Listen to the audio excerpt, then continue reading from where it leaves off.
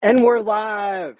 Hello and welcome to the third day of PulseChainConference.com 2024. I'm your host, Matty ALLin. We've got a great show for you tonight. We've already had 2 nights in a row of amazing conference time, 6 hours each night. And in total, we have 100 speakers that are speaking in this 4-day period to talk about the crypto that they know and love, PulseChain. And so really excited. Thanks everybody for tuning in. Go ahead and hit the like and subscribe button. Share this out. I personally want to thank the sponsors.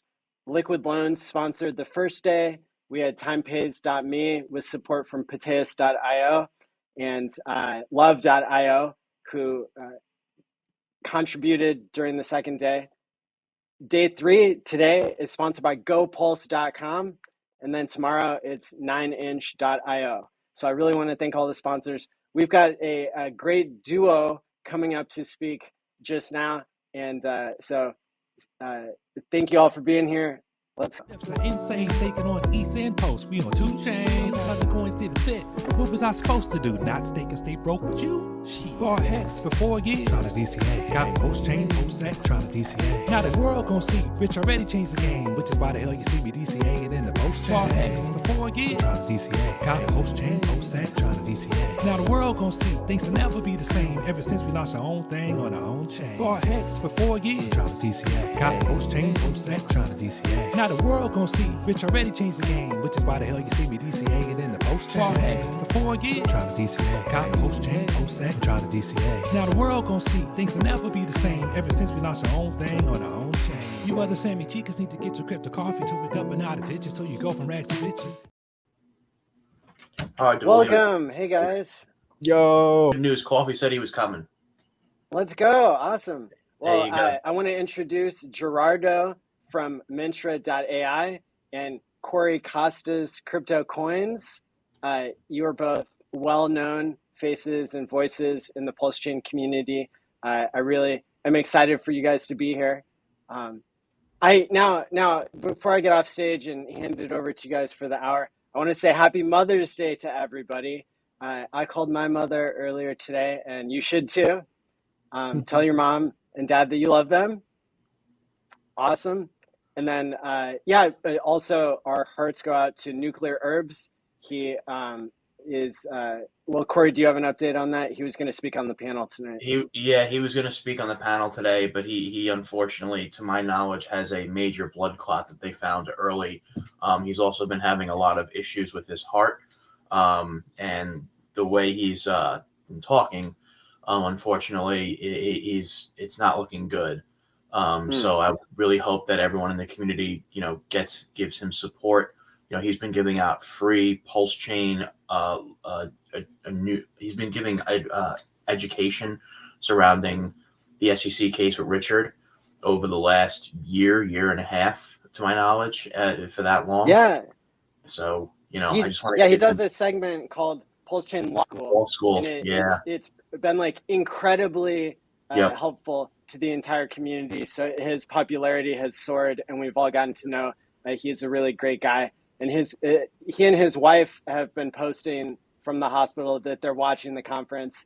Good. And tuning in. Yeah, so he's a great dude, great friend too. Shout out to both of you. And then I think you two will get the panel started.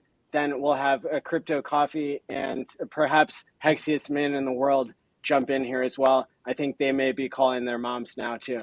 And I'll let you guys take it away, and really appreciate you. Yeah, man. Thank you, Matty. Appreciate you, Matty, for running this conference flawlessly every single year. And guys, like how many of you guys are in the chat? 130 people. Like I usually don't do this, but Nuclear Herbs is a good guy. So if you guys can just send a prayer real quick, 100 plus people, simultaneous prayer at the same time can be a powerful thing. So we all pray for your quick recovery, man. And wish you were here chatting. But I guess Corey and I will take the reign here. And if there's anything you want to talk about, Corey, there's lots to talk about on my side. So I don't want to, take over a little too much. Absolutely. No, I just want to get a quick moment of silence for, to pray for Nuclear Herb. He's been doing a fantastic job helping this community, educating this community, putting the community first, keeping us calm surrounding what has been going on with the SEC. With Richard Hart. So I just want to say, a quick moment of silence for a great man who has been really, helping this community. So I just wanted to have that quick moment of silence for him. So, of course, man. Yeah, man. I'm very grateful to be here. It's hard to believe. I even said it and abruptly interrupted Maddie the second we started. It's hard to believe that it's been 1 year already. Yeah, almost. I have the GoPulse.com little countdown open on my other tab. 48 minutes left until the official 1 year anniversary. But yeah, shout out to the chat, man. Like prayers to NH. Stay strong, man. Gerardo, it's been a while. And Corey. Hey, is this Coffee? How you doing? Hey, Gabagoo. What's going on, man? Oh, man. I just had some technical difficulties. But yeah, I'm not sure what the topic is. Happy 1 year anniversary. No, we're good. We just did a quick moment of silence for Nuclear Herbs to get better, and that's really what we've been talking about. Hard to believe it's already 1 year. So yeah, definitely sending good vibes to his way. He's been a great asset to the community for sure. So absolutely. Richard Hart just shared the link. Shout out to him. We know what you're doing in the background. We know you haven't abandoned us. We know you haven't disappeared. At least people here know. We know you're not going anywhere. So I'm willing to bet that he's not sitting around all day on his hands and hookers and blow. So whatever he's doing, I'm pretty sure it's good. Agreed. Gerardo, I just followed one of the guys, like NFT creator named Dreams, and he's a pretty big. I don't know how big he is. I'm not like deep in that world, but like he was talking about launching on Mintra, and seems like you're attracting some good talent. Well, to be fair, the Tangang attracted them first, and I just saw what he was doing, and I was like, dude, like we can do something, we can build something. I mean, he comes from Ethereum. He's tried other chains as well. His engagement blew up though with PulseChain, and I don't know if you guys. I know you're not like huge NFT guys, but he minted out one of his own collections the other day in just like an hour or something, like 100 NFTs, a million Pulse each. And I saw him bragging about it, and I was like, hell yeah. Man. It's not like your typical just generative pixel art, and there's nothing wrong with that either, but you can tell he took like a long time per piece individually, and he launched it on Ethereum a while back. It was like one a day for 100 days type thing, but he had all the art already ready. And so he decided to do it all in one go this time. So slightly different on the approach, but I really think the PulseChain launch blew his Ethereum launch of that collection out of the water. Just like, bro. That's what happens when people come here. Like they don't realize that you really bootstrap the whole community aspect, even with just meme coins and stuff. They're just higher quality because you have people that have actually like shown their face. Like you have no idea how hard it is for people in like. I see people launching shitty meme coins on Solana and Base all the time. Like I meet them in real life, and like they don't want to do the real work. Like they'll all say they have a community, but they don't want to actually like. It's like we're all just like pretending, and it'll be like they hire chatters in the Telegram group and stuff. And PulseChain is different. Just everywhere you look. Yeah, it's very organic to say the least, and especially being 1 year old. And being able to consistently stay, if you look on Deck Screener at the top in the top 16 of all layer 1 chains, it's very, very, very impressive to say the least, especially with the TVL that we've had, the amount of projects that have built on PulseChain. I think it's like 180 now or something like that. That says a lot when you're really when you're a layer 1 chain competing with other blockchains that are older, more well known, and much less gate kept. So you got to give credit to credit is due for all the builders on PulseChain, and that's what really allured me to PulseChain to begin with. It was mainly the layer 1 chain at first, and I'm just glad people have stayed even through the trials and tribulations and continue to build on this chain. So shout out to all the builders out here. Yeah, we wouldn't be anything without them, obviously. But yeah, we got over 400 or 500 projects now. That's wild. 200 of those are probably Really? just memes, but I mean the cream rises to the top too. You've probably got like 1,000 meme coins, but you've got like a top 20, top 50 that seem to be emerging.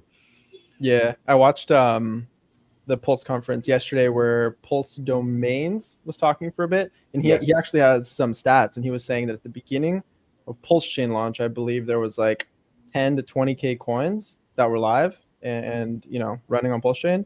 And now I think there's over 60,000 Christ. coins. And like, not, yeah, exactly. Not all of them are like, I know. I hate the word blue chip, but like obviously some of these are just trash, but of course it's just crazy to think about in relation to activity. Like, that's some crazy activity, man. 60,000 coins. Yeah, people are using this. I made a TikTok the other day. Like it was like, hey, did you know you could create your own coin on PulseChain, right? Because you got all these people out there like, oh, I want to create a shit coin, and it's like, all right, you think you got what it takes? Like, try it out, because it's a lot easier said than done. But you can make one in like 10 minutes. GoPulse.com / the coin app. It's wait, what is it? GoPulse.com / anyway, just go to GoPulse.com. You'll find it. You just type in the name of the ticker, the title of the coin, how many you want to print. But then, like, good luck if you have no experience. Like, good luck getting the community behind it, right? Because you've got some, you're playing with some kind of professional degens over here. Like, that's right. Hey, you know what? And you know what the good thing is, though? Degens, albeit, the name, but they really do help with the adoption of a chain, because, again, meme coins play a major narrative in a particular layer 1 chain. And I don't think that many of these chains, look at what happened with Solana over the last 3 months. Now, albeit a lot of the coins were they were either rugs or they were the two R's. They were either rugs or racists. But at the result of it, Solana had a major season, and it goes to show that successful layer 1 chains have meme coins and meme coin communities, and at least we have those on PulseChain, which is a good sign that we're able to be a community that attracts people through memes. And also, being a meme coin community, I've noticed that meme coin communities are very multi-chain, which I think the future of crypto is multi-chain. So I think that PulseChain having that is very important, so it's not an isolated chain moving forward. It's just a game of attention, right? I say this all the time, but it's an attention economy here. And how do you capture attention in a crazy oversaturated market? Just go pull up dexscreener.com, look at the homepage. You'll see how oversaturated it is. Like, every day, new shit coins popping up on Solana and Base. And not to bash them, there's some good ones over there too, but you gotta get people to look. And I think that comes partially with putting your reputation out there. Like, we've got a lot of people that aren't afraid to hold Twitter spaces or get on YouTube or make content, or even Twitter content. Every little thing matters. And you don't have as much of the mentality that I see in these other, I love picking on Solana because, like, it's just easy, but like, you go in one of their Telegram chats and it's just people complaining for the dev to do something, right? It's like, you don't really have that here. It's like, go out and show your coin if you want your coin to pump. And most people in PulseChain, I think, inherently understand that. And it's kind of the, build the future that you want to see situation. Yeah. I agree. Go ahead, Geronimo. No, for sure. I was just about to say, you're totally right about the attention economy aspect of things. And at the end of the day, sometimes people just want to have a good laugh. People go on the internet and there's like a lot of toxicity. Like, have you ever opened this app called X? Like, oh god, bro. So some people are just looking for good vibes, a good laugh, an actual community. And like you were saying, Corey, some people are just or who said it? Was it you, Coffee? Some people are just pretending they have a community, but yeah, there are a few actual real communities out here, and especially on PulseChain. And I will give credit where credit is due, and Tang Gang has been killing it. They've been just out there every single day, brick by brick, as they like to say, and pushing their narratives and making people adjust their protocols. And like, I can speak from firsthand experience. Like, Mintra pivoted heavily from that initial version of the marketplace contract to a new one that was deployed a couple months ago because of their loudness. And being loud is what you need to do in this sort of ADD world. What did you change? Well, initially, when you would list an NFT for sale, it was an escrow type contract where it would be locked until a purchase would happen or until the owner would unlist it. But that broke a lot of cultural aspects to NFTs, like airdrops. You have to be the holder to receive this airdrop. Well, if the Mintra Marketplace contract is the transient temporary holder, well, that breaks that. And so we're like, okay, well, this is kind of the loudest and most NFT heavy community on PulseChain. So like, know your audience type shit. Like, just it's been a slow burn, but we're slowly just making things better over time. And that's what it's about when you're launching products too. Just listening to the people who, exactly. I was just gonna say that Tangang was able to successfully get I think it was Mana's art on whatchamacallit? Times Square. Yeah, Times Square. That's what it was. Yeah, saw that. Amazing. That screenshot alone is worth it's invaluable in marketing terms. Exactly. Mm-hmm. And I think that having these communities, I won't even call them sub communities because I don't even think they're sub communities, they're just communities now. Having on PulseChain and be able to be multi-chain, I think it's a very valuable proposition moving forward. And I think that as PulseChain continues to be less gate kept, unfortunately, it is still gate kept, obviously. But at the same time, as we continue to onboard from the exterior, it's very important to have that kind of multi-chain ethos because you're not going to be able to onboard people from Base or Solana or BNB with a gladiatorial attitude anymore. I don't think you were able to begin with. But if you really want to onboard people, I had a really good conversation with Fashion Coder, and she basically, she basically highlighted why PulseChain is better for devs. As opposed to other chains. And I think that that's a valuable talking point as well, especially, builder, Mintra as well.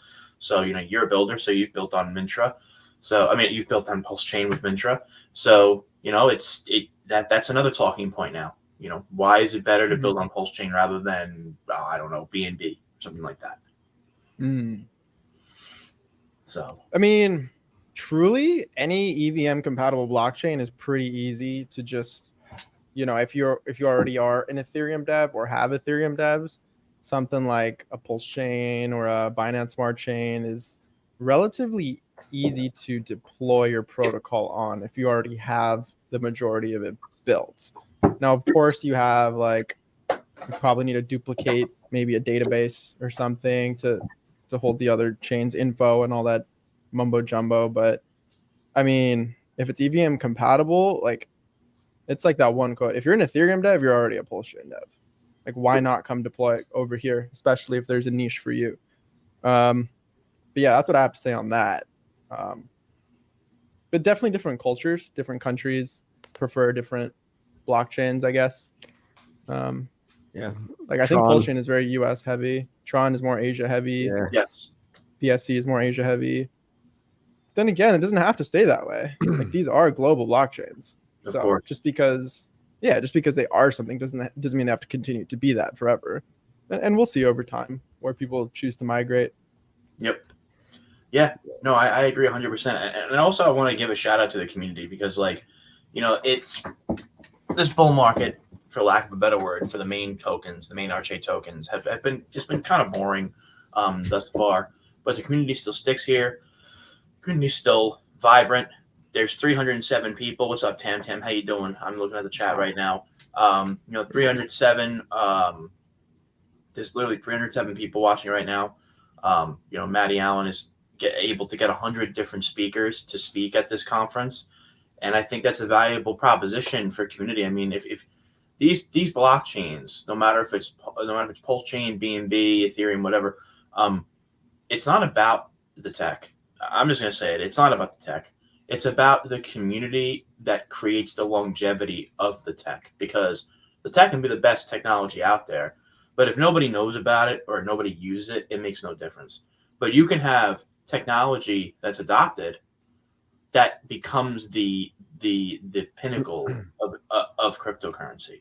It's like Betamax versus VHS, right? Exactly. Betamax was technically a little better, but exactly. VHS won. Good point. You gotta think too, because these are all EVMs, and it does seem clear to me that the EVM chain. Oh, hey Tam, I'm reading the chat too. The EVM concept, the EVM technology is going to be the dominant technology rather than Bitcoin. Right. I really do think Bitcoin is slow, clunky. It sucks to build on. People have tried. They keep trying, and every time they do, like they just tried like shitcoins V2 on Bitcoin, right? At first it was called ordinals, and then it was like some new thing around the halvening, and gas prices shot up to $300. It takes 10 minutes to resolve a transaction. Like that just doesn't scale. And I think the next things to look forward to, that the next big innovations in blockchain that are going to adopt the next millions of people, are going to be interoperability protocols, on-ramps, and ease of user experience. Once it becomes easy enough to click a button, what's up, Fiat and Crypto? You guys keep distracting me. Once it becomes easy to just click a button and buy your coins, that technology gets applied to every chain, right? Once we have a crazy new bridge breakthrough and we can all just transfer coins, maybe like a layer 0 type of situation. I don't know if you're following layer 0. Yes. But when that gets to a point where it's usable and everybody has it, it doesn't matter what blockchain you're on anymore. It matters who's still here shouting about come build on PulseChain and all that. So tying that all into the attention economy stuff, I'm just saying that when the dust settles, when the innovations happen over the next 5-10 years, who's still going to be here and who's going to be a kind of a passing fad? Exactly. I mean, blockchains really only have you speaking of interoperability, I was in a project for a very long time in the previous bull cycle. If you were in here in 2017, I'm not going to name the cryptocurrency, but if you guys know my history, you guys probably know the project. It was an interoperability protocol. It was very popular in 2017.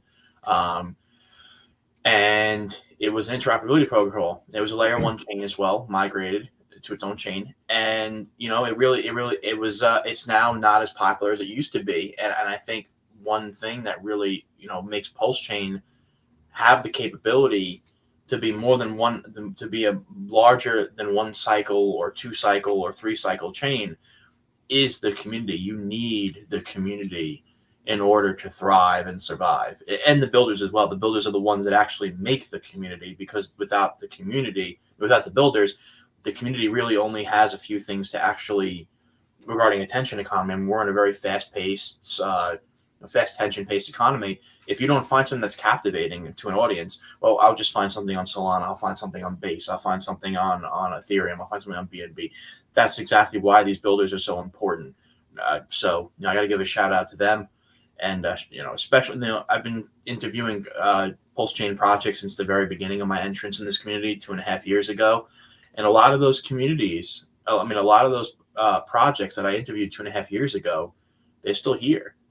Mintra, Internet Money, Fame, Liquid Loans, 2Fucks is building, Power City.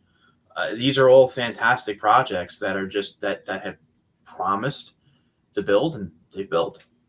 So, hey, for guys at home, if you want to play a drinking game, take a shot every time we say the word community. That's right. You won't survive. That's right. You will die. But what you've been doing is connecting people, getting Ben Armstrong. Say what you want about Ben Armstrong, right? But all these connections are good. You don't want to burn bridges, right? I agree. Get more flies with honey than vinegar. And I respect the people that are extending an olive branch. Now, if they spit in your face, fuck them, of course. Exactly. But we should at least just assume that we can cooperate until proven otherwise. And some people are always going to be haters, and you'll never change their mind. But exactly. They say the best revenge is success and just doing your own thing and killing it. And then maybe the haters will be forced to buy the top. Their egos won't let them buy the bottom. That's been the goal all along, is to bring down the barriers. And speaking of that coffee, I am so sorry that it didn't get uploaded. I really feel bad. So Tuesday, I'm looking forward to having you on because Ben is actually doing a redo. A new and improved Zone 5. Yeah. So we're gonna be he's gonna be doing a new model for Zone 5. So That's good. And we have a lot of people. Also, I have the list. You know, Gerardo's one of them. They come on Zone 5. So I have a big list because we're hoping to do 40 episodes, and we're only on like episode 7. So Nice. yeah, so we should, if nothing changes. Quick tip though for people listening, if you're making content out there, I just realized that like when I name drop other people in like a TikTok or whatever, a YouTube video, that seems to get more views. Yeah. You mentioned Ben Armstrong, or at least put like Ben Armstrong's name in your tag. Put Crypto Banter's name in your tags. I didn't realize this, but I guess people are just, yeah. I guess people like, you know, they just like more of the salacious content. So even if you're not talking about Ben Armstrong the whole time, just wouldn't hurt you to just plop his name in there at some point, let the algorithm pick up on it. Because I noticed my my TikTok with mentioning BitBoy Crypto got like 7,000 views in a day, whereas that doesn't happen often, right? Like that was an anomaly. Some shadow boosting going on. Well, allegedly, Crypto Banter has been integrating, like, has been somehow AI boosting his own keywords. And they say if you mention Crypto Banter, and apparently it's got to be a hard T, like banter. So all you Brits out there, it's not banter. So, you know, that's, I don't know how it's possible to really get ingrained in the algorithm like that, but. And I did a test run, right? I tested it out, tried to see. It got more than average views, but it didn't get as much as the BitBoy one. The Crypto Banter one still got a lot, but I think at the end of the day, what it really is just name dropping people in your niche with more followers. It's just kind of like how on Twitter, if you want to extend your reach on Twitter, go follow like the top 10 guys in crypto Twitter. And as soon as they post, turn on notifications. I learned this one from Hexologist, by the way. Turn on notifications. And as soon as they post, you go in there and your goal is to be the first comment, the first reply. And if you're not like pretty early in the replies and you got to say something funny or valuable, you know, put a link, provide value, it's going to get you a lot more external viewers, and it gets you out of the echo chamber. But if you're not the first reply, you can also just be like a reply to the top reply, you know, and get in there. And if you got something funny, or if you got like a GoPulse.com link, you know, that's how you expand on Twitter as well. Boobs. Benny Blanco's right. Boobs help. I wish I had them. Yo, Corey, what's up with all the meatball comments? I'm like, it's probably a play on being Italian, being from New York, and yeah, something like that. yeah. Got it. It's just a moniker that I decided to embody. So. And I do like meatballs. There's nothing wrong with that. I just had a crap load of hibachi today, though. Thank you, Hex Monkey. I just had a crap load of hibachi today. So much yum sauce. It was insane. Yeah, that sounds fucking great, dude.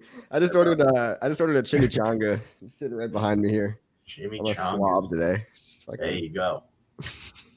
There you go. Thank you, Brizology. Thank you. I do my best. What can I do?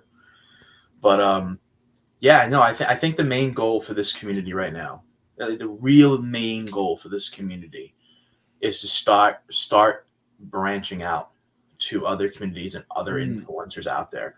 So, like, for example, it was because I ate meatballs. They ended up being dog balls. That's right. Rags to Riches ate meatballs, and I ate dog meatballs. You ate dog balls? Yeah. I had dog meatball treats, and someone said, eat meatballs. Oh, okay. Yeah. Yeah, Money Gang. I don't know if we go out again, and if it was anything like last time, I don't want to end up in jail this time. Money Gang's a dangerous man, you guys. So a lot of fun though. That's right. But I will sit here and say that the main goal now, I think, for PulseChain, since Richard's not streaming, is to really start branching out to bigger influencers. Like, so I'll make a perfect example of this. So CryptoFace, as you guys know, CryptoFace, CryptoFace, you know, didn't really was not, you know, well adept with the bridge and stuff like that.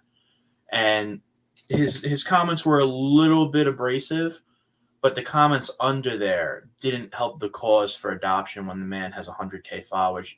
I think the better approach would have been everyone being more kind and more approachable And I think that's kind of like a vestige of like the old Hex community where I wasn't here. The old Hex community where people were very, had to fight against the broader crypto community. But it's not as big of a case anymore. I think we're kind of too big now to shut up. So I think now when you start seeing influencers talking about, like, even like, for example, Altcoin Daily made a PulseChain tweet today. And whether you like them or not, I mean, going under their tweet thread and, making a hostile comment just because they said PulseChain is not advantageous for us. So yeah, fuck that guy. Jesus. Okay. Just kidding. Yeah, but no, I mean, like, some people are just highly emotional, right? And yeah, he forgot to click the claim button. So yeah, you could get in there. That's a good advice, right? Just explain how to do it right. Yeah, it's just it tends to work a little better. Hey, you got some money for dog balls. That's right. For no dog balls. So you don't have to eat dog balls anymore. Okay. They weren't that bad. I'm not gonna lie. I worked at a pet store and some of the dog treats they have there, like the dog cookies or the treat bar, not that bad. Bro, just stop. Just stop. It blows my mind how many, like, I'm in an influencer chat for like normie crypto influencers. I mean, how cringe, right?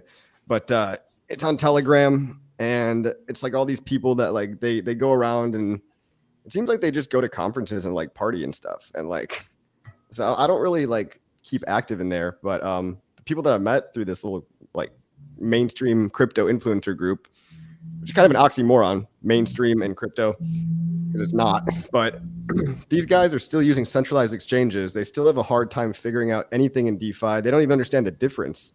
They don't even understand how to use a bridge or how to keep their own private keys or what even crypto really is.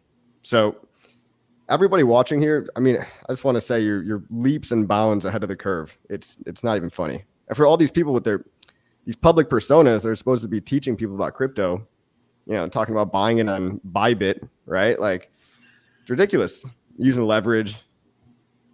It's crazy, man. Yeah, no, and by the way, everyone Richard Hart just started a thread. Ethereum is great. PulseChain is a layer one that's more decentralized. Faster, has less base inflation, cheaper, tons of free coins, only a year old, and has been inheriting every upgrade ETH built upstream. It's got Geth and Aragon, Lighthouse, and Prism. It's better than a layer 2. I think it's very important for... Actually, I'm not going to say this is a family-friendly comment. I was going to say something about layer 2s as a joke. It is. I said it on Ben's channel. I was like, I said it as a joke. I was like, I wish more women gave access, were like layer 2s and gave access to the back door more. You can clip or that. You dog. You can clip that. What can I guess say? You are what you eat, right? All right, I'm done with my shitty ass jokes. But yeah, so Richard Hart just started a thread. Make sure to go like and retweet that as well. So what Richard tweeted? Yeah, our Lord and Savior. Yes. All right. This is quickly devolving. Let me save the conference. Yeah, go ahead, please. I mean, what do you guys want to hear about? Mintro, Looking to Hex, or Lightbeam? Show your bags, bro. Go ahead, do it.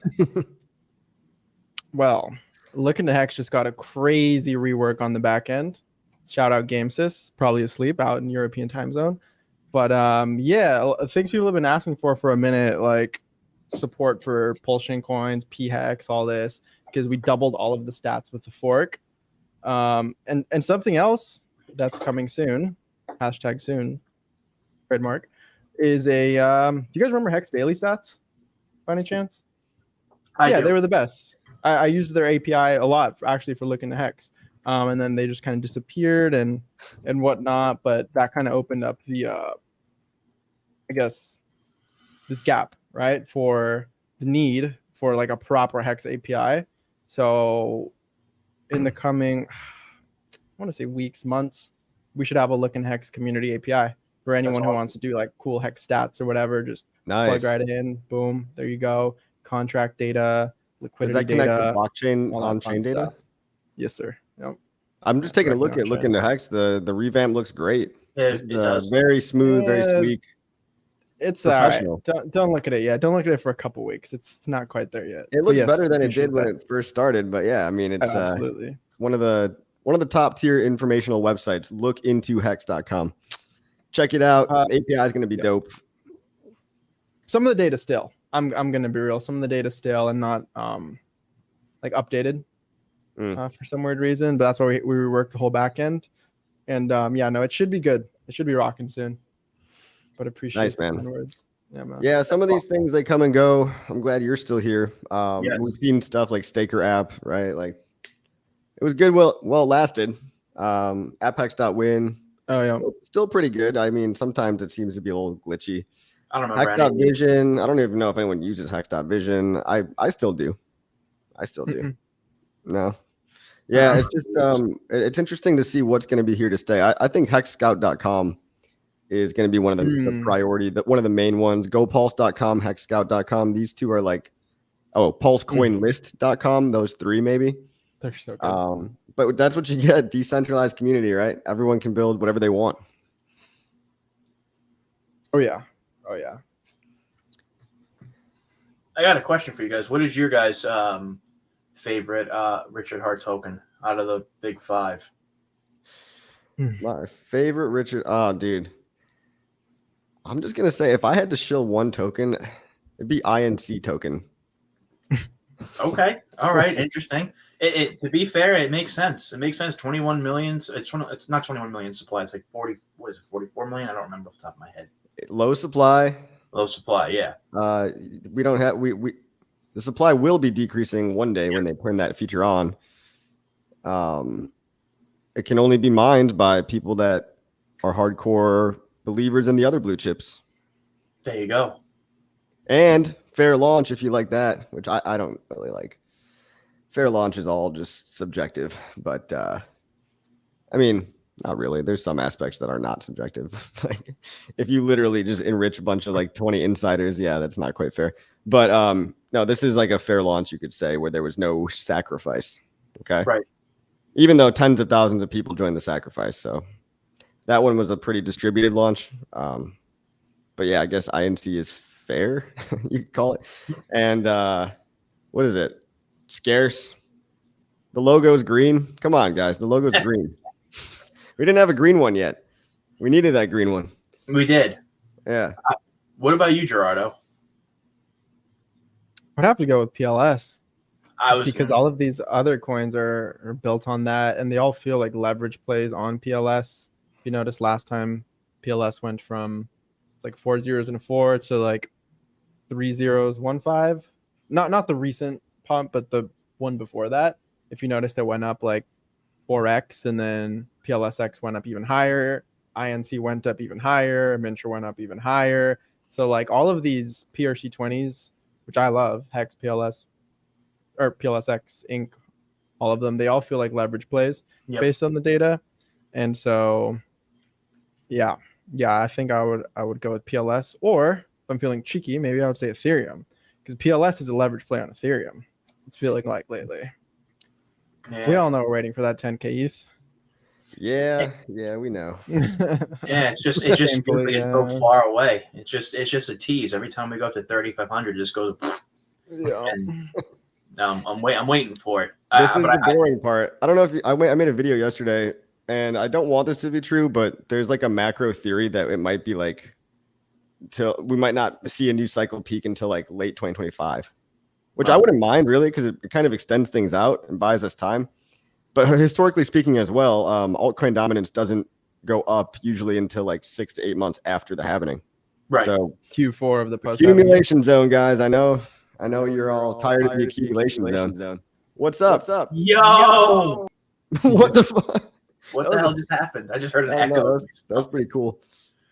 But yeah, no, I got to agree. I think PulseChain is my favorite. It's the one that got me into this community. It's the layer one that enticed me the most. I think that, PulseChain in itself is literally the whole reason why a lot of the builders are here. So I'm going with the PulseChain, and I'm also in the Meatball Cabal. So yeah, dude. That's right. Benny knows. And don't forget, everybody, Hex on ETHW is the real Hex. That is. It is. I was going to say that. Don't forget about ETH. No, I think it's ETH Fair. Oh, right. ETH fair.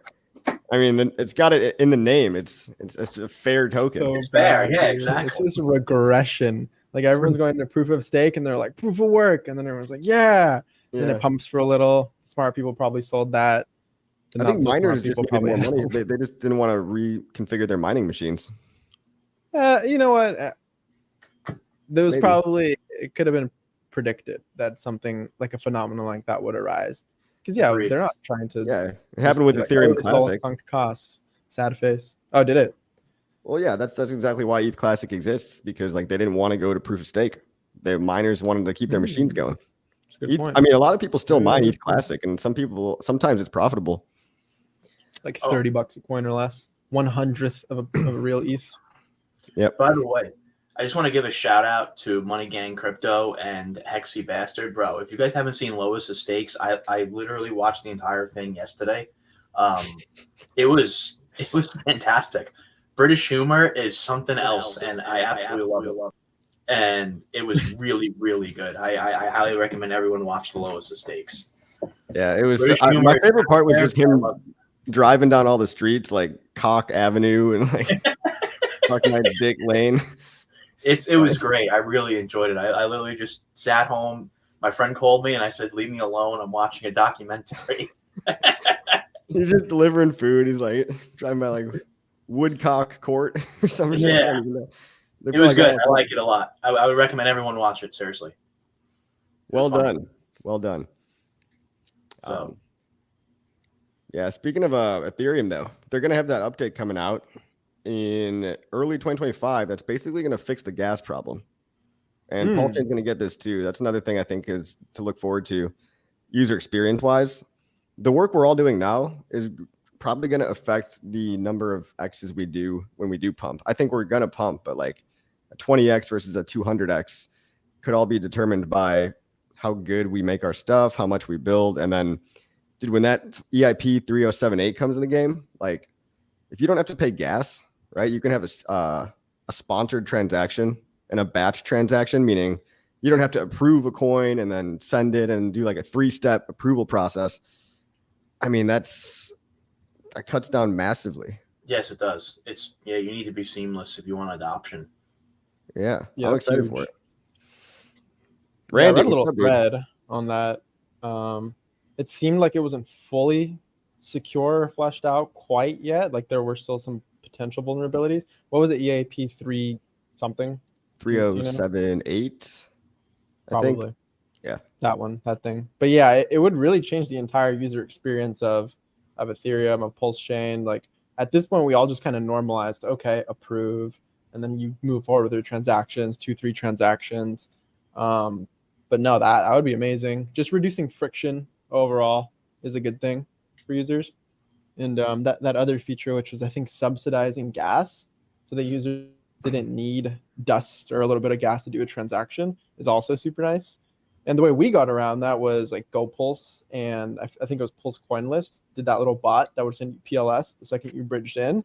But that wouldn't even be necessary if you're using dApps who subsidize the gas for you, which is super nice. So, and a lot of that came from donations from those bots, which was super nice. Awesome. But yeah, no, if that EIP gets through safely, that's huge, I think. I didn't even know this. I didn't even know this was going to happen. So I appreciate you sharing this. I didn't even know. This is the thing. Like when you're talking, like for me personally, like I'm really not very adept with the tech side. So you guys sharing this, I think, is very valuable. So I just interview people, and then people think I'm knowledgeable because I literally just make 3 questions up and then have my guest answer all the questions, and then take the advice they give and pass it off as my own. Hey, you're learning. Like I know shit. That's literally the podcasting secret formula. It really is, bro. It really is. If you're an interviewer, you don't have to know a damn thing. You just have to ask decent questions. Yeah. I mean, letting people just kind of talk. And I think the hard part is like in crypto, finding people with like a lot going on that's different, that's just not the same old stuff. Like people outside of our echo chamber. Yep. Are you fellas? Someone asked if we're going to NYC. I mean, well, I'm not far from NYC, so are you fellas going to New York? Probably not. Tell you guys about the best halal spots. Yeah, let's go. I'll go to New York. We should hang out. Let's get some halal. That's right. That's right. I'm excited, dude. What if we get on the news? Like, what if we just like? I mean, this could be like an unusual thing. Yeah, no, yeah, I agree. But I mean, either way, just to get the judge's reaction and make her realize that this is pretty serious. You know, the people are pissed. Yeah, I agree. I completely agree 100%. I'm going to be there. What is it, October 24th? The date don't change? Yeah, I'll be there. Well, yeah, it's in your backyard, basically. Yeah, exactly. So it ain't far from me at all. You live next to the courthouse? Thankfully not, but I'm not that far. Cool. So I'll be able to show up and show my support. I'll make sure to wear a tank top. No, I'm kidding. I won't do that. So what's up, Hexius? What's going on, brother? How are you guys doing? What up, Hexius? How you Good. living? Just in time. Corey? Gerardo, coffee. Excellent panel. What up, brother? Just enjoying Mother's Day and this stream. Mm-hmm. Yeah, I mean, what is this? The fifth year? Is this the fifth? Is this the fourth or the fifth one? PulseChain conference. I'd say fourth, but I could be. It's fourth. Wrong. Okay. Does that 3 symbolize? Oh no, the third day. I'm an idiot. Okay, never mind. It's fourth. Yeah. No, yeah. I mean, look, we've come a long way. Think about all this stuff. It's also the 1 year anniversary, right? Well, tomorrow, technically, I guess. Yeah, the prices aren't at where we want them to be, but let's at least take a moment of appreciation for all the shit we've built. It's a lot of stuff. A lot of stuff. Bro, we're still here. I mean, we still got 400 people watching on here. We still have. I see the views that Maddie has gotten on the other thing the other day. 7.4K, 5.7K. I mean, for right now, for cryptocurrencies that aren't performing well. I mean, most cryptocurrencies right now aren't performing well. I haven't seen many Cycle 1 coins or Cycle 2 coins that have reached all-time highs. So, I'm very happy to see. This is the last thing I want to say. I'm very happy to see the amount of people in the live chat, and I'm also you brought this up before, Coffee and Gerardo on X, like the amount of engagement, even small, mid-size, and large accounts in our community get when you compare them to like Twitter handles that have like 80K, 100K, 150K. The engagement is almost comparable. And I don't see that in any other communities with the exception of maybe like 3 or 4 in the entire blockchain sphere. So you just keep doing that. Keep it up. Like keep supporting, keep making content on Twitter, on X, on TikTok. Did I just say YouTube? Yeah, and YouTube. Just keep doing what you're doing. It's really what really keeps this community going. So yeah. Rome wasn't built in a day. On Twitch. I feel like Twitch as well. Yeah, I have not. I'm not on Twitch at all, bro. Are you? Neither am I. I watch some streamers. Yeah, DJ. Yeah, I watch some of his streams sometimes. Do people actually sit and watch crypto streamers on Twitch? I thought that was more gaming. I thought it was more gaming as well. I mean, it is more gaming. That's true. But remember Hexo? He started on Twitch. You guys remember that? Oh, wow. I wasn't here. Yeah, we did go through a little Twitch era back in the day. Yeah, we did. D-Live. Remember D-Live? D-Live became like racist, and we had to dissociate with them. Yes. Oh no. It became like the white supremacist platform. Someone said Twitch is such an OnlyFans. Twitch is for thoughts and DJ Cryptomatic. That made me laugh. That's good. That's awesome. But yeah, I just wanted to give everyone a shout out. And again, Nuclear Herbs, praying for you, buddy. We hope you really do well. And we care for you, buddy. We appreciate you. 5 more minutes. PulseChain turns 1. What? Is that true? 5 more minutes? I think so. That's the GoPulse com timer. Oh. 5 more minutes. Out the second it turns 1. That's okay. Nice. Cheers to that. Yeah, I'll hold up a little sparkler. It's like that one meme, right? Yeah, exactly. All right, back to staring at the screen again. Yeah. Yeah, I'm holding one now. There you go. I see it. Nice. There you go. I can take the lint off my sock and make it look like a sparkler if you want. No, but nobody wants that. What did Richard's tweet just say? I think right before look at that. We've got just a few minutes left. Yo. Nice. Hey, bring it in the new year. Who would have thought? Look at us. Feels like New Year. Look at us. Yo, the ball's about to drop. Someone should have done that. That's right. There's going to be an Cool Easter egg on the animation. website, he said. Look at I all think these like projects. confetti. Oh, really? That's so Four cool. minutos. 4 minutos. 4 minutes, guys. What do you think is going to happen? Just a giant dick with butt comes up? I'm expecting Hopefully a big everyone in green this one. chat to make a happy birthday tweet if you have Twitter. Good call. So That is everyone's very like, we're gonna good. pant it. Man, I remember, last year at this exact time, I ended up going on Hexo stream probably 15 minutes into the chain being live. But I remember obviously none of us had any idea. We just knew it was around the corner. I got a text from another Hexican, and I remember I was just about to lay down to take a nap, and I was like, oh no, yes, but no. And so I was thrilled, man. My tiredness was gone. I was no longer sleepy. Yeah. When PulseChain first dropped, I was at LA Fitness and I was like, oh, I don't want to leave here to make a video. My friend called me. He's like, this is your entire channel. Get the fuck home and go make a video. And I made a 4-minute tutorial how to get onto PulseChain. And to this day, it is my most viewed video. It's got like 20. There you go. It's like evergreen 27,000 content. views. What's up? That's that evergreen content, dude. Nice job. That's right.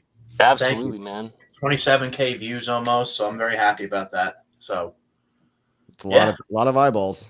I think I was in London. I was in London getting wasted with Money Gang Crypto, and he ended up in a prison cell the following day. Not even joking. And he wrote that in the chat. I was like, is that true? No, it's a real story, dude. Really kind of unfortunate because basically I just lost him. He was just out of his mind. We're going down to like the Soho region, and I think he went to like smoke a cigarette with some sketchy guys, and they robbed him. They robbed him at knife point, and somehow he ended up getting in trouble for it's just backwards, man. All the police didn't want to do anything about it. He was like, basically he was staying at my Airbnb, like couldn't get back in because he had no phone to call me and nothing, like no keys. They took everything. So he ends up busting the door down to get into the Airbnb, and the cops arrested him for doing that because the poor guy got jacked and then had no other way of like I was just fucking out. Like I wasn't even there. So I couldn't I not like he could have called me anyway though. Right. Yeah, so, that's London's wild. a dangerous place, man. I didn't realize because they don't have guns. Point. Exactly. Yeah, no, I was gonna say, most countries don't have that. So, Western cities. Blah, blah, blah, blah. Yeah, London. You got to be careful at nighttime in London. That's a fact. Yeah, you got to be very, very really careful. stellar London over here. Exactly. No, it's other than that, it's a great place. Crypto Stylist was there. She's great. Money think Crypto said PulseChain solves this. Yeah, but we got a minute. I've gone to London. 07. I've never left the country. The farthest I ever went was Vegas. So, dang. We gotta get you out, buddy. What'd you say? We gotta get you out then. That's true. I had to get my passport. Yeah, come to Puerto Rico. You don't need a passport. I don't need a passport for that? Oh, wow. Okay. There you go. I mean, technically it's part of the country, but they don't. True. Yeah. They don't really see it that way. I'm sure they don't. Yeah, definitely not. Yeah. Nice. Cool. Money Gang. I'll see you in New York. Nice. All right. Let's get it. Yeah. New York to London is probably a pretty short flight. It probably is. It's probably shorter than Vegas was. Yeah. Oh, yeah. For real. About equidistant almost. Oh my God. It was so long. It was like I had a layover in Nashville. So when people say, my friends are like, yeah, you went to Nashville. They're like, no, you didn't. You stayed in the airport for 2 hours. So, and I went to Vegas, and then it took 5 hours to get to Vegas. But I'm going to shut up because we got 5, 4. Oh, let's 3, 2, 1. Oh, there's a party button. Look at that. There's your sparkler. Press the party button. Hell yeah. Oh, mash it. Hell yeah. I love this site. This site's awesome. That made it all worth it. Great. Those fellas are great. Happy birthday, PulseChain. I love y'all for being here. Keep doing it. Keep having those testicular and ovarian fortitude of steel. As we all the losses, all the price depreciation. It's the confetti made up for it. Exactly. Yeah. All right. Awesome. Well, hey guys, I'm going to bring up the next two and we'll do a little mixer real quick to celebrate the 1 year, and then we'll switch it up. We got Papa B and DJ Cryptomatic joining us. Happy Minish May! Happy 1 year PulseChain. Welcome. 1 year PulseChain in the bag. I'm the guy on Twitch. The beginning of the second year begins. The next link in the chain. We can't say PulseChain's under a year old now. Fuck. It's about to start walking. Solid food, yeah. Nah, yeah. Only 1 year old. Yeah. Well, conceived far more than just a couple weeks before that, of course. So theoretically, it's 3 years old. It's 3 years old. It's about to get potty trained. Yeah, the idea, right? the word PulseChain was invented 3 years ago. There you go. I remember explaining to Ben like what it meant. It was like he was so innocent. It was so hilarious. Like he was like pulse, like your heart pulse. I'm like no, like off air. I'm like no, that's not what it means. No. That is not what it means. Yes, it's your. I love it though. the true meaning being like a sex joke is just that's like the most crypto thing. It is so crypto. And Richard didn't necessarily want it that way, but the community spoke. Yep. And they chose it. So the market decided, you might say. The market decided indeed. Yeah. Cryptomatic, what's up, dude? Good to see you. Yeah, I'm the guy on Twitch. Yep. You're the only guy over there. In section 8. Yeah, I'm doing just fine. We're on Twitch right now. There's 7 people watching on Twitch. There you go. All of them are DJ go. Cryptomatics fans. I know. Yeah. We made that raid happen earlier, so that was good. It was a good Thank session. Wait, Papa B, are you the one behind B9 token? Yes. I'm sorry for not knowing one that. I'm one of them. Oh. Yeah. Dang, yeah, that's a cool token. It's like security, right? Yeah. It's we give it out to people that do the contract reviews, and also contribute any videos for security-minded individuals want to contribute their videos, spread the word, even sending in submissions of contracts that they want to be reviewed by a couple of our devs that are on staff, to actually do the reviews and then send that out to the public. If you want to get involved, we'd love to have you submit something.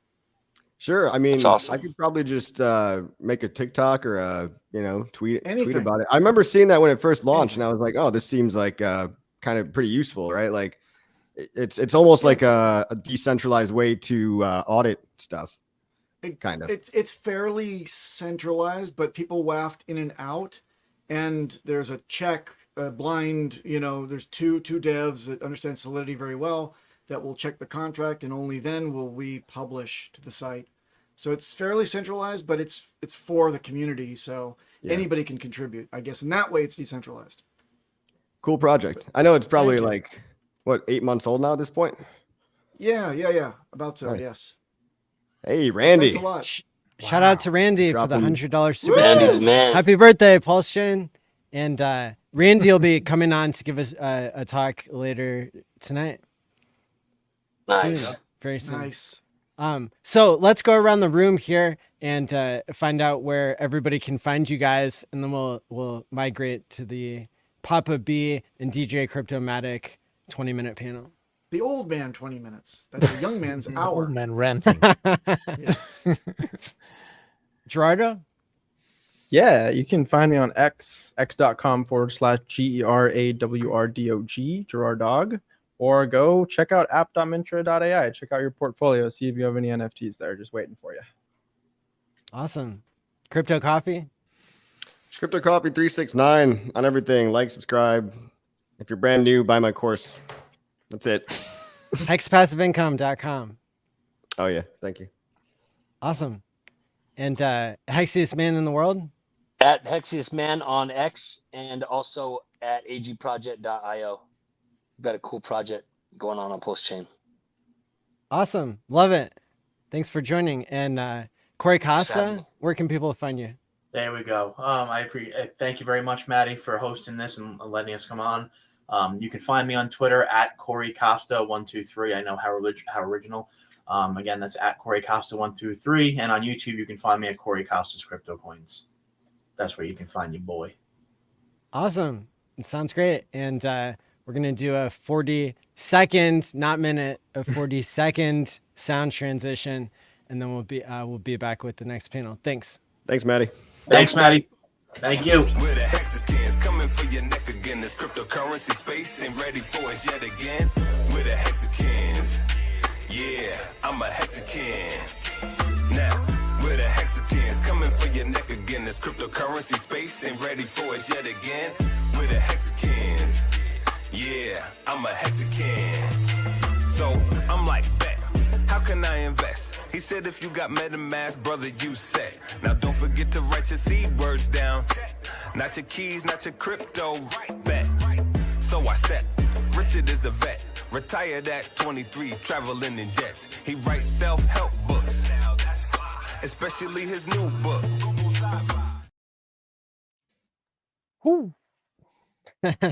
I was getting ready to dance, and you interrupted me. It takes me 40 seconds to warm up with these hips. Come on. Okay. So I'm stepping in for Awesome. KDP. Is that what No, we're you're doing? supposed to. Where's the wig and the cassava melon? People are You're going to supposed be so prop 'em up. disappointed. Well, Aw, she man. always wears these PulseChain hats. I got those. There you And look I just like found her now. this Elsa thing upstairs, so Very nice. maybe that'll do the trick. I'll keep my eyes Beautiful. closed Well, and what- see where it goes. We're sending our prayers to her family too. And so the KDP couldn't make it. Much love and thanks to you, DJ Cryptomatic, for stepping in. And I'm going to let you guys take it away for the next 15 minutes here. Thank you. Yes, shout out to Woo! KDP. KDP, sorry you couldn't be here, and very, very, wishes and everything that needed to get done over there. Yes. Without saying whatever, just understand. Yes, goodwill and good feelings to you and your family. Anyway, DJ, thanks a lot for showing up. I guess this has now become the altar cocker 20 minutes. So we're the aging onions in The the elder community. statesman of Yes. the Richard Hart ecosystem. And we just saw a takeover of sorts. So we're the first official streamers block of 20 minutes in the new PulseChain year. So Yes. happy Midish May to you. Happy Midish May. It's still Happy Midish Midish May, right? And like you said in the green room, happy year of the dragon, not the years of drag on. So to Drag speak. on. Yes. So what are your, looking back, what do you make of that whole thing? Is it like, I think it's most like my aunt, my cousin gave birth to her second child, and she remarked that the pain was so intense, but there's this magic in our anatomy that simply allows women to forget about it as soon as the baby's out.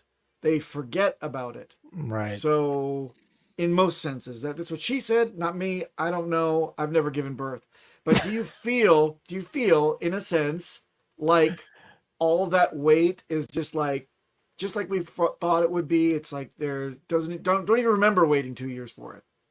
No, it's especially because we're always streaming. You know, we do the What the Hex show every Thursday. What the hex on the Yes. YouTubes. It's Yes. What the P Hex. What the Hex. And we are covering the goings ons in this community and in the space regarding PulseChain. So I mean, yes, the weight fell off and I was like, oh my God, finally, after 2 years of waiting and 2 years of hearing, 2 more weeks, it was finally live. It launched at the middle of the night, my time, like 3 a.m, or 2 a.m, I should say, which is what it is now. So and then, but that, like, the weight of the shoulder only lasted a day or two, I think, and then we were facing new situations and issues and problems. So this is always like, it's dog years in crypto, these 3 years. And I think it's all very exciting and amazing to to be a part of this whole thing. And how many That's kind of how apologies I'm looking at it. Yeah.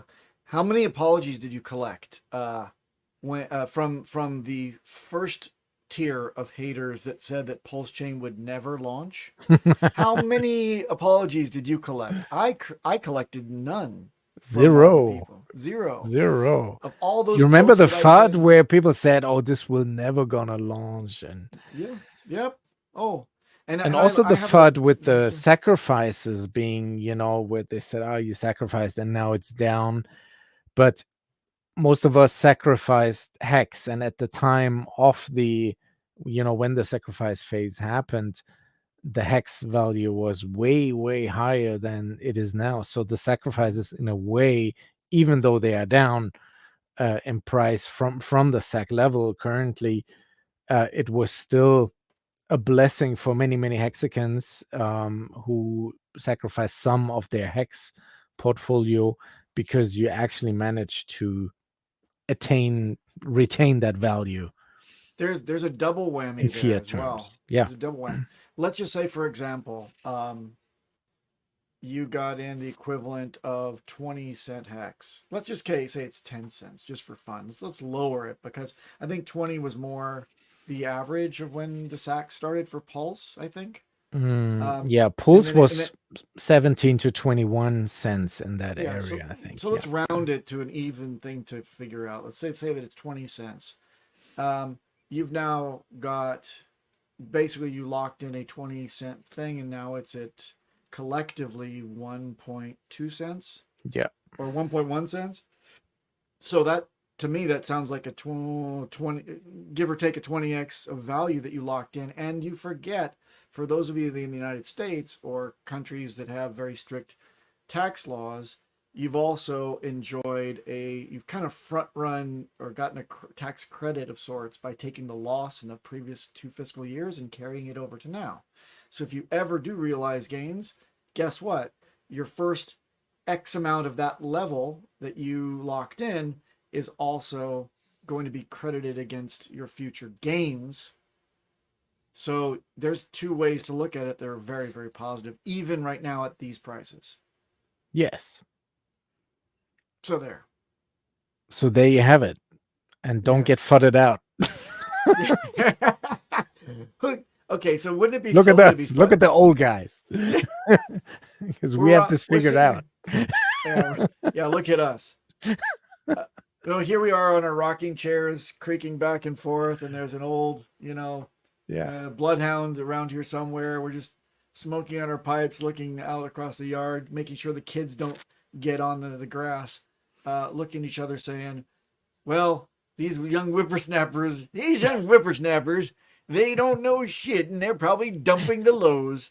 So let's not do that, people. Let's be wiser than that, because to get to where we are and all of our amazing wealth that, as you can see around us, you can't see my room, but it's not here. Everything. Yeah.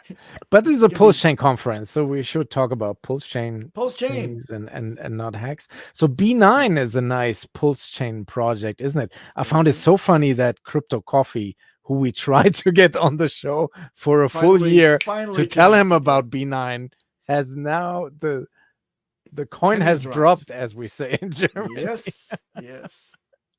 That's funny. good. That's good stuff. So Fast Abdul has sorry, whenever I see the word dong, I have to pay attention. because Fast Abdul has pledged his Vietnamese dong. That's awesome. Which is great. Thank you. Thank you, Fast Abdul, for the quick dong. That's a million dong. Million dong. Yeah. So there it is again. Now it's 2 million dong. Okay, very good. But anyway, DJ, it is great that the penny dropped, so to speak. Yeah. Coffee understood the B9 as one of the many things that's built on PulseChain, and something that is not really your average everyday, tokenized wealth creator. It's more like an incentive token and also a companion token to be sent out to people that get their contracts reviewed and posted on the site. So it's not just word of mouth about whether or not something is safe to interact with. Right now, more than ever, and I'm going to say this, plain and as direct as I can, Last bull run that I know of, there was $1.3 million ripped off from wallets in our community. And that's only the ones that I know of that came to me on DM. This year alone, 3.1. So $3.1 million has been robbed from the community that I know of in high profile attacks and DMs of people that were a little bit sheepish about coming for some post-mortem support. So, God damn it, everyone. Use a hardware wallet. Don't give me your girlish little giggle that you haven't gotten around to it yet, or I keep it all on MetaMask or all on Rabby Wallet or any of this stuff and I raw dog it that way. No, get a hardware wallet. It's $50 for insurance against getting rinsed. Yes, it doesn't save you from giving allowances that you intend to give to bad actors, but you have to be a little bit smart. It's the only thing that no security posture can truly prepare you for, and that's yourself unlocking the door and asking the vampire in. That's their rule, and that's the rule of this Wild West thing of ours as well. Get a hardware wallet, please. I recommend Trezor and the lower SKUs of Ledger, the ones that don't pipe back or have any kind of code that can be enabled that can share your seeds back to third parties. That's bullshit. So just go with the Trezor, any SKU, and Ledger, just the lower SKU of the Nano or the Nano S Plus. Yes. And that's the it. S Plus is nice. It has the OLED screen. I'm a Ledger guy. Good. Okay. Well, enjoy yourself with that.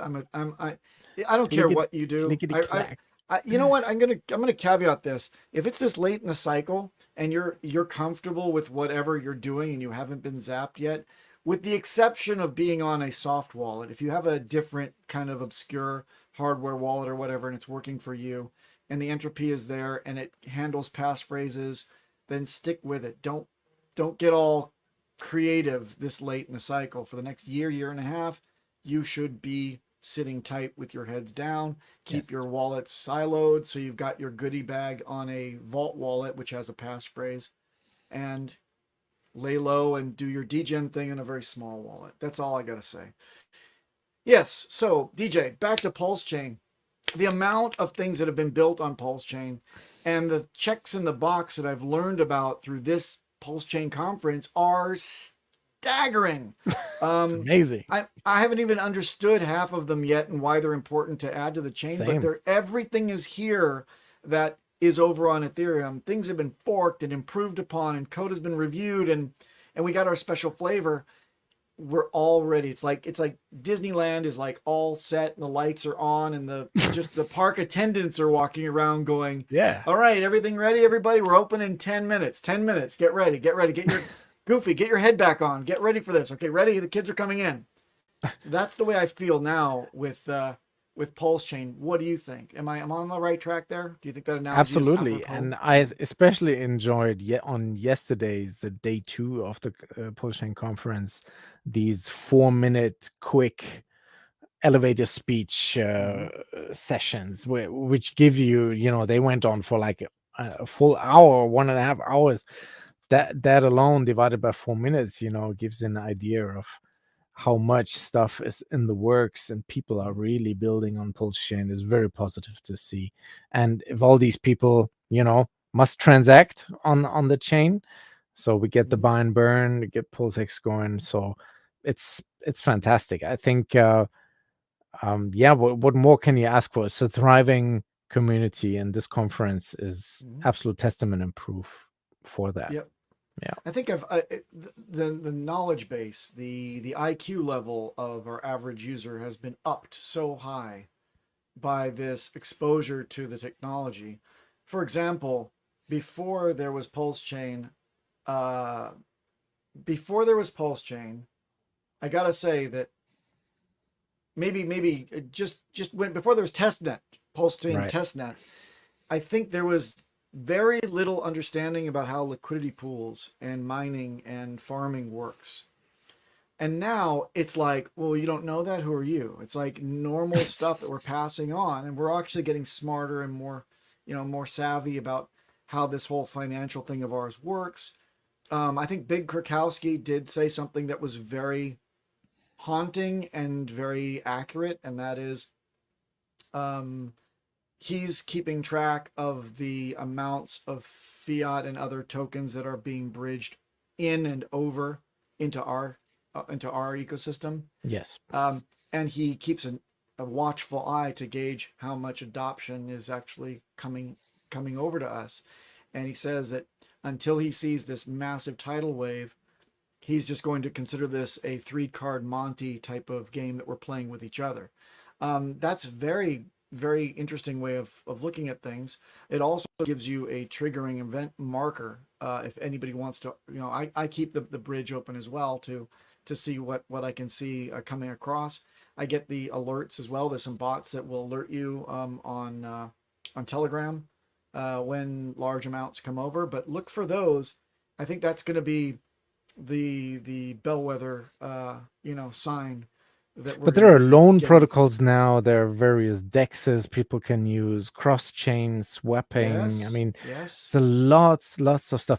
One point of critique maybe would be that all of them seem to very much focus on yield, like producing yield, which we kind of already have with Hex. But then again, I get it, because the yield, keeps people incentivized, I guess, to use these protocols, Maybe which is probably why they have it. Lights a little fire into them, gives But a it's little a bit little- of fear of God. Yeah. Because not just that, but you can look at it 2 different ways. One, gimme more, right? The other one is, holy shit, if everybody's getting more, then I'm getting diluted if I don't get more. So it makes this like kind of cycle of I don't know, both positive and negative greed are both at work, which is the financial game. It makes markets go. It gives us the But it keeps volatility. people engaged. You go Sure. back to check on your earnings and what have I made and stuff. But Yeah. so that's just a little When observation. was the last that time I you had. checked on your earnings, Hmm. DJ? Well, I'm staking my loan protocol. I have to you're say in that APR went down crazy. I don't know what's going on there, but hey, it's working. It's all working. We really had a full year of no issues, none that I'm aware of, like no crazy bugs, no, like Solana, somebody turned off the chain, nothing. Oops! So Somebody kicked the cable out of the wall and said, "Oh, my bad. I better Yeah. plug this back in." I Happens still every think couple of months, Richard over delivered on all this stuff, but hey, that's just me. He whatted a bit on this one. He over delivered with the product of PulseChain. I get the feeling like he'll always say that there's something more he can throw out there. I think that we got more than the minimum marketable product, right? We didn't. Yeah. We got more than that. I was surprised when it came out. I thought, and I hadn't screwed around with testnet very much because I wanted to keep my cherry for the real deal. And when I saw it, man, I was very impressed. I said, "Hey, this is a great home. This is exciting." It was like that little spark of like the AA opening up before, and the mad scramble and the laughing in the chat and the texting and the people calling each other, and it was a lot of fun. I felt that again. So I wasn't like a disappointment, like, "Oh, this is broken. Oh, this isn't."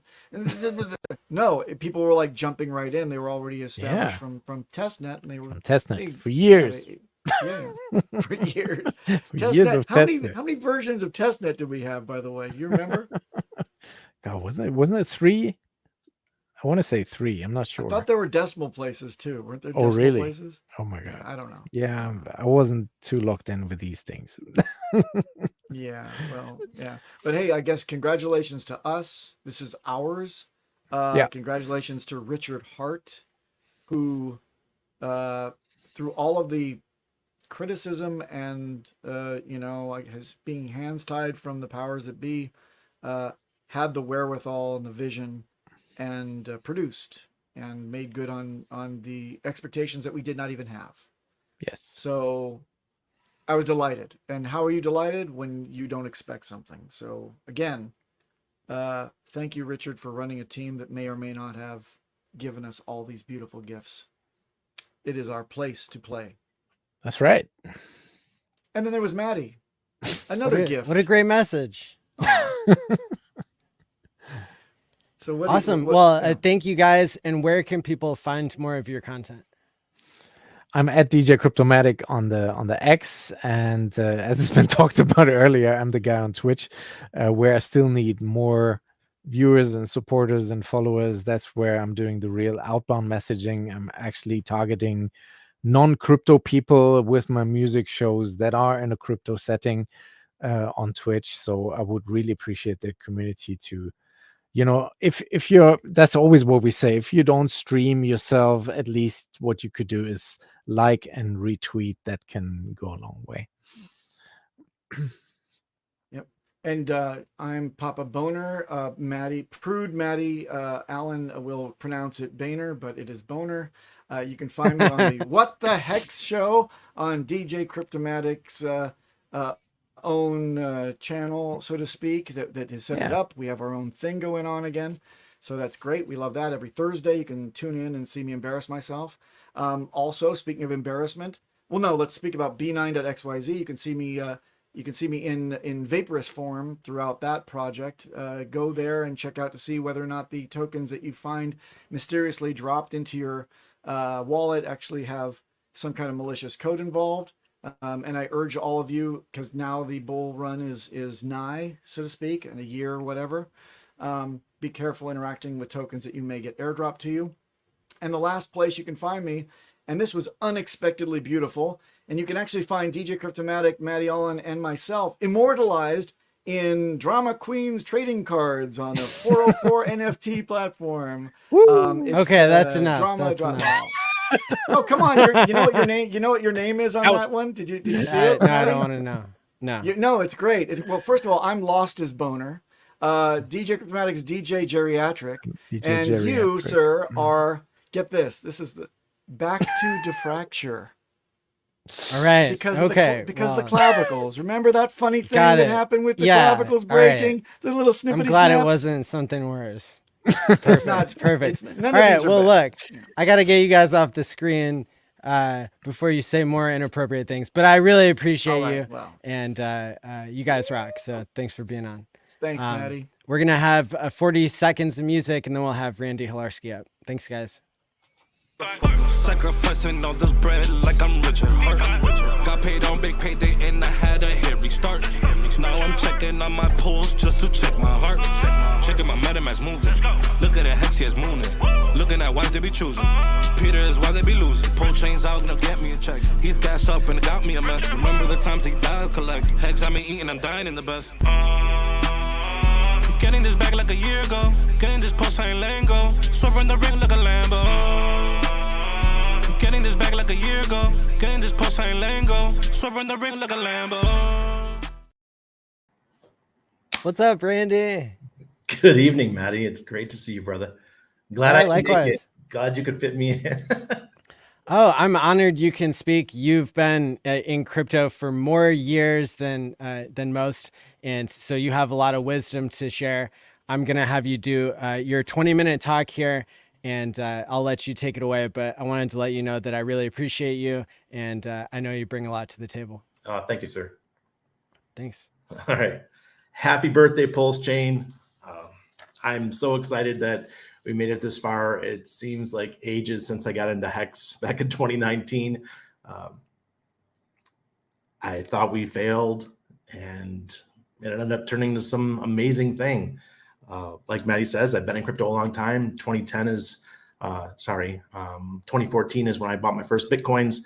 And it seems like ages ago, I mean, that's right around the time I got married, and I've got a 6-year-old kid now, and time just goes by so quick. And in 10 years, I'll have been in crypto for 20 years.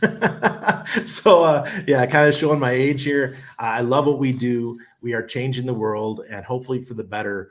And I want to say thanks first and foremost to the weak hands out there. I have exponentially increased my bags of PulseChain and Hex and other tokens in our ecosystem during this choppy sideways action that we've seen, where a lot of people have given up on PulseChain and gone to what they think are greener pastures, which is normal human action, right? We always think the grass is greener on the other side, and we move over somewhere else, and then we find out, oh crap, I have the golden goose over here. Let me come back to PulseChain, and that's what I think what we're going to find here in the next probably 6 months or so. I still think July. If you guys follow me, I've been saying for a long time, July is when I think that things are going to start turning around for the alt ecosystems, and obviously PulseChain is one of those, and might get pretty exciting. In my personal opinion, I can't guarantee it. I can't put it on paper and say, hey, this is definitely going to happen, but that's kind of how I feel.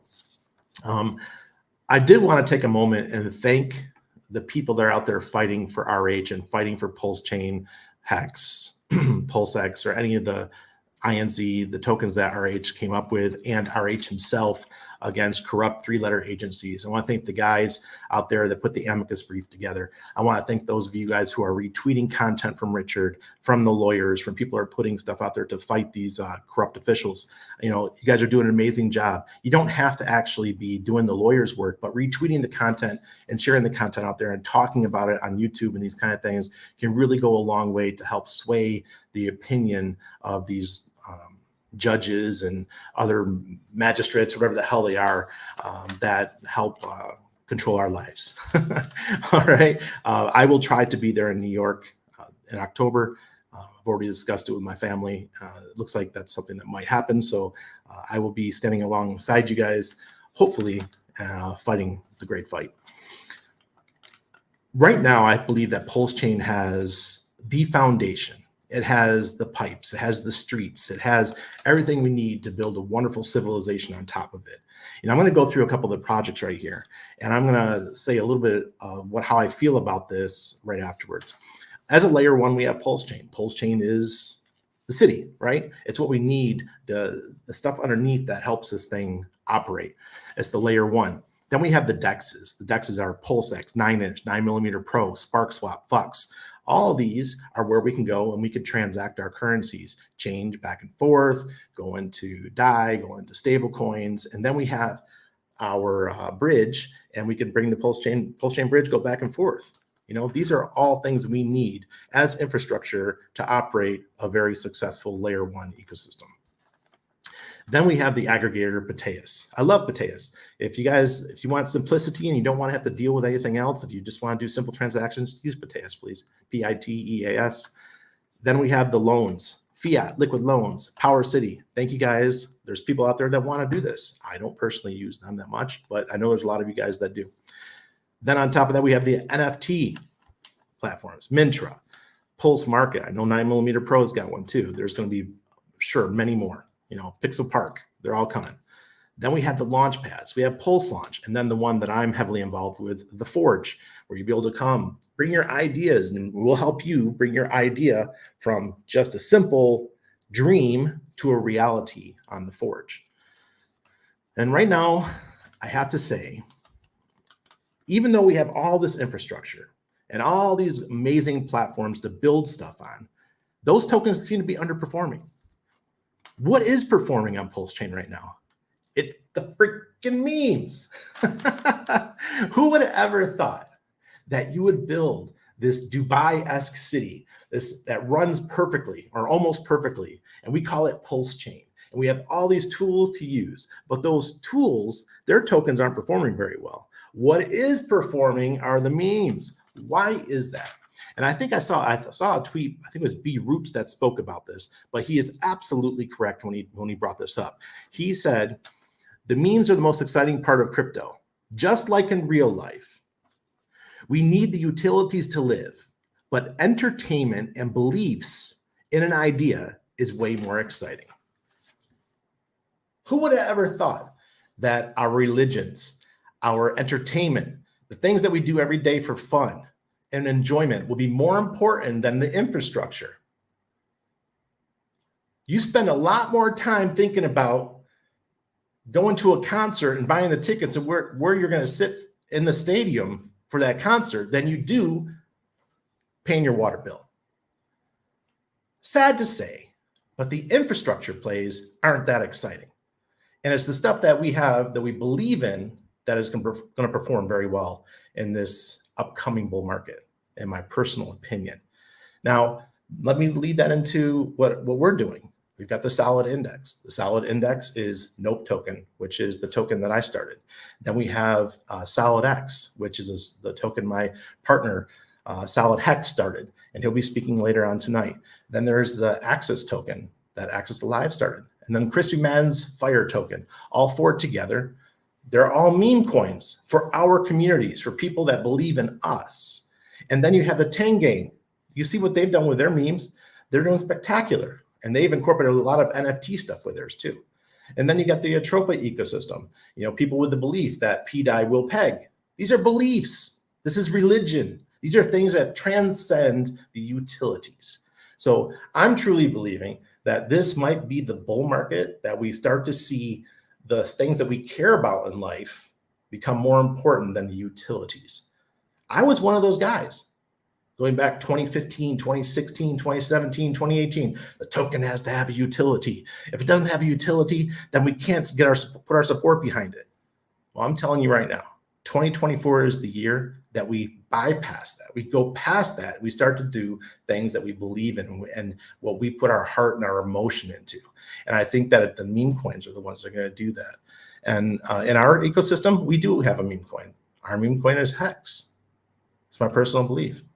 Hex our meme coin. Now, if you want to put another meme coin, INC, that could be a meme coin. It's a meme coin that's you're paid because you support PulseX and you put liquidity on PulseX. Or how about BBC? BBC is a phenomenal meme coin, right? It's probably one of the best in the whole PulseChain ecosystem. Why? Because it has a story and it has a community behind it with a 9-inch platform. So I think this might be a very different bull market than we originally thought it would be. Did I think that Nope token would do what it's done? No, I had no idea it was going to do what it's done. It's because of the community that's behind it. 420 something people on my Patreon who all hold it, who all take their tokens and using the utility platforms, go stake it, and they earn rewards for putting it on those platforms as liquidity. That is a wonderful thing. It used to be that if you launched a token, you had to have a dev come in and build a staking platform for you where it paid you, dripped you tokens for just staking it. We don't need to do that anymore. We've got platforms like 9inch doing that for us. We got platforms like SparkSwap doing that for us. Things are changing. No longer do you have to build the stuff. Now you could just have the idea. You could have the belief system, something that you believe in, people will rally behind, and they will come in and they will support you in your beliefs. So if you don't know my stuff, you could find me on Twitter at Pulse Mafia, or you could find me at patreon.com/no permissions. That's where our Patreon group is. And if you join the premium, then you can be part of the private Telegram group that we have. And that's where a lot of the magic has happened. New platforms, projects are coming out all the time. Stuff that, you know, I had no idea was going to happen. These guys are getting together, guys and girls are getting together and just building stuff and launching their own meme coins and seeing the growth of the people in my community. It's so special. I had no idea that in one little over a year, we'd be where we are today. And obviously we have to thank Richard Hart for seeing the future of Ethereum and bringing us something we call PulseChain. And I do have one last thought, and Ethereum will have lower fees soon. It's coming. So I would prepare yourselves and do not turn your back on eHex. I am a true believer in eHex. I know Richard kind of took the dog in the backyard and shot it, but I am true believer that Ethereum will be fixed. So now we'll have two great places to earn some yield with our Hex. And I want to give a shout out to the guys over the Giffordware group, Kool-Aid and Kinetics and Gifford, who are building really good projects to help support the prices of ICOSA. And soon we're going to have a new Nope that we'll be able to buy and burn the original Nope. So thank you, Kinetics and team, for coming up with some really cool game mechanics to help support the PulseChain ecosystem. So that's my call. That's what I have here. Maddie, if you want to come back on, I just want to thank the whole community. Once again, happy birthday to PulseChain. And maybe 2025, we're all going to be dancing around, having a good old time, and maybe doing some more hex flexes. Because I remember back in 2021 when we were doing the hex flexes that a lot of people were like, oh, this is the top. They were right. I want to see more hex flexes in the future. All right, Maddie, thank you so much. Absolutely. Jan, props to you for putting this together every year. I know it's a big headache. You got people like me who wait till the last minute, but I really appreciate you. I do. Awesome. Yeah, I really appreciate it. And, it seems like, Randy, you do an outstanding job of like playing well with others, getting along with people. You're especially when it comes to people who are builders, who are willing to do things that require teamwork.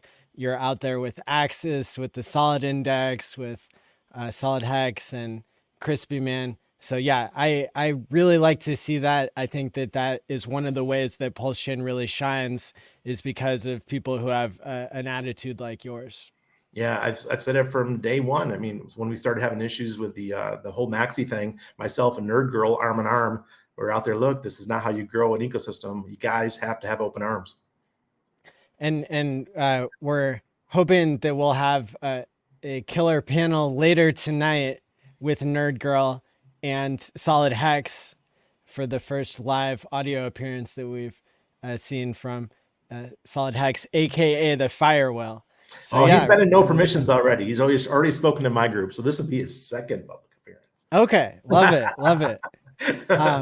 Perfect. Well, looking forward to that. And so for the next 15 minutes, I'll be doing a presentation to thank GoPulse.com, and I'll be showing people what can be done there. So again, thank you, Randy. Where can people find more of your content? Pulse Mafia or patreon.com/no permissions. Awesome. We'll catch you later. Cheers, guys. Thanks. And we're live. Hey, yo, Trace, you running. And we're live. We're live like Maddie ALLin. We're live like Maddie ALLin. And we sticking the hex, cause you know it's the best. We're live like Maddie ALLin. We're live like Maddie ALLin. And we ripping the hex, cause you know it's the best. We're live like Maddie ALLin. We're live like Maddie ALLin. And we sticking the hex, cause you know it's the best. We're live like Maddie ALLin. We're live like Maddie ALLin. And we ripping the hex, cause you know it's the best. We're live like Maddie ALLin. Crypto Twitter been crazy. All these weekends on my timeline, you should try to pay me. We're live like Maddie ALLin. All right. So I'm going to be giving the talk tonight to tell people more information about GoPulse.com, which I believe is one of the websites that Richard, it's one of the websites that Richard Hart has shared the most. And it's not affiliated with a Richard, which is this is unique in crypto, that there's no foundation or organization behind everything that's centralizing stuff. This is an example of a developer who volunteered to start creating value for the community. And so it's no surprise that GoPulse.com has some of the most enthusiastic followers, some of the most support from not only the founder of PulseChain, but from all of its users as well. And GoPulse.com is really kind of a hub in creating a whole, like a whole series of tools that people can use all in one place. It's really cool. And I've been an enthusiastic user myself. So when they decided to help sponsor this day of the PulseChain conference, I was very willing to show off kind of what people can do on their website. So here, we've already been on GoPulse.com earlier tonight because we were watching the countdown for the 1 year anniversary of the launch of PulseChain, and so everybody saw the timer counting down and all that. But this is a place where you can really click a lot of buttons and do a lot of things that are part of real DeFi. So one of the reasons that people check this website multiple times per day is to see the prices of different coins. And there are some different ways that you can go through to get your, dopamine hit for the day, so to speak. It's sad but true that, people are following along with the value of their portfolio, even if they're not wanting to sell right away, even if people are long-term minded. This, the market through the price mechanism really tells you what the news is for the day and that sort of thing. So, this is like the homepage of GoPulse.com where you can see the price of everything. Right now we have PulseChain at 40617, which is 0.62 the SAC rate. PulseX is sitting at 40266, which is 0.26x the SAC rate, and Inc is sitting at $3.24, and then you've got PHEX or Hex on PulseChain that's sitting just below a penny at 9.2 tenths of a penny there, and including eHex, it's sitting right at a penny. And so you're able to see the statistics here for how big the market cap is. For PulseChain, you're just under $1 billion. Now you can click this button down here to include or exclude the origin address, which is just fine to think of it in both of these different ways. By default, I believe that the origin address coins are not included. And that's kind of like, that's a deep philosophical question that you might have to ask yourself to decide like whether you want to include or exclude the OA coins. But this just allows you to toggle back and forth to where you're looking at PulseChain being an $8.4 billion market cap token or coin in this case, with the origin address coins.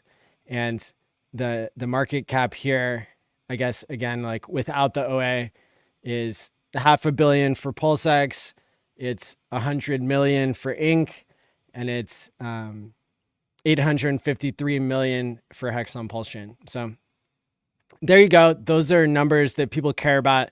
Now, if we click over here from all-time high, you can see that even though we're not at all-time highs at this moment, you have PulseChain being up 86% off of its lows. And again, this is just in the past year when we experienced the price being lower than it is today.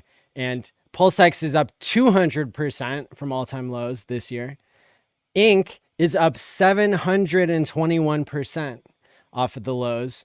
And Hex on PulseChain being up 67% off the lows for the year. So that's valuable information. Now, I want to show you the portfolio tab is probably the thing that I look at the most.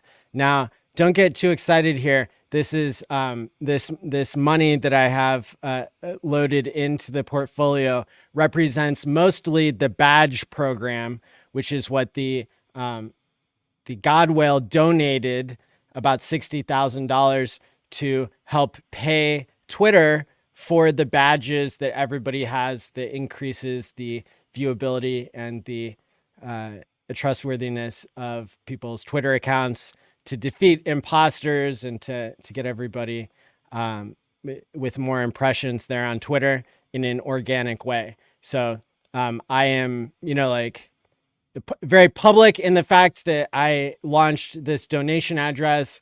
The God Whale proved on chain that they supported this initiative of giving certain people who have spoken at Hex and PulseChain conferences in the past, giving them a special badge on Twitter to that, and that's a program that I'm running at no profit to myself. And it's a high expense of what I'm paying to Twitter, but something that is very, it's going very well.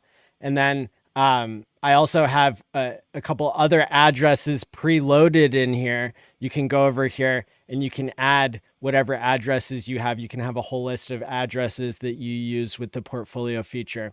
And this particular address that I've highlighted right now represents one of the fee addresses associated with timepays.me. And the reason I have this kind of bookmarked here is because it allows me to quickly know what the total value locked is of all the tokens in TimePaysMe, which is my protocol that I talked about yesterday. And we can see that because this fee address represents 1/3 of the fees, it's only a 0.1% fee to use the protocol. So it's 3 times cheaper than doing a swap. So if I multiply this number by 3,000, I know that the current total value locked in TimePaysMe is exactly $1 million. So that's really cool to see. It's really cool that we have such low fees there.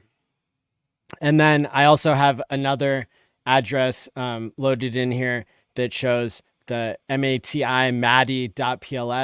address, which is a donation address that I've also got set up here and is publicly known. So yeah, this feature is really cool. I can go through and I can switch. I can look on assets that are only on PulseChain between these different accounts. I can look at only things on Ethereum, and I can look at both at the same time.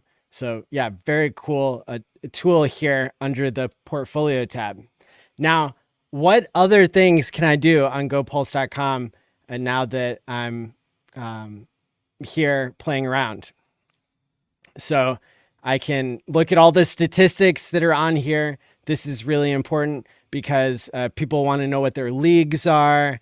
They want to know what protocols are locking the most tokens. We see TimePaysMe is on the leaderboard there as far as what protocols have locked the most Pulse. So we've got tons of statistics. A lot of people like to watch the bridge and see how much DAI has been bridged in, $34 million worth, how much Ethereum, $24 million worth, so on and so forth. You can see here under the statistics page. You can compare the gas between different chains. You can see that right now to swap on Ethereum costs $3.13, and on PulseChain it's 0.9 of a penny. So we can see exactly why PulseChain is here to save the day. 344 times cheaper than Ethereum, and on Bitcoin it's 1,800 times cheaper. Really cool stuff. And if you guys want to ever look at these statistics pages and tweet out and mention GoPulse and mention PulseChain, that's how we're going to get the word out. That's how we're going to drive more people to find out of the usefulness of the tools that have been built. I also want to thank GoPulse for including a portal to timepays.me from this website. You can see that they've integrated tools that other people in the community have built. You can also, from this website of gopulse.com /apps, I would bet is this subdomain. Well, just from the apps tab, you can use TimePaysMe. You can have a Hex staking front end. You can check out the value of your airdrop from Ethereum. You can create a pulse.domains address, which, just like mati.pls, that's how I got it, was by going through basically the Pulse Domains website, which is linked right here under gopulse.com. You can also create an NFT on Mintra, and you can publish and store immortal documents on the blockchain. That is also a very cool feature that I've started to play around with, but haven't quite, I think I was trying to upload the picture of 170 speakers from the first 5 Hex and PulseChain conferences, and the file was too big to be uploaded to the blockchain. So go figure. But maybe I'll do a lower quality version or something. So then another thing that I wanted to show you guys here is that their GoPulse.com is building out a block explorer. So they don't have full functionality of that yet, However, you can look up some really cool stuff. For example, we have the creator of Solid Hex coming on later tonight. So if I looked up the Solid X token here on GoPulse.com, I could see that it's performing pretty well today. I could click the MetaMask button if I wanted to add that token to MetaMask. It'll pop up here in my MetaMask. You can't see it on screen. It's telling me that I've already added that token. But here I can see what the liquidity is, 886K. I can see the volume is $250,000. The total supply is 21 million. This token is 42 days old, and it has, wow, 7,400 users. Now, another big feature that I think, is really popular amongst users and everything is to be able to like swap right here on GoPulse.com. So if I click buy Solid X, it's gonna pop up to me under GoPulse X, and let's see. So I guess I can ape in here live. Let's do 500,000 Pulse and buy a third of a Solid X token. Just like Bitcoin, you don't have to buy a whole one, I guess. And so I'm clicking the swap button here. It's popping up for me in MetaMask because I've already connected to this site. It's going to cost 98 Pulse to complete the transaction. And I can see here on the UI, the swap has been submitted and it's waiting for on-chain confirmation. So very easy, very user-friendly to just be able to start clicking buttons and participating in true DeFi. It looks like the swap has been confirmed here, and it's taking me to this beautiful receipt page where I can see the success and all the details of my transaction right here. So how beautiful is this? That we have builders. This is, as I meant to mention earlier, this is a developer who has built this and did not run a sacrifice and did not create a token. And that's something we really admire about GoPulse.com here for the PulseChain conference, and really appreciate their support in getting the word out about PulseChain. Another thing that is exciting everybody about GoPulse.com is they're spending lots of money on advertising in the traditional marketing space and advertising space. So they're going to be bringing hundreds of thousands of eyeballs onto PulseChain very soon. And I think that this is, again, this exemplifies exactly the best of what PulseChain has to offer, is builders who kick ass. So yeah, with that being said, I hope that everybody will start using the tools that you find on GoPulse.com. I was thinking about wilding out here and going to mint my own token here live, but I said I'm not going to make a token, so I probably shouldn't. But yeah, I was talking with Adam Stokes last night. He's a big Bitcoiner, and he likes the idea of making tokens for himself, basically as an experiment in crypto. But look, I could launch a token here in 3 seconds. I could name it conference, right? And then I could have the ticker be conf, and I could, have the supply be whatever the supply would be, 5, 10, 20, 24, whatever the, whatever the date is in American terms. What does that come out to be, like 5 million? And then I click the mint button and it would just create the token. Now I'm not going to do this right now. So whatever version you're buying, don't play along at home, because you'll be buying some scammer's token that is not me actually doing it. But that's how quick it can be done. It can be done within 1 minute or less. It's to just click this button and approve the transaction. So I should emphasize again, I'm not creating a token, and don't get scammed out there. But that's how easy it is for somebody who wants to come and play on PulseChain. We have all the tools you can find on Solana. We have all the tools you can find everywhere else and more. you can't find a lot of the things that we have. You can't, another thing you can't do is copy the community. That's another strength that PulseChain has. I see that we're at the top of the hour here, so I'm glad that I was able to, give people the preview of what you can do on GoPulse.com, and I want to thank them again for sponsoring the PulseChain conference. We are not launching a token. Say it with me. With that being said, I'm going to bring up the next panel after this 1-minute musical interlude.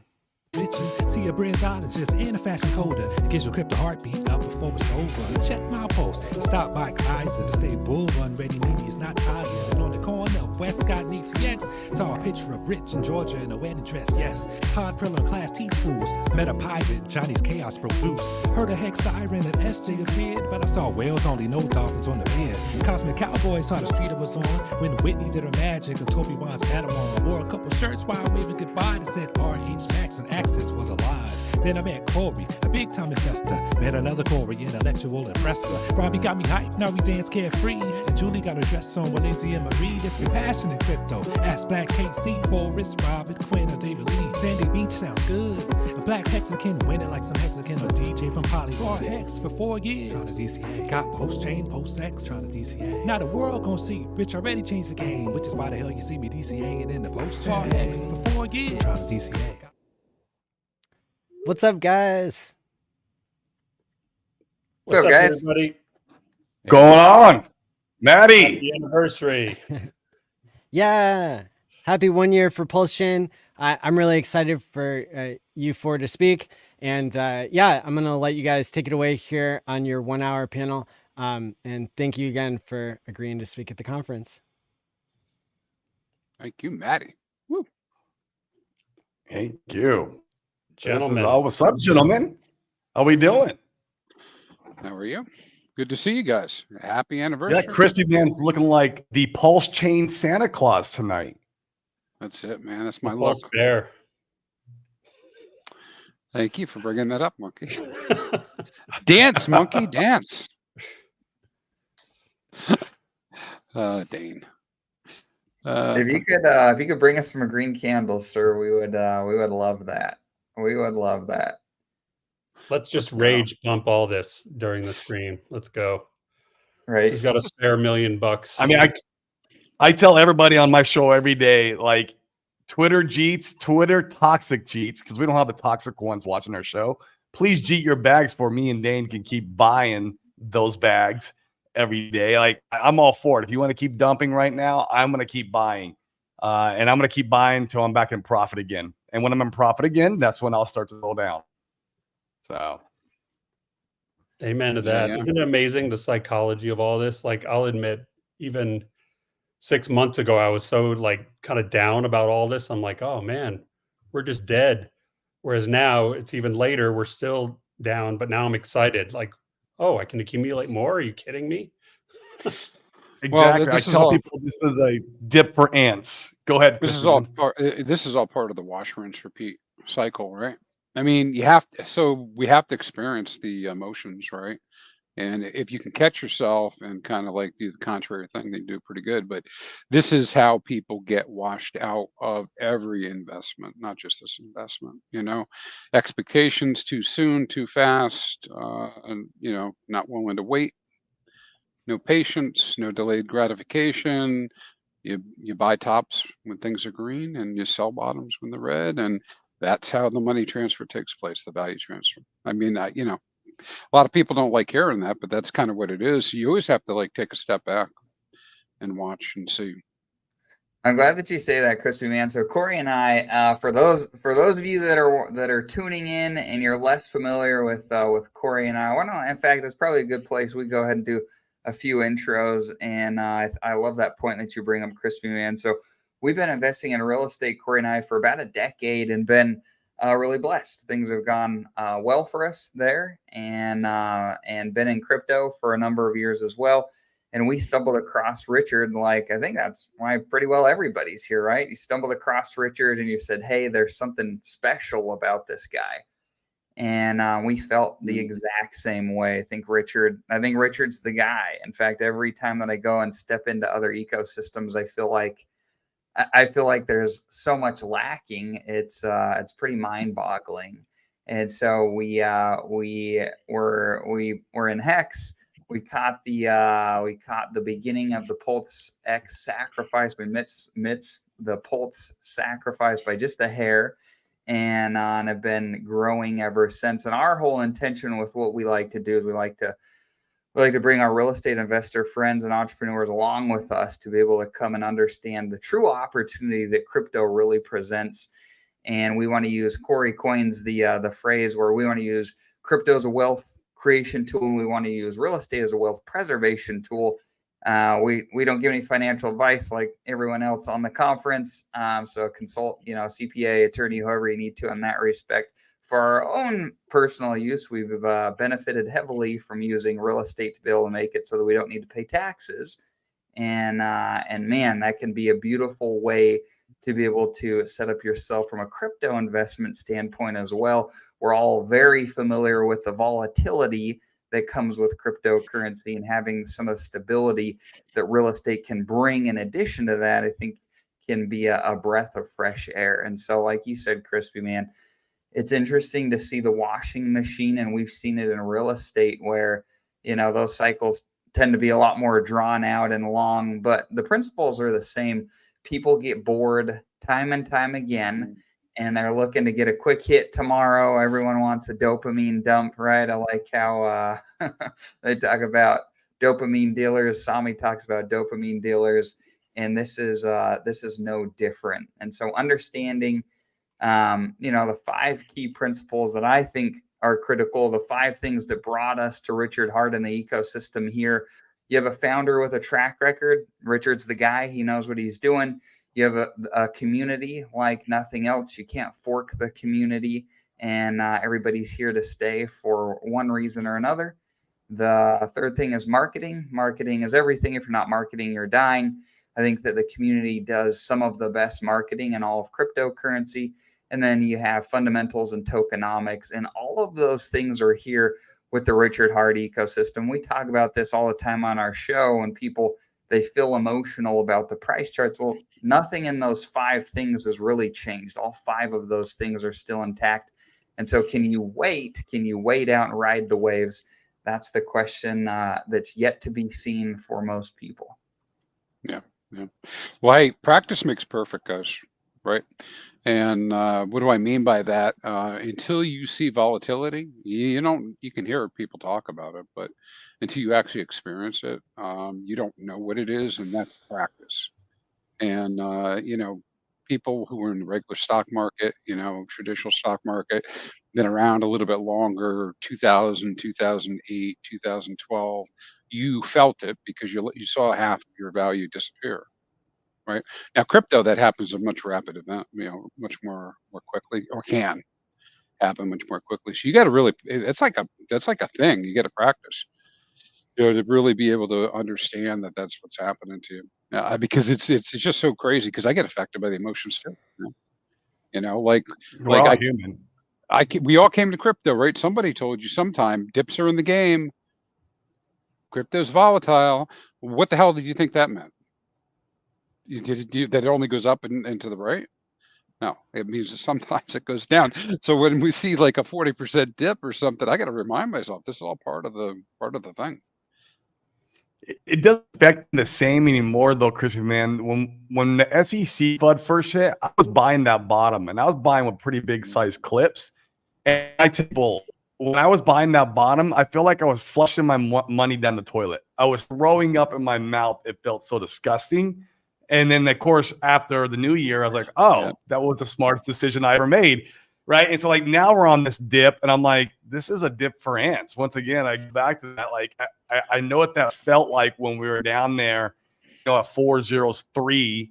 And that was, now I want opportunity back, but I'm not going to get that back. Not guaranteed. Once again, it's not financial advice like Dane says, but I think the price is on forever, and that's just my speculation. But man, you're right, man. The volatility, I don't know. Do you ever get numb to it?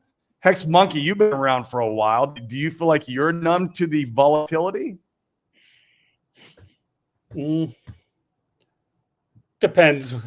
Depends on what day. Sometimes it's a bummer. Sometimes I zoom out. In fact, that's the theme of some of the stuff I want to talk about today is zoom out. Zoom out. Yeah. I think you just rebranded the old, was it Warren Buffett said, buy when there's blood in the streets? Well, now with Corey, it's buy when there's vomit in your mouth. and when Twitter's getting toxic, that's a buy signal. I mean, we were talking about that, on the green screen a little bit, Hex Monkey, like I stay off of Twitter for the most part and don't get engaged with it because I don't have the time and energy for it. But man, you can kind of get on there and look and see the sentiment and get a feel where if having red monthly candles or green monthly candles. It's really, really unique. I've loved that part now. Yeah. Well, hey, going along with that, since you brought it up, remember, guys, you got to be colorblind. You need to dig deeper every time you get a reaction. You start feeling a reaction, go look at the pulse value, whatever asset it is. All these colors. Now, of course, not so bad maybe in crypto charts because they're not quite socially engineered the way like Robinhood and some of these other things are, but it's still the same thing. Go look at the true value and look at it and zoom out, look at it over time. True value being in pulse terms, right? Because a little red on 5 minutes, what does that mean? It doesn't mean anything. Agreed. Is it a good time for me to go on my positivity rant about the community? Do it, bro. Let's hear it. Take us in that direction. Yeah, I gotta dish out the toxic positivity. If you guys would indulge me, just for a couple of minutes. Then I'll out take here. a step back. Since it's a segue from what you were just saying, Corey, about like Twitter drama and stuff. Even that doesn't reflect the true sentiment of this community. So like, what I want to do is, especially I get reflective on anniversaries and milestones and stuff, but this community is precious, has been all along and still is. We're talented, diverse, and powerful together. Even though it seems like we're divided, I'm going to propose that we kind of reunite in a big way, and I have some concrete thoughts on how to do that. But think about in terms of the talent and diversity. We have all kinds in this community. It blew my mind even thinking about all of it, and I made a little list here. It's like we have seasoned investors and entrepreneurs that, in no particular order, all this talk about the Bitcoin ETF and things to bring in Wall Street money. Well, the Hex Investment Trust, which Wales and RG and some others, created. It's now years ago that came out. And, eventually that's going to get traction. And it's not literally an ETF, but that's going to be here someday. And we need guys like them. Those same guys also advocate all the time how we need to play the game with the big boys. And that's the legal briefs, supporting candidates. RG talks about we need lobbyists because the centralized exchanges have lobbyists. DeFi needs lobbyists too. We do. And that's not everybody's forte. I don't know how to tap in all that, but isn't it great that we have people like that in the community? Amazing. We have a movie, for crying out loud. It's kind of the same crew, but hey, they're overachievers. So, you don't need to be an armchair director and say, oh, they should have done this, should have done that. They freaking did it. And it's not over. That'll probably make a big comeback, when the bull gets going.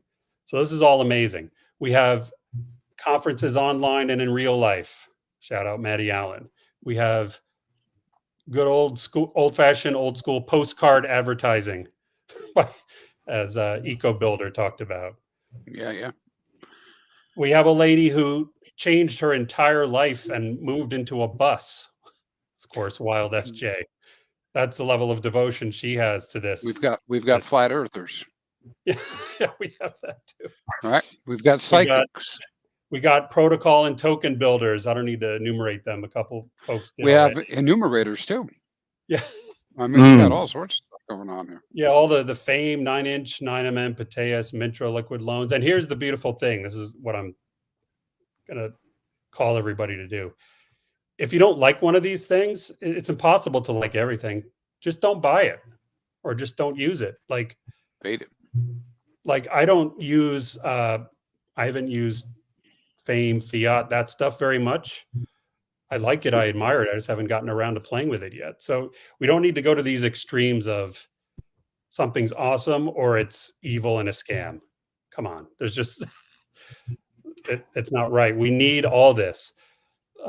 Rags to Riches and Heartbeat have a little ecosystem they're building out of their tokenizing communities, and I won't get into the tokens. Randy and Solid Hex have created some innovative. Let's go. Those are my boys over there. Matt Crispy Man's part of that team. Time pays me. We have meme coiners. We have artists. We have real estate experts. Like shout out to you two guys, Dane and Corey and Funding Jim and others.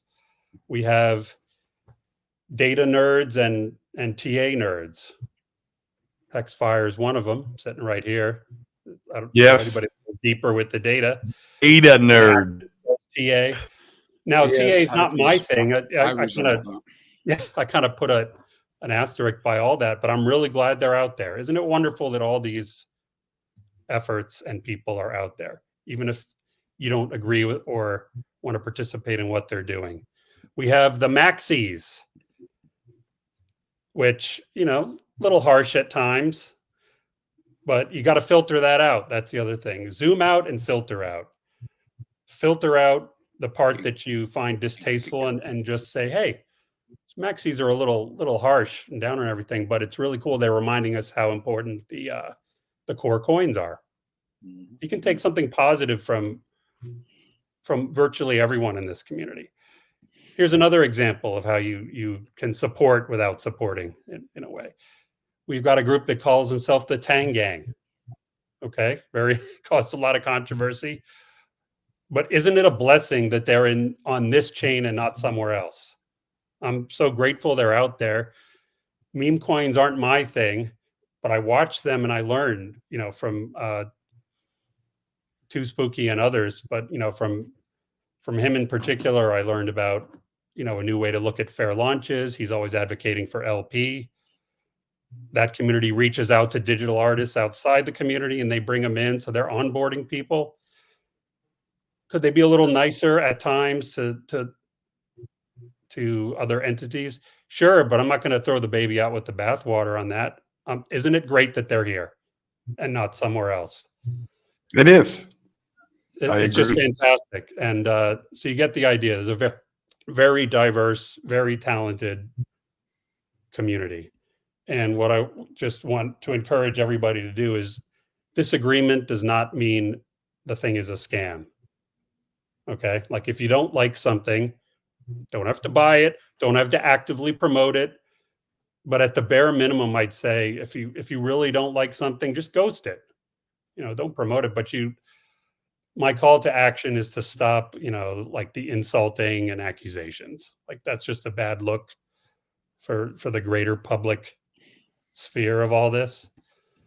So like, if you like something, actively promote it, engage it. If you can't do that, maybe support a little lighter with likes and retweets. Otherwise, just ghost. Even Richard Hart taught us to do that, right? He said, ghost the trolls, ghost the haters. So I guess what I'm saying is, to wrap it up, and thanks for indulging me, guys, my little positivity rant here, is this community is amazing. Don't take it for granted. There are real enemies coming after us. And wouldn't it be great if, all right, we're in little divisions, but we should assemble as one army, even though we're in different divisions, if that's the right terminology, so that when that battle comes, we're already ready. And let's do that now. Let's do that on the first anniversary of PulseChain. Let's throw down our arms. Let's make amends. I want to see Island boys and mainline boys patch up their disagreements. Because even that one's funny. It all started from a simple misunderstanding and mischaracterization of what the others were saying. So like, just take a deep breath, zoom out, and see that we're all in this together. And isn't it great that all those different, diverse people I just talked about, from the professional financial people to the hardcore cypherpunks, we need them all. We need them all. Also remember, just, here's another aspect of that too. When all of us are listening and we see, because if you are participating a little bit more, you're seeing some of the negativity and the things that come up. But quite often you don't give the same level of attention to the positivity that's there. And I mean, it's not exact science, but I mean, probably for every one person we've got out there being super negative, there's 8 or 9 that are super positive. Maybe there's 11 or 12. I don't know. But they're just not as vocal. And I think that while people are playing the 3-card Monte game, so to speak, right, with the current funds that are on the blockchain, and while we've got adoption, people got to lose track of that. There's a lot of people that are just they're following the advice, man. They're delaying gratification. They're waiting. They're doing their buys. You just never hear from them. I think it's a great point. And like you said, Hex Monkey, I mean, the thing that I like so much about the community is there's something here for everybody. Like, honestly, I'll take the drama with the positivity. I'll take the hate with with the love. There's something always going on, and you get to choose, you get in where you fit in type of thing. There's going to be places where, like, everybody naturally fits, and places that you don't. And frankly, there needs to be all those, because if everyone looked the same way or talked the same way, then there's going to be a lot of people that just don't fit. And so you have an opportunity here. And we talk about this all the time on our show. Onboarding and marketing are everything. That's all that matters here, period. And we each have a unique take or way, a message that we can share to be able to help people, embrace all the cool things going on here, from the builders to the decentralization, to Richard, to, the Gucci and the Louis, if that's your thing. There's something for everybody. And I think that's beautiful. And in the end of the day, what can you do as part of the communities where you fit to be able to bring in more people, to be more inclusive, to be able to help, to lend support, to do those types of things. I think that's the message that everyone ought to be asking themselves. At the end of the day, if you aren't bringing in new people with new money, like, what are you really doing? And I think that's a really fair question that everybody needs to ask themselves. And that's what all the sub communities do. They attract a different type of investor, a different type of personality, somebody who will not only invest in like a fame or a fiat. Maybe he will invest in, a dick with butt, right? And so like you have these different type of investors that are attracted to different type of communities, and that's what it is. I mean, it's you need them all. At Solana, I feel like Solana had its first run of the mill here in the bull run because of the meme coins that launched Solana. The meme coins were doing 100x, 200x, 500x, and it dragged Solana up with it to do a 10x, 10 or whatever, maybe it was 20x, whatever it was. Regardless, you need that kind of activity on your chain. Now, ideally, I want it to come from everywhere. I want to come from the meme coin. I want to come from utility tokens. I want to come from the RH tickers. I hold all those things, especially the RH tickers. That's the majority of my bag. And so I think we need it all, and we need all the different personalities streaming. We need the Samis, we need the Crypto Sevens, we need the money kings, we need the crispy mans with the data and the blowing your brain. You need the TA from Access Alive. You need, the heartfelt talks from Hex. This stuff needs to be. It's what draws everyone here. So, agreed. Yep. We're getting a lot of lag and chop on your video. I know. It's that Puerto Rico internet, man. I will try to switch the Wi-Fi. Well, I think these are all great topics, right? As we get into talking about some of these other things, because I think it is important for us to be not a perfect community, but a unified community of sorts, and plus this is DeFi, right? So you also have to keep in mind people do it how they want. They're free. They don't have to agree or disagree with you or do what you want them to do. I mean, I do whatever I want to do. Now I might choose to do things in a way that goes in the same direction with all the other cats, but hey, that's what DeFi is about. You control your actions, and so it's a bit unrealistic to expect that everybody's just going to be like, loving each other, taking warm showers. It's just not, the way it works. Agreed. Yeah, and What like in are what are my some of rant the things earlier you was guys are most excited about coming up? Call the next year of PulseChain. Where are you most excited? What are you looking at right now over the next year?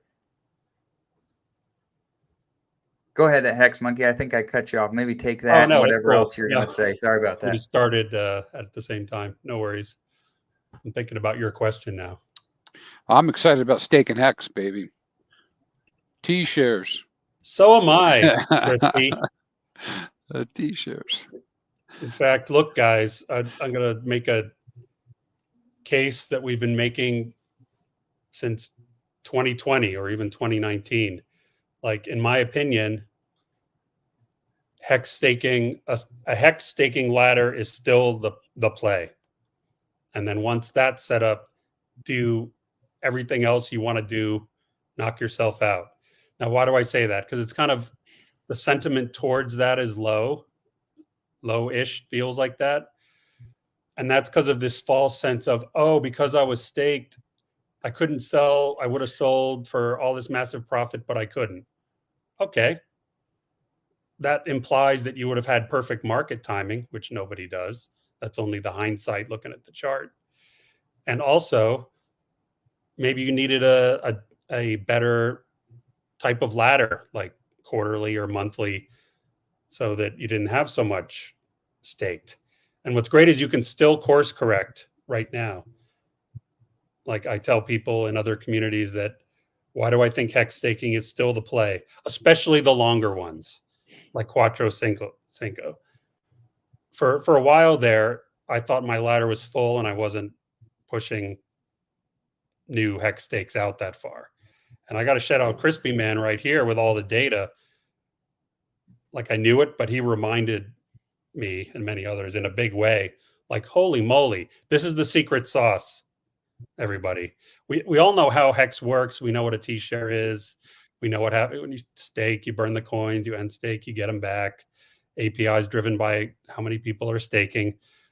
We get that, but lots of people in the community still miss the implication of all that, which is that if you got the T-shares at the end, 15 years from now, like 15 years from today, especially if it's become unpopular to do that, you get all that payout.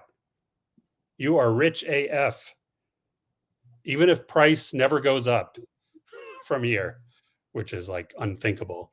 And what's great is like Whales Only talk about this, and Crispy Man's just taken it to a whole new level with his data, is the ever increasing payout per day. We've seen it. It was started out at 1 per day, then 4, then it was in the 4s, then the 5s, then the 6s, and now it's almost consistently in the 7s, right? Well, what do you think that's going to look like in 15 years? 5,700. Yeah. What So do you think you can purchase goods and services wise for that in 15 years? I think that's the question. So I love the sentiment. I think there's a lot of wisdom in it. I'm going to differ real heavily on the staking ladder thing, and I don't want to bring. We knew that. I think it's an interesting topic, and I respect the hell out of you guys that are doing that. I think it's a really cool belief structure. All right, cancel the positivity. We're gonna fight. That's it. Yeah. You go low. I respect it, and I think it's cool. I like the idea of of the T-share growth. We understand those systems really well. And I think time horizons are really critical and how you want to approach investing. It's such a personal thing. And back to what you said earlier, Hex Monkey, it's beautiful because everybody can choose to play the game how they want to play the game. And so I'm on the other end of the spectrum where I'm not staking any more Hex. I have absolutely no desire to stake any more ever again. because we saw what happened during the bear market. We had over, you had over a year to sell for, I think it was over, if I'm not mistaken, I think over 10 cents you could have sold, it was months where you could have sold above that. And I don't think that's a good nor a bad thing. I think it's just a matter of looking at the market. And back to your point of saying, how do I want to play my cards here? And what's the value of my stakes? What goods and services can I buy for those stakes at the end of the day? And it's a beautiful experiment. Nobody knows for certain. And so you get to play your hand however you feel confident makes a lot of sense for you and your money. And I liked, one of the comments here that P said. He says, he or she, I'm excited about Richard beating the SEC and becoming the only fully integrated ecosystem not to be a security. I love that freaking comment so much, because once again, it back to your idea, Hex Monkey, here of there being diversity and lots of things to be really optimistic about. That's the thing that I'm most excited for, and that I'm most optimistic and bullish about. I mean, imagine the scenario. In fact, Corey, map out the, we've talked about this a number of times on the show, the things that you're really bullish on, the ultimate bullish scenario of the things that could come together here to really like take us to the moon, if you will. The 4 elements, man, of PulseChain doing, astronomical numbers. One is clarity on the SEC, of course, right? It doesn't mean that he has to go and beat them in October, but if there's clarity, that's definitely going to make a big difference. 2, the ETH ETF getting approved. We're now just ETH Nazis. We're just big, giant leverage on ETH. I love that because I'm bullish on Ethereum. Am I breaking up still, guys? Am I all right now? You sound good. Am I better at least? So the ETH ETF getting approved is obviously going to be seriously bullish for PulseChain. 3 is Richard Hart streaming again. That would be extremely bullish, especially if it was after the clarity and ETH ETF. Like he was like the last push to, through the bull run. And then 4, man, I think this is probably one of the most bullish things. And we saw we saw people talk about it for like literally a week and then it was gone, is the fact that we can get privacy on PulseChain. Like whales that swim around in Ethereum and swim around in other ecosystems, they don't like people watching their wallets 24/7 and front running them. And so that's one reason why RH is making PulseChain private with privacy. So it would be like, it would be we would be the first EVM chain that would have privacy. This is state-of-the-art tech. We've never seen this before. Finally, we'd be first to the party with something. We'd be like, hey, guys, we have innovative tech now. We have privacy, and Richard's doing it out of necessity because he got tired of people front-running his transactions. In fact, some of our friends were doing it. It's like, bro, like you're killing it. Stop. And he just got tired of it. And so with that necessity comes with like probably one of the most beautiful things I cannot be more bullish on in PulseChain is privacy coming to PulseChain. It would be absolutely, I think we'd go to the moon because whales would come over here and want to play. And you have smart contracts. It is just, it is a recipe for, you have the influencers giving you the astronomical gains. That's where the astronomical gains can come into play. If all 4 of those things, get ticked off. And I feel like it could all happen this year, and in time for the 2025 bull run. So yeah. And to kind of like, piggyback with Dane a little bit, one reason why we don't stake any more long-term hexes is because we do real estate. We're coming out of the ecosystem of crypto and we go into real estate during the bear market. And then we're going to go back in and we're not going to be able to sell the perfect top, Hex Monkey. We know that. Like there's, but we want to acquire more real estate and it is part of our long-term goal. So the way you want to acquire more and more T shares, we want to acquire more properties over the course of my lifetime. Like that way I could take, my portfolio of real estate and hand that down to my children. Of course, I want to do my crypto too, but we come from real estate. We've been in real estate for a decade. The saying that we always, I think they said it earlier, we want to use cryptocurrency as a wealth creation tool and use real estate as a wealth preservation tool. And that's our main goal with this entire, ecosystem. But I mean, we're not leaving. We're just going to be using it as tools, right? We got tools that we're going to use And so that's the way we look at it. I do have 555 stakes. In fact, when the HSI auctions first came out, I was in there buying sub-penny hex. I was able to become a hex dolphin. Like it's still expensive to become a hex dolphin. Very expensive if you want to try to get that. I was able to do that in the HSI stakes. That's my hedge against it, just in case I'm wrong. And that's where I should do it. You will be wrong. Hey, we can agree that there can be different strategies, right? We said we started the show this way, all right? That's the beautiful thing about hex. Yeah. They're definitely you craft your own strategy. That's right. Yeah. Now, I would say this to you guys, right? Real estate, is real estate more risky than crypto or less risky at this moment? At this moment? Yeah. I mean, we could talk about all sorts of different scenarios. I would say in general, I would say it's less, right? Yeah, of course. Well, I hope you would say your opportunity cost there, Dane, by going back into real estate now. I feel like it's more risky to be in real estate than in crypto. All right, right now is not the time to go there, right? Yeah, because your opportunity cost. It's more risky to be in real estate. Asset classes, right. Mm-hmm. Well, I guess my point was going to go towards this is, I think there's obviously I talk about hex staking every week, almost every day. So I am a strong believer in that, and I do think that there will come a time where some people will be like, that might have been an okay strategy. But I recognize, hey, listen, there are people who do, who are going to swap. They're going to trade.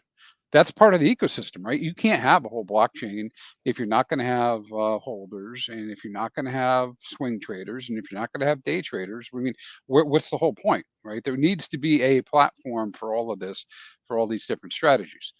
That doesn't mean, in my mind, right, doesn't mean that hex staking is wrong. I think hex staking is awesome because I can create critical component, right? Yeah, particularly if you're looking at it at the long time, the delayed gratification point of view. If I'm getting hex today at under a penny, I build a ladder. Now, granted, like you said, hex is still relatively expensive, man.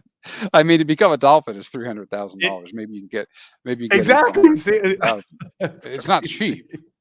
But let's just say you're able to get yourself set up to a level where you can make reasonable amount of money at the current price, and maybe that's maybe it's a tenth of that. So you want $100,000 a year.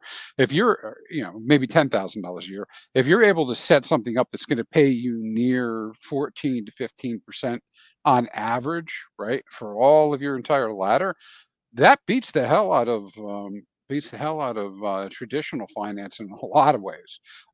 It doesn't not real estate though. Not real estate. I can get real estate deals. Yeah, I can get real estate deals in that area, or even a little bit better. Not saying it's better or worse, Crispy Man, at all, but like it's because you're earning money on money when you do that. Yeah, we go to apartment complexes. I mean, we go into mobile home parks. We look for the most highest yield bearing, real estate deals. Not like single family. Single family, you're better off probably with hex. You get all the tax benefits. That's why I think that's what Crispy Man is saying is a little bit of both. You can build a pretty cool strategy. Yeah, hey, when in doubt, do both, right? But I guess what I was trying to get at with this is that you guys also have a lot of knowledge that you built up, and a lot of experience. And I'm not going after. I might do a syndication deal, but I'm probably not going to go get my own doors, right? It's just not something I'm interested in. I'm not going to go do that. I'm not going to manage that. I've heard you guys speak about that too. It could be. We don't want to manage any doors. Yeah. and then on top of that, though, in the hex ecosystem, you do have the opportunity that APY will go up because people aren't interested. Okay, that's fine if they're not interested. You have that APY that could go up, and you have the potential for price appreciation. So in the whole hex staking world, I always started with long strategy, medium strategy first. Then I had to figure out what my short strategy was, right? Never thought I needed one, but I did. And I do, and so now I do that. And so I see my short strategies aligning more with the kind of things you guys talk about on a daily basis. than my medium and long, because again, I am going to be here multi-cycle. I'm planning for that. Beautiful. Shout out to you guys for having a comprehensive plan. Like you weren't just like dismissing staking. It's because you're real estate experts and your goals are to acquire more of that and not to wait 15 years to do so. So that's great. Like there's another 100%. example of what are you trying to achieve and have a plan and stick to it. I mean, There it is. Yeah. You hit the nail on the head. 100%, man.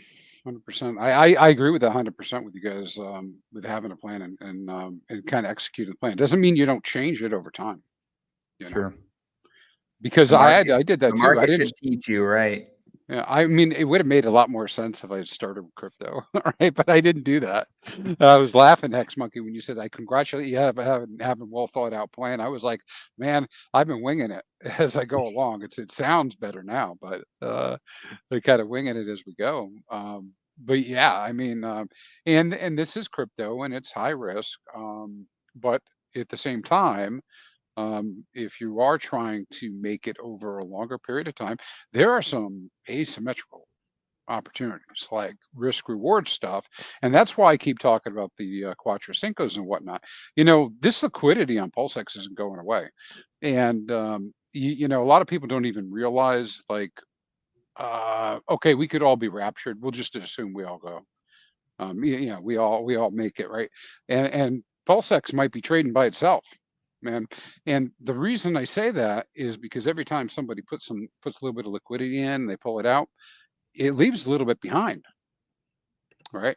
And that's just the beginning of this. And Hex is very well, you know, it has very well, you know, a lot of value out there, TVL.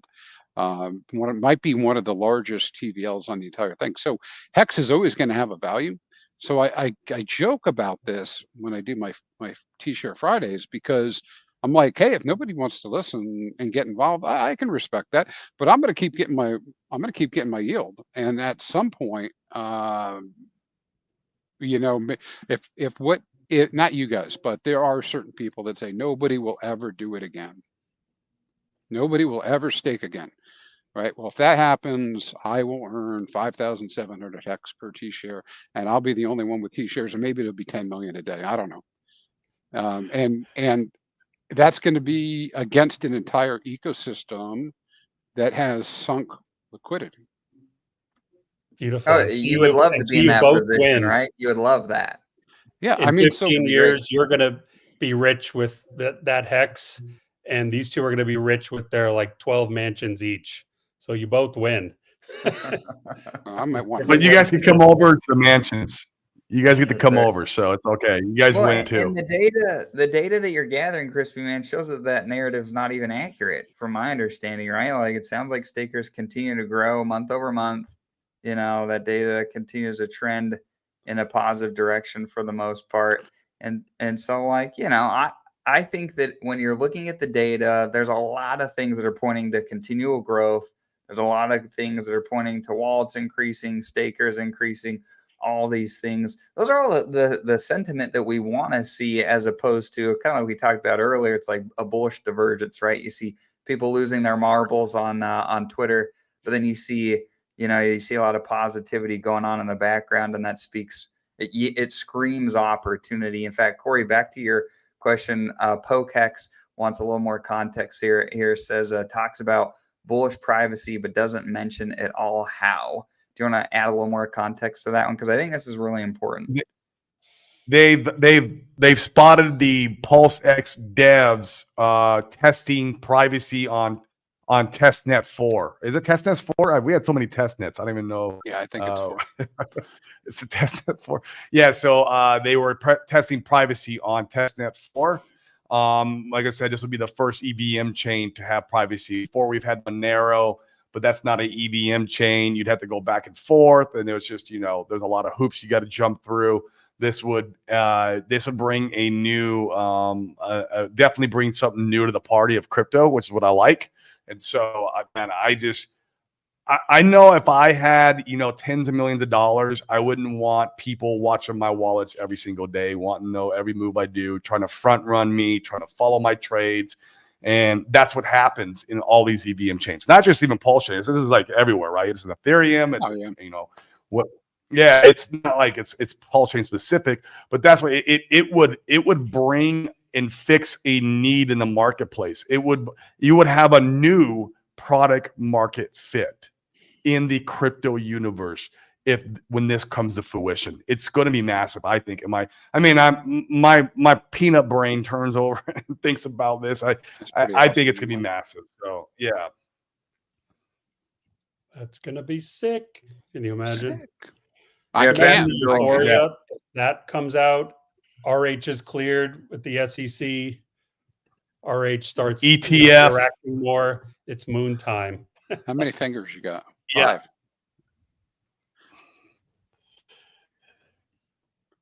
We just gotta wait. Is there more way to make money with Hex? Well, I'm making Hex on the Flex protocol right now.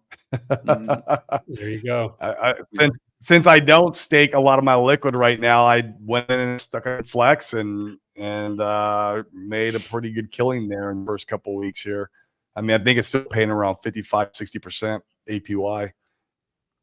In fact, talking about more bullish things for Hex, I mean, the guys over with the ALLin platform are building a system where more Hexes burn off the market and disappears forever. So, things like that are really bullish, in my opinion. You have builders building on the blockchain every single day with cool new things, especially when they come up with these ideas to be able to make the tokens that we all know and love and we own a bunch of already, make those things more rare. I'm all about it. So I love seeing things like that being built on PulseChain. And like I said, every single time I kind of nose my way out and I poke my head around in other ecosystems, there's not even close to some of the building, some of the game mechanics and game theory and things like that. You just can't find it, at least in my experience, anywhere else. Couldn't be more bullish on PulseChain, the ecosystem, and the community. Oh God, yeah. I've been in other communities. I was in Phantom community before I was in PulseChain. So I poked around in AVAX for a while. What's that, Crispy Man? Go ahead. I said, what a menace. Yeah.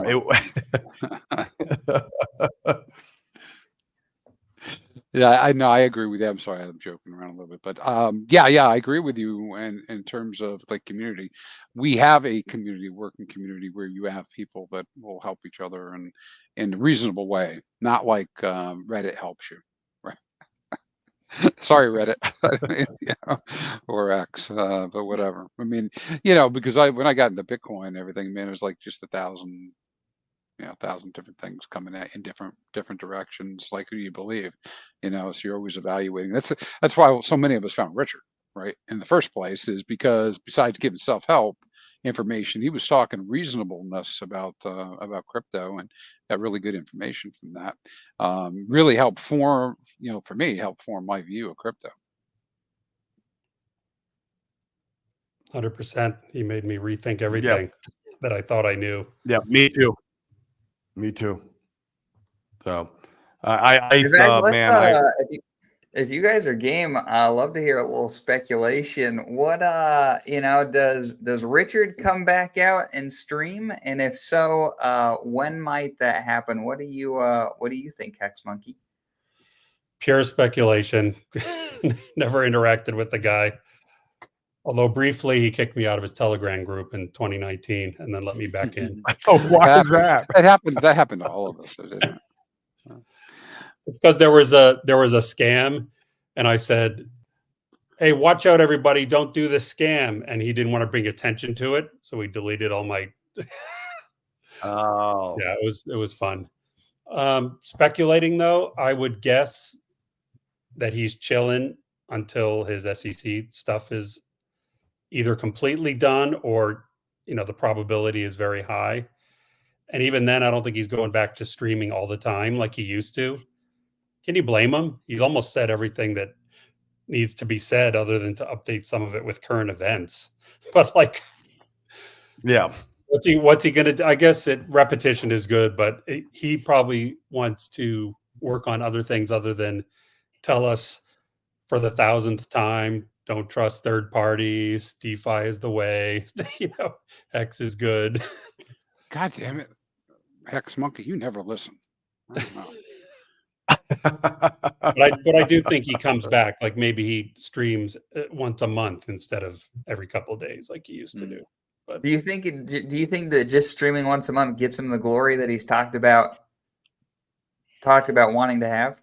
Oh yeah, he doesn't even need any streams to get the glory. He just needs, the charts to needs the price to go up.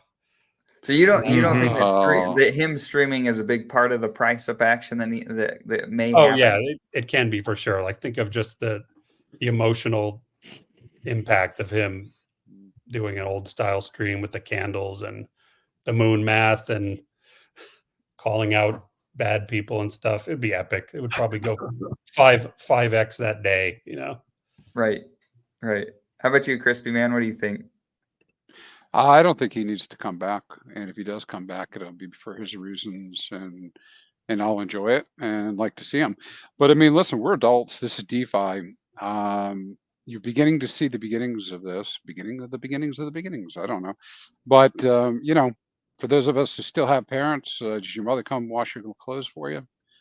I mean, maybe if you need help, they do, but I mean, otherwise, like normally, right? You don't have your parents taking care of you anymore once you're an adult. And we shouldn't need to have Richard take care of us. And we should be able to figure out this stuff. He's given enough tools. Now, that doesn't mean I don't want him back. I mean, I love his streams, and I love to hear him talk. And if he enjoys that, I'd love to see him come back, and he'll come back when he wants to. But again, I think this is like when your kid. Well, maybe you guys don't have kids that have done this yet, but when your kid moves out of the house. Right? You going over every day, you got to decide. You're going to make sure you're going to go over and say, hey, Dane, little Dane, make sure you take your trash out. Somebody's got to do this stuff. Right. And so got plenty of smart people, like we were saying, right? I mean, yes, Richard was the original leader, but we got a lot of really smart people with LP, a lot of smart tech. They're getting along pretty well, doing pretty good. Why not blow this thing out? Why don't we, right? You guys are entrepreneurs. I think you understand this. You can't do it all yourself. And you can't scale that. Yep. You can't. And so maybe one of the best things ever is that we're doing this, right? I mean, did I ever think I was going to freaking be worried about LP? Nope. Didn't even want to learn about it. Kicking and screaming. Here I am, So, I mean, I'm only one of 1,000 other people, Yeah. How about you, Corey? But I mean, in my opinion, he kind of came back for me during the Christmas video, dude. That felt like him streaming. When I watched that, it was a 2-hour long or an hour and a half long of the normal Richard. I mean, that for me was, now I know, it was great. Like, for me, that's all I would need for just for entertainment purposes, because I love the shit out of watching him, because I love the ego, I love the flash, I always love the arrogance, man. I was attracted to that. And in fact, even when in my real estate investments, I am attracted to operators who are more on an egotistical, flamboyant, they show confidence, right? I'm attracted to that type of person when I'm investing, because I invest in the person. I invest in the coin too, or the project, but it's the person who I'm investing in. And yeah, man, I would love it to see him come back after there was clarity, of course. But to Crispy Man's, we don't need it. But there are people who would buy just off of that stream. Would pump the price. 100%. I mean, hey, I would Yeah. front run that stream. I mean, yeah. How do you? Right. Right. Right. You don't got to watch the wallet now. You know all the other big wallets are coming in, so you can front run that money. I mean, you would have a lot of people who are reluctant about this ecosystem who would get confidence again if he streamed. It would happen. It would. So me and you, Christian, man, we don't need it, because we're hardcore believers. All four of us are. We're all hardcore believers. We're either builders or we're accumulating or we're streamers. I mean, we're already sold, man. I mean, we're in. We love it. This is us. We eat, sleep, and breathe it. But there are people out there who would that would come in more. You know, they would come in with confidence because they see him streaming again. I know that. So sure. Of course, he's got strong reach. I can imagine how his first stream back is going to go. It's like, hello, everybody. Richard Hart here. I've been kind of busy. Had a couple of things to do. A lot of you acted like retards. I'm going to talk about that. Right. You guys can't just like totally you can fix a bidet, but you can't fix stupid. So it'll be like deadpan and just like glory and victory over the SEC, and he'll just be like, "A lot of you guys are retarded." I actually think that streaming is more important than maybe you guys. And I love Crispy's analogy. I would add to that analogy, right? Your dad doesn't come over and your mom do your laundry anymore. But I think it's different if your parents uproot your entire family and take you to a new country where you've never lived before and you don't speak the language. And then they're like, "Oh, go on your way. You don't need any of my help anymore." And you're like, "But you brought us here." And that's what I think this is very much like, the merge from Ethereum over to PulseChain.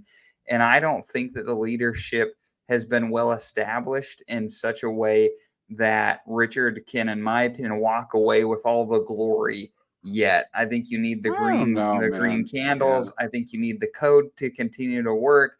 I think you need more leadership. And I think all that can be accelerated exponentially from him coming in and doing a little bit more, driving the traffic. Now, does it have to happen? No, of course not, right? But I think that's a huge talking point, a really important boon. And depending upon how Richard wants to drive the ship, he can do whatever he wants. We're all adults here, but I think it's a big deal. Sure. Well, I agree with that. Hair. I agree with that point for sure. That it'd be a big deal. Go ahead, Dan. Corey, it's the tortoise and the hare cushion. Do you want to accelerate the growth, or do you want it to happen over the next, 2, 4, 8 years? It would just accelerate the curve. Is all it would do.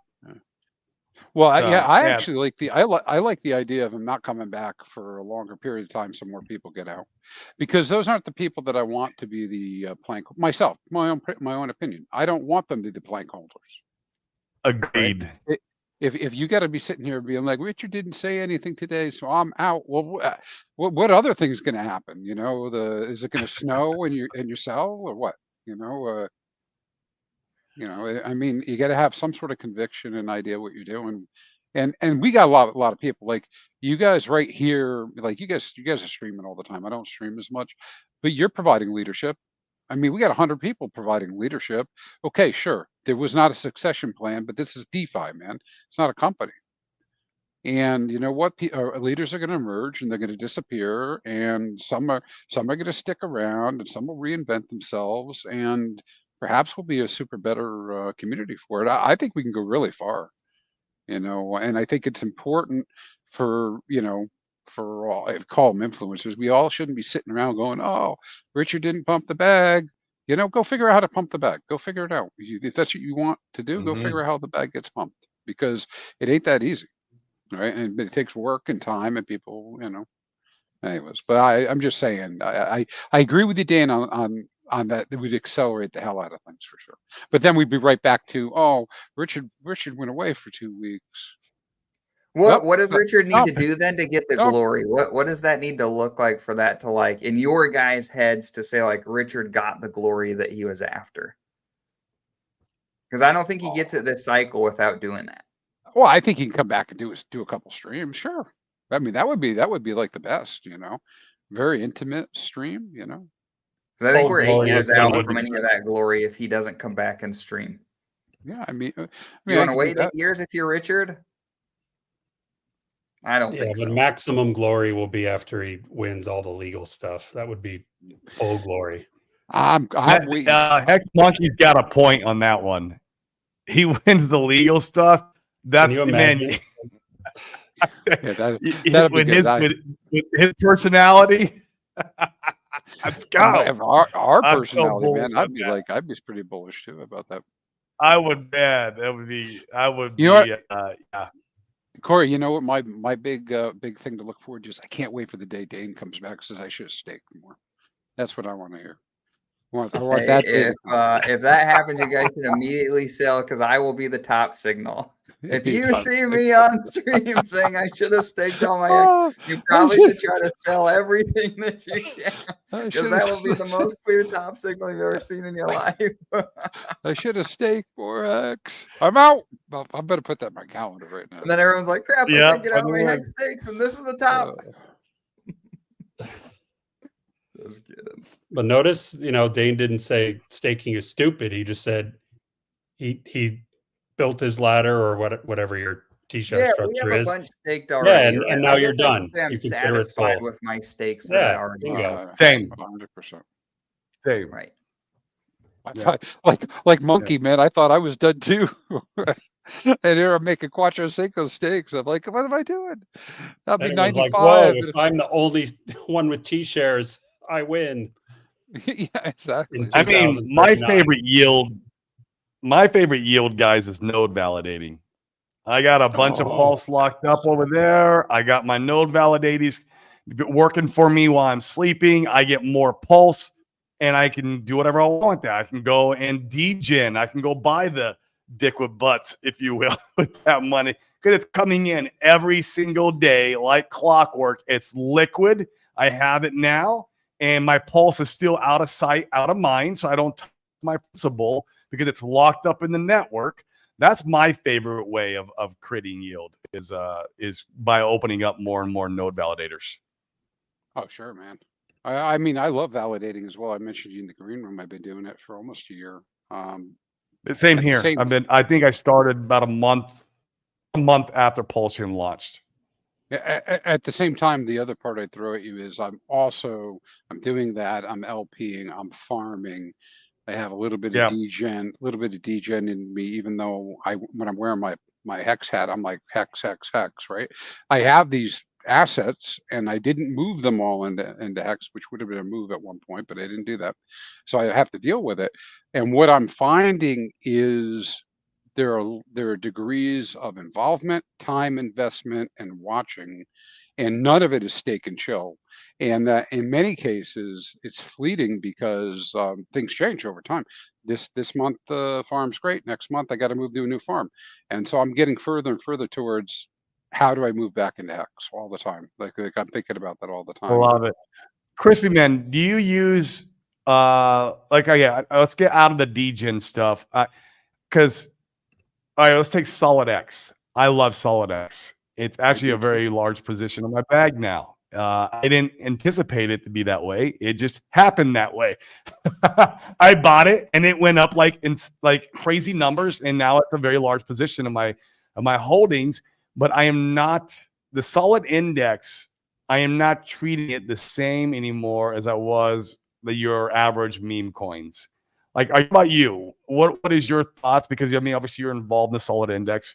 What are you using it or treating it the same as you do your other degen coins to go back and buy more hex and more pulse? Or are you staying in? And if you don't want to answer that, it's fine too, because I get it. I'm in a little bit different situation because first off, shout out to Solid Hex. I'm gonna be watching that tonight. I'm excited. He's been very generous to the community as a whole in a couple different ways with distribution of Solid X. Of course, we saw that price movement going up. Frankly, at this point, I have besides Hex and of course the RH ecosystem stuff, I have really two classes of tokens. One is the Solid Index kind of token group, and I don't want to sell anything. I don't want to sell my ink. I don't want to. It's getting really bad because I don't want to sell that. I don't want to sell Axis. I don't want to sell Solid X. I don't want to sell Fire. I'm like, and everything has ramifications to it. So I'm like proverbially stuck in the mud. The other class of tokens I have are all the tokens that I supported, meaning, I like what B9's trying to do, so I support B9. You know, Randy's there putting up a super chat. Randy's You know, my boy. I was in Love Randy. with his group early, and so I benefited from getting to know. Same here. I didn't know what the hell was going to happen with it. I mean, so I mean, I can just like Me tick them off. either. Calm, communists, you know, all these different tokens I end up involved in as a side effect of all this stuff. Again, because I wanted to support the That's community. So freaking yeah, great. I don't have a clear answer for you at all, man. I'm like, you know, how am I ever? I'll gonna tell you sell what anything? I've done. I've sectioned it off as another class of blue chips for me now. So I have my RH assets, which are the top of the ladder. Underneath that, I have my solid index assets. And then underneath that, then I have more of the speculative, like, you know, I follow very that same camp as Sami, 90% or 10% lottery. So I still have my 10% lottery that I play around with. And then I use the lottery, Crispy Man, to go back and accumulate more hex, more pulse X. In fact, I just caught a couple meme coins this last week and accumulated a little bit more hex with that. It was nice. So yeah, that's how I've got mine broken down now. But I'm definitely in the camp with 90-10, like Sami does. Yeah, I think you end up with also have these opportunities, even though it's not the hex way. You have the opportunity for LP, and you have the opportunity for farming. You know, particularly with the solid index stuff. You know. Oh yeah, yeah, that's a great passive income play on top of your node validating and T shares there, Crispy Man. I know, man. Uh-oh, Dad's here. Hide all the stuff. We can't no longer stream by ourselves. Yeah, I'm we here to were do your fighting too much. laundry. Yeah, I can wipe my own butt. I can wipe my own butt, Maddie. I got it. Well, you guys have done a great job of representing the community and doing this hour-long panel. Where can people find more of your content? Dane? I'll start. Dane. They can find Corey and I. We try to stream just about every single weekday when we're in town. We do a lot of we speak at real estate conferences all over the nation about crypto. So we're doing our part to try to onboard as many people as humanly possible. We've onboarded almost 200 real estate investors since PulseChain launched. That is amazing, which has been a blast to be able to work with our guys over there. And so they can find, I'll let Corey speak for himself. They can find me at just Money Talk _Dane or Money Talk with Dane on all social platforms. You can find it on YouTube, Instagram, Facebook, Twitter, of course. And I'll love to help however I can. It's been a pleasure to be here. Thanks, Maddie. Thank you.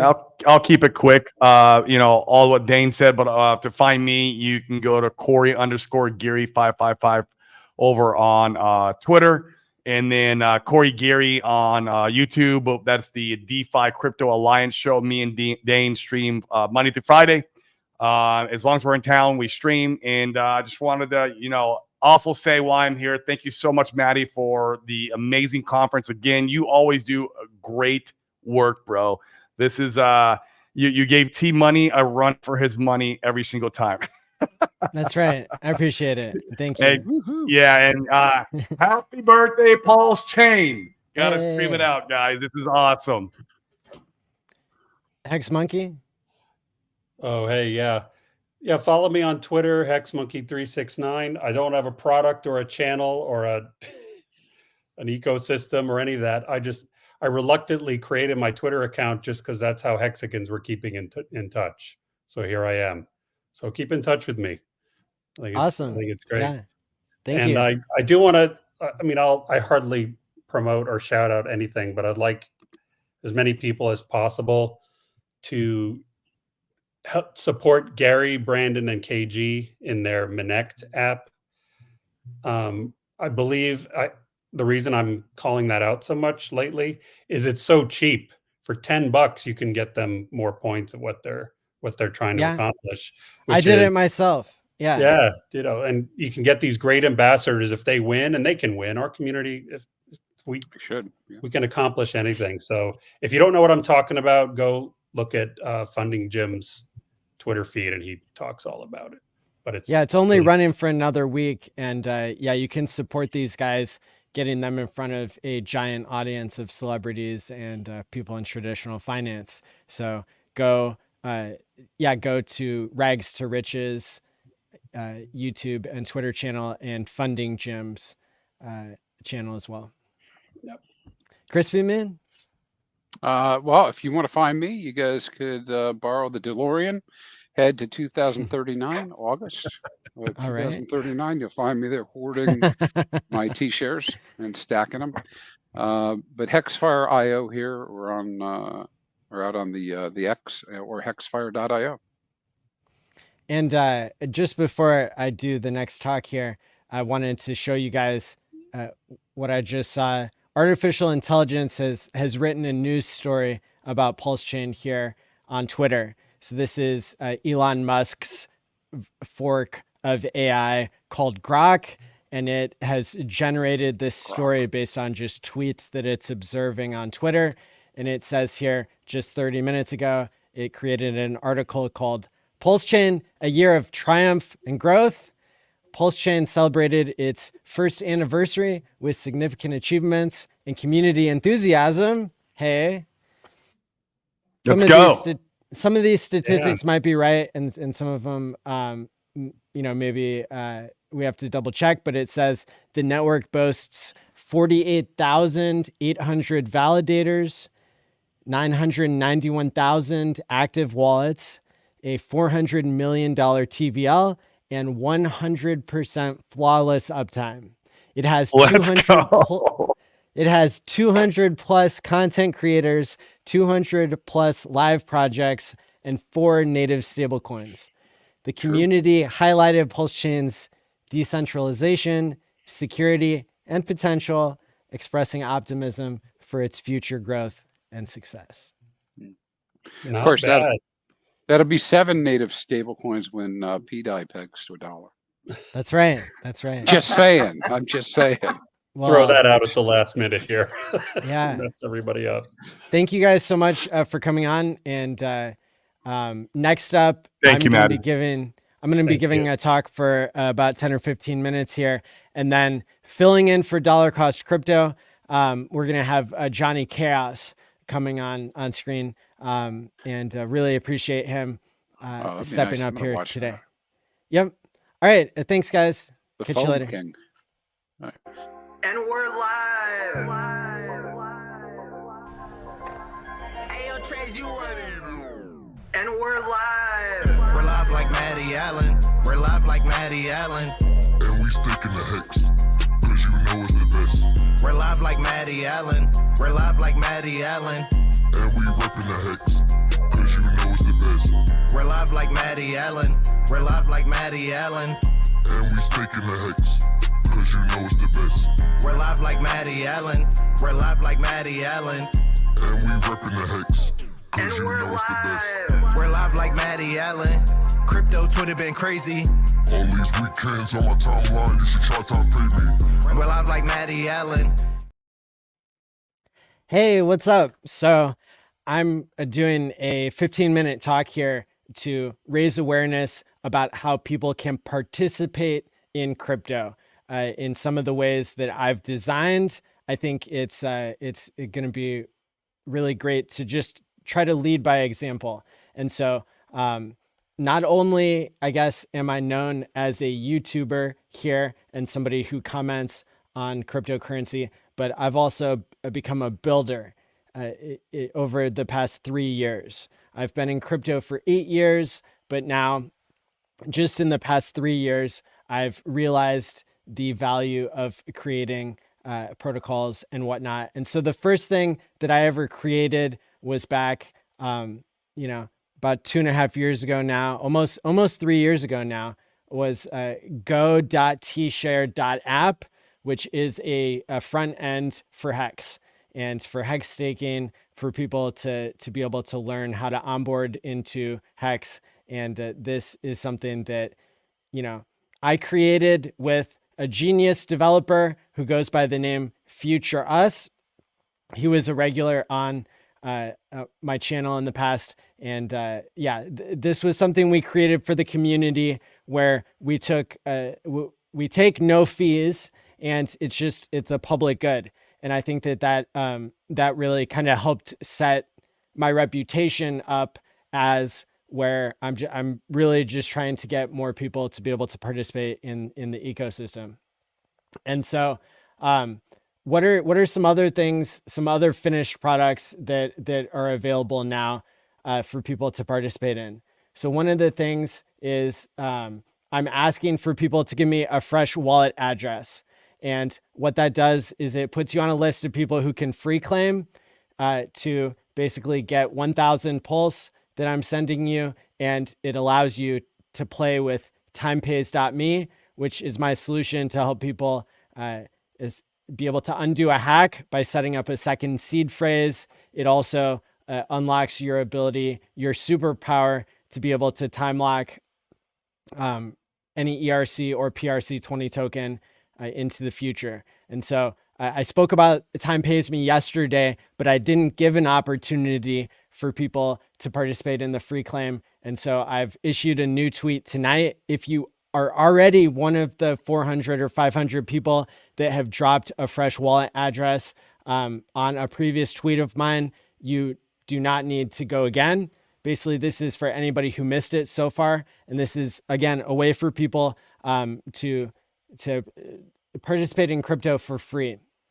And so I just dropped the link in the live chat here where people, you can drop a fresh address on this tweet, and it will it'll allow you to be able to start clicking buttons on PulseChain where I'm basically using a batch sending protocol to send you some Pulse so you can play around.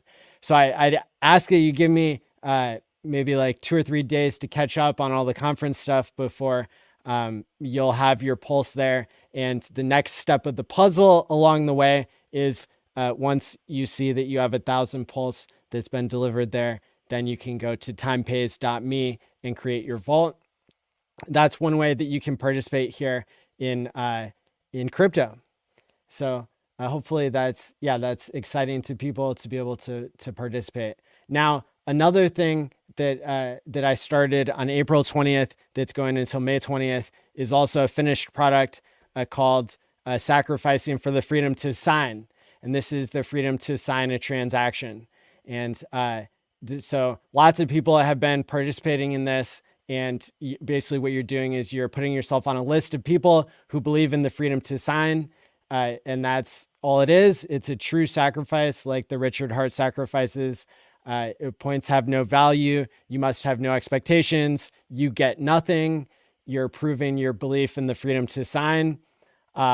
You would not send from an exchange. You use your own keys as your signature to publish your address in a set of free speech users. Basically, people were really happy and excited that they got to be at the top of the list on Richard's sacrifices. And so there you go. That's, a standalone statement. So I've already published this address ending in 77A that also matches up with freesign.pls and freesign.eth. And then just tonight, I opened it up because previously there was a minimum of $500 and a maximum of 500K. And here, now it's been opened up here. You can see with this most recent tweet, got to go down to the bottom here. Let's see. So now you can sacrifice any amount of PLS or ETH to the sacrifice addresses Time Pays Me vault address. So that's here. It's an address that starts with 0x7FDCF and it ends with 7A8B8. And the reason why you know that this is an address, basically, if you believe that this is a real address with the 77A, I can go and verify here that this is a Time Pays Me vault that has been created by the sacrifice address. So that there's no lack of, I guess, understanding that that this all happened on chain. Basically, it's provable and verifiable that at a transaction on Ethereum, there was a vault created. There was the creation of a time capsule here we can see, and that happened both on Ethereum and on PulseChain. So that's pretty cool. The fact that you can send any amount. Right now, gas on Ethereum is only 3 GUE. I've never seen it lower except maybe when PulseChain was first launching. And so that's, it's, really makes a big difference for people doing smaller transactions. And of course, hey, if you want to send one pulse or 1/100 millionth of a pulse to this vault address, you're more than welcome to do that. I am basically measuring how many people are wanting to participate here. And so to do that, you can follow the link that I've dropped in the live stream here. Now, people, so that's, that's like, that's the update there that I wanted to let people know for tonight. Pretty much last night, I explained everything that you can do with timepays.me, which is, that's the protocol that we launched on July 4th that allows people to pay their future selves any ERC or PRC20 token. It allows you to undo a hack if you have a second seed phrase set up. And the third, which is what we want future to evolve into, is this idea that you can pay yourself to be motivated to do something. You can now, this is a new function within crypto. When I tried it on myself, I became incredibly motivated, and I ended up putting on a really great Hex conference, even though that wasn't what I was paying myself for.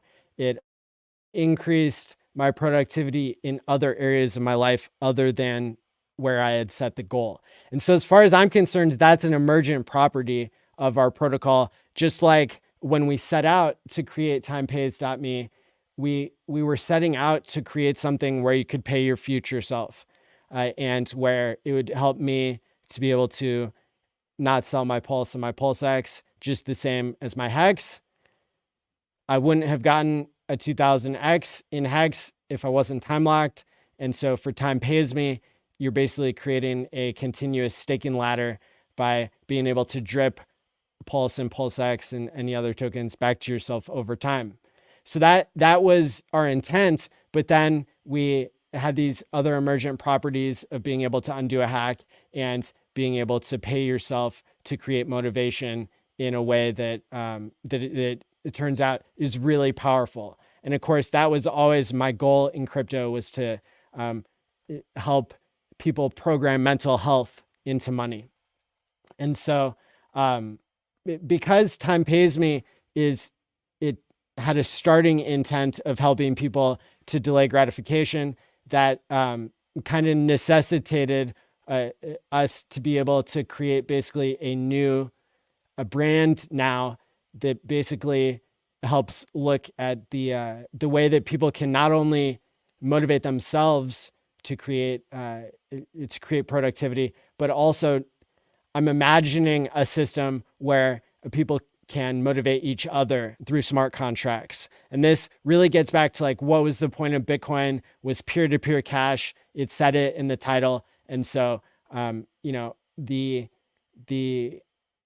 ideas that we're wanting to build, the smart contracts that we're working on, this is something that might end up looking something like GoFundMe. It might be a crowdfund-ish in that sense.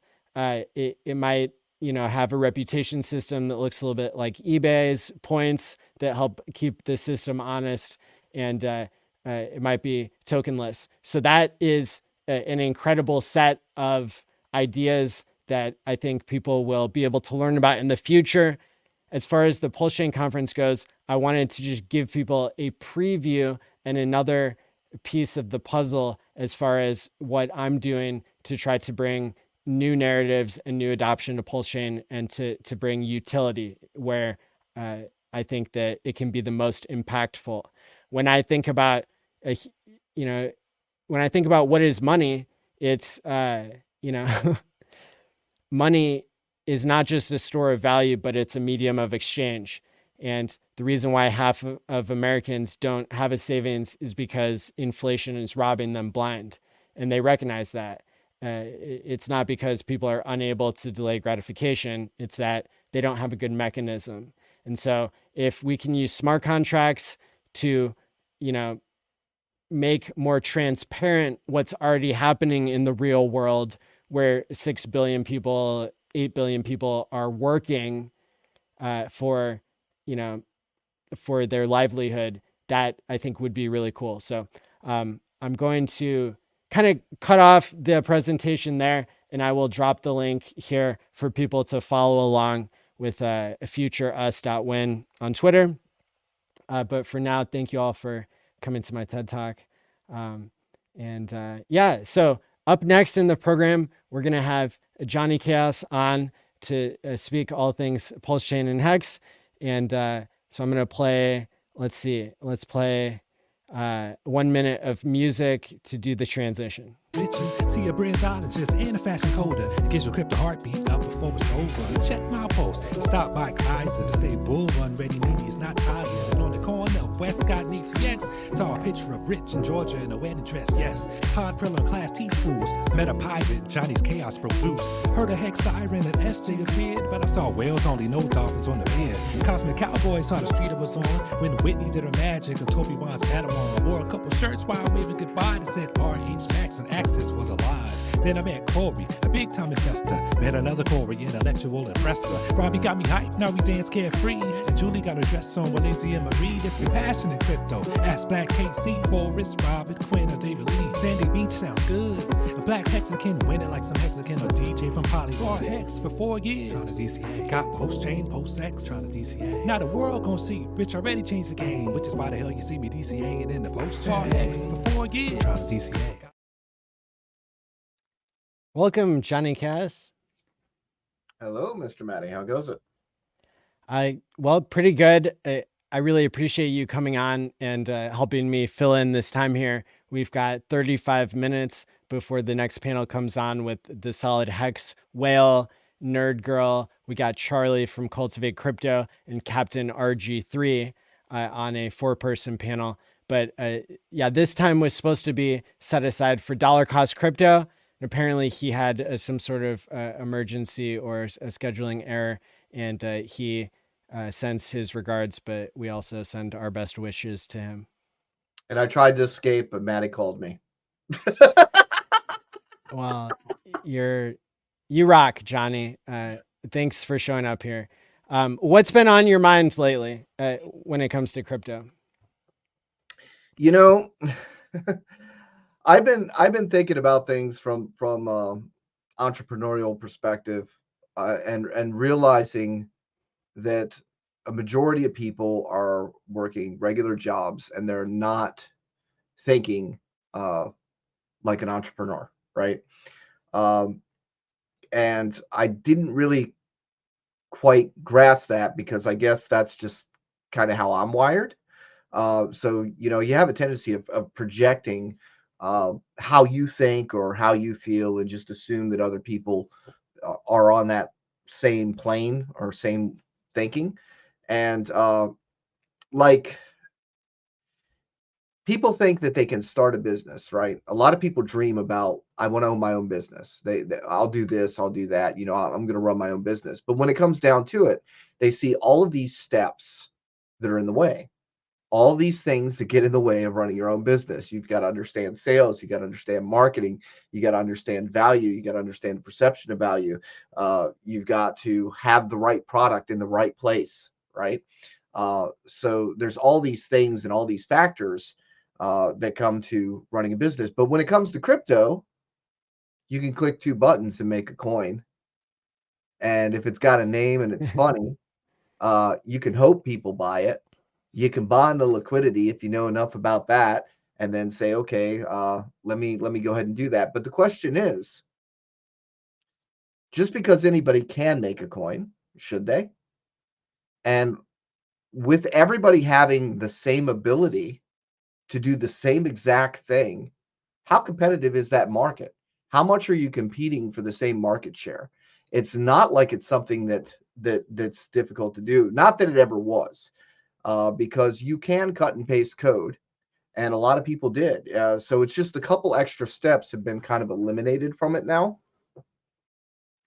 And I think people really kind of doubt or aren't aware of how difficult it actually is to have something that actually does what it's supposed to do, to have the knowledge of setting up the liquidity properly. And it's almost like running a business. So the thing is, who do we know that has been in crypto for 10 years, 10 plus years? Who is it we know that has a legal team if need be? Who do we know that wants more than anything else in the world to be the best person in crypto for the glory? Not just because they want to make a coin and they want to make some side cash, but actually wants to be known as the guy that did these things, right? That's important. You're talking about Richard Hart. Yeah, that guy. Yeah, it's funny Yeah. that we don't we don't see a lot of him these days, but still, it's just because you can doesn't mean you should, It's really kind of a thought for people to think about. There's a lot more to making a coin than clicking the buttons. There's a difference between what's going to be successful and have brand awareness and still have people talking about it 4 years later, as to where most things are forgotten with the 3-month attention span that the crypto space generally brings.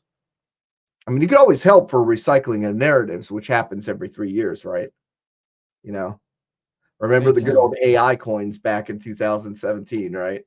We had Deep Brain Chain, Einsteinium, SingularNet, all that stuff back in the day.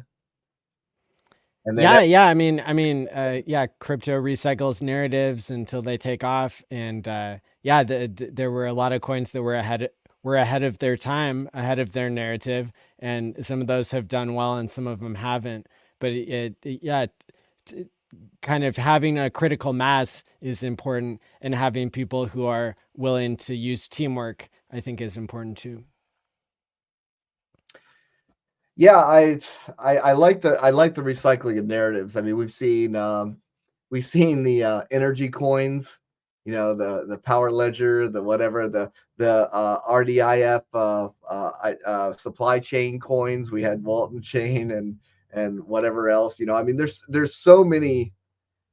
There were so many narratives like, yeah, I'll buy that. Hey, put me down for a couple of those too. It's like I've already been through that, and it's like, wow, and a lot of this feels to me a lot like 2017, where people are literally putting,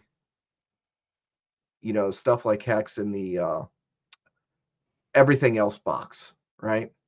That just belongs with everything else. Let's just throw that in there. That's just everything else, because that's that consistency bias. When you're in the market for pet rocks, or you're in the market of selling pet rocks, that's all you think it is. So you just throw it in the box of, it belongs with everything else, and they don't take another look at it.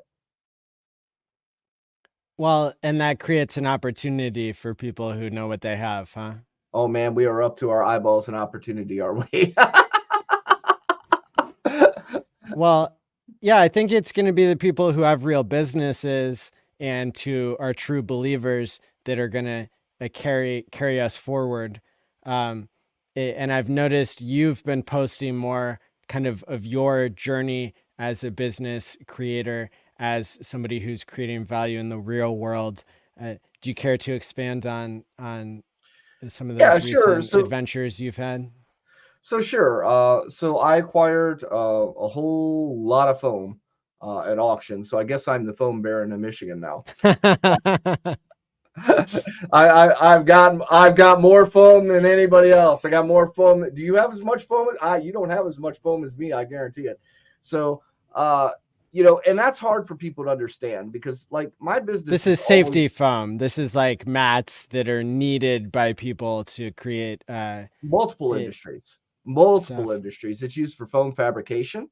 It works for sound dampening. It works for insulation. It works for structural. You could build like my dragon's made out of the same type of foam. The structure underneath, the supporting structure, is made out of that. it can be used as yoga mats. It could be used as tread safe mats. You could sell it to people at booths that stand on their feet all damn day for like dampening. So I mean, it's something that's physical that could be used in multiple industries. You just have to be able to market it to those multiple industries. That's where like crypto is like marketed to like one industry, and it's the guys that want to click the button and make the number go up, right? This is actual functional stuff, and I got it for fractions, pennies on a dollar, easy. Because as I speak to people and I tell them, I was like, you got to know where there's value when other people don't see value. You've got to be able to snag stuff up and remove it from the market so that you can profit from it and let everybody else just give it away. There was a lot of stuff. No, I did not get the damn forklift. And I saw you guys talking about steak in the chats too. I had a ribeye earlier today, so I'm all about that carnivore diet. No, I did not get the forklift. I am the forklift. So are you saying that you're going to be coming out with like a foam token or something? No, there is no foam token. I'm going to do my job, and I'm going to let people that are professionals do their job. And I'm not going to pretend to be a professional and make a coin. Okay. Beautiful. I'm going to stick with a guy that's been an industry leader for the past 10 years and has a track record of running successful businesses. And I'm not really interested in all the other garbage. I've got my own business to run. I can make money without worrying about my crypto. And the same thing with my crypto. People are like, I don't understand,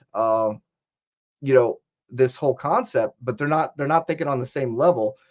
That foam that I bought, I'm not going to call up a distributor and say, hey, I bought all this foam.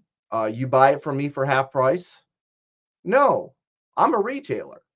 I'm going to wait until I sell that one sheet at a time at full price. Now, maybe I've got some friends that I might give a bulk discount to. Okay. But as far as the general public, no, I will sit on it and I will sell it one sheet at a time and get my price. Okay. With my crypto, it's not worth selling. Have you ever had like garage sale or something, and someone comes up and goes, I'll give you a penny for that. And you're like, get out of here. I'll set it on fire before I give it to you. It's like, that's where I'm at right now with my crypto. It's like this, we are so undervalued right now. It doesn't make sense. You have to give up such a large amount of your position for so very little. It's just not worth it.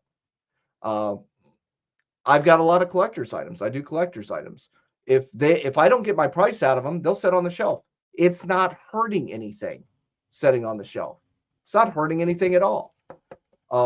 This is the problem that people think. They're watching their balance on a regular basis and they're feeling the emotions as the chart raises and lowers. You have inventory. Follow me here. You have inventory. You choose what you want to accept. And don't fudge your own bags. I did think of a funny story, Maddie. Please. I took a car that I was trying to get rid of, and to the dealership that manufactured the car, nonetheless. And I was talking to him. I said, this sucks. It's only a 2-wheel drive. It doesn't make it up the hill in the winter. I love the car, but it's absolutely worthless in the winter. So I go to trade it in, and now mind you, this book, the car booked at 6.5, blue book, and they said we'll give you $1,000 for it. I mean, and the car was in great shape, right? And I'm like, what do you mean $1,000 for it? Well, here's what I did. I told them that this car doesn't make it up the hill. I'm tired of it. I fudded my own car. Okay. I fudded my own car. Now, when they told me I'll give you $1,000 for it, I laughed at them. I said, nah, I'll just give you cash for the car and you can skip on the trade-in. Okay. And then I took my car to another dealership and I said, it's worth 6.5. I'm willing to take 4.5. Cut me a check for $4,500 on the spot. Boom. Boom. Now, what is the difference there? The difference is my attitude. When you're willing to give away what you have for cheap, somebody will be there to buy it. Every time. I like to be the somebody there buying it when people are giving it away for cheap. I don't want to be the guy giving it away for cheap. How do you avoid that? You don't be in a position where you need to sell. You don't over leverage. You're not chasing because you're saying, oh, this guy made a coin that did a 10,000x. I'm going to buy his new coin and start over and get a 10,000x because you and everybody else around you has the same brilliant, bright idea. And when it comes to checking out the line, you're all checking out together. And we know that the liquidity can't support that kind of behavior. Okay. And if you don't believe it, you believe it now. Yeah, that's a great example of people valuing something, and when we hit a bottom in a market, it's because there are people stepping up and saying, I don't want to sell for pennies on the dollar. I don't want to pick up pennies in front of freight trains. I'm willing to, do this real world thing that's valuable to support the price because yeah, it's what you like and it's what you believe in. And yeah, so I think that that's a really valuable lesson for people. I like what Fox Boulder said there. He says, it says 6.5, but to me, it's worth a lifetime of memories. So, I'll let it go for 10K. See, now you're thinking. Now you're thinking, brother. That's the mindset you have to be in. But see, look, guys, the thing with crypto is it's easy to click a button. It's easy to click that button and tap out. Hit the little tappy button. You're out, right? It's easy to let your whole bag go. It's easy. It's too easy. That's why Maddie's got his time pays me to prevent that easiness from happening. We had that one guy that just hasn't moved his Bitcoin in 10 years, and boom, he's moving his Bitcoin now. Boy, man, that must suck. That guy must really hate the fact that he didn't have access for his Bitcoin for 10 years. Whew. Imagine that. He didn't have the opportunity to sell it for $10. He didn't have the opportunity to sell it for $100. He didn't have the opportunity to sell it for $1,000. He didn't have the opportunity to sell it for $10,000. Oh my God. Now he's got the opportunity to sell it at 60,000 plus because those opportunities were last tops, not the tops. Interesting how that works, right? Yeah. That guy got a multiple 10,000x. Mm-hmm. Yeah. I mean, it's a big deal to get the right thing and then be able to hold on to it. I don't think I would have been able to hold on to the amount of hex that I did if I wasn't time locked and that, Oh man, that's benefited people. With some of the spite and hate and vitriol and shit that we've taken, I mean, it's amazing that, zoom out, people. Yeah, we've it's not anything new, but I mean, heck, man, it's easy to quit. It's easy to quit. That's the easiest thing you can do is just hit that little tappy button and say be done. But what's the point? What are you going to get? What are you going to get? If you look at it, you go, look, it's already gone. Let me just go about my normal life. It's gone. That money's gone. It was a bad bet. Okay. It's gone. All right. So what do you do now? Go about your normal life. Check on it in a couple years. Maybe it'll surprise you. Become the foam baron of Michigan. Oh, wait. There's already one of those. Go find your own thing, people. Yeah, so I picked up a whole bunch of tables too, because my bright idea was to update the studio and get some more tables. So at the auction, they were like, this is a 4-unit table, and it's huge. And they're like, can we get $25? It's like nobody was bidding on it. I'm like, well, shit, I'll give you $25 for it. And then we got over to the second multi-unit table. Those were really nice tables. They're really heavy too. Hey, you should have came down and helped me move these. That's what I'm going to do. You can start making me go on your show. I'm going to say, all right, Maddie, that's fine. You got to come down and help me at the shop. Well, I don't know if everybody watching now got to read your Twitter, but how much did you pay for the foam and how much is it worth? And then same question for the tables. Okay, so the foam, I still don't know what the market cap is on the foam. I don't know how many pieces were ever made. I don't know how many are actually in that pile.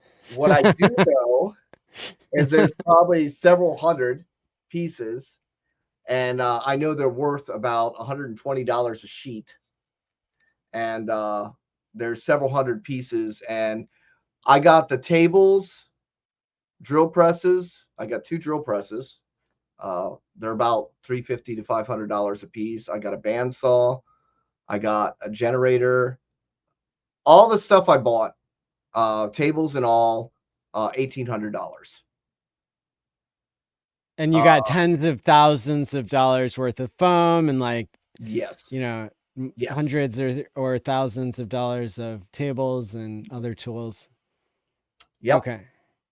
Yep. Pretty good haul.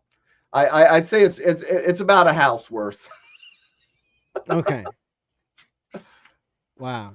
So the people who have like a watch that's worth an entire house, you can go up to them and say, well, I have foam. I have more. My foam is worth more than your watch. Maybe not more than Richard's watch, but yeah, we get it. But yeah. But the thing is, that stuff doesn't resonate with me. It's like, you know, instead of having a Lamborghini in my garage, I've got 2 spaces pulled up with foam right now. It's like instead of something that is going to cost me to own, whether it's tags, license, tax, luxury tax, repairs, whatever, you know, gas, you know, you get like 2 miles to the gallon for those things. I mean, it's like, you know, you get a scratch on it. You get, I mean, just, it doesn't make any sense to me. You can't drive it in Michigan anyway. We got potholes, and you can only drive it probably 2 days a year anyway. So what's the point? But in that space, I've got stacks of foam. And actually I put in some calls to some other foam fabricators that I know, and they're like, oh my God, you got foam? Let me know. Send me samples and pricing. I mean, so you have to know how to market things like that. You can't just go somewhere to an auction and then buy something because you think it has value, right? You have to buy something that you know has a value and has a market, and that know who it is that purchases that product, and know that you'd be able to sell that product to those people. So that takes a little bit more work than just hitting a button and selling it randomly, right? And because of that, guys, because it's easy and everybody can do it, that's where the competition comes in. And not everybody can exit at the same time. Doesn't matter what industry you're in. If somebody pulled up next to me and they started selling foam at half price of what I'm selling foam for, and they had the same customer relations as me, they had the same marketing as me, they had the same way to distribute as me, then that would be my competition. You know, back in the day, we were talking about like the hot dog stand theory, right? Everybody comes along and they're like, well, I could make a hot dog, right? So they see this guy over here at the hot dog stand, and the hot dog stand is making about $2,000 a day. And they're like, well, damn, I want to run a hot dog stand. I can make a hot dog. So then what happens?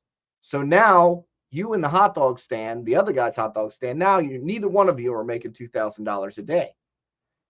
And then somebody else comes along and they goes, oh, look, they're splitting. These guys are each making $1,000 a day. I'm going to open me a hot dog stand.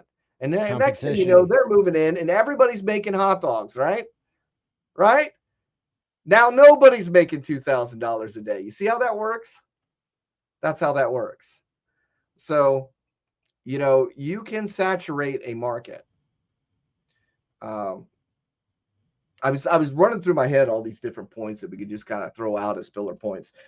Here's another idea for saturated market. You yourself can saturate a market.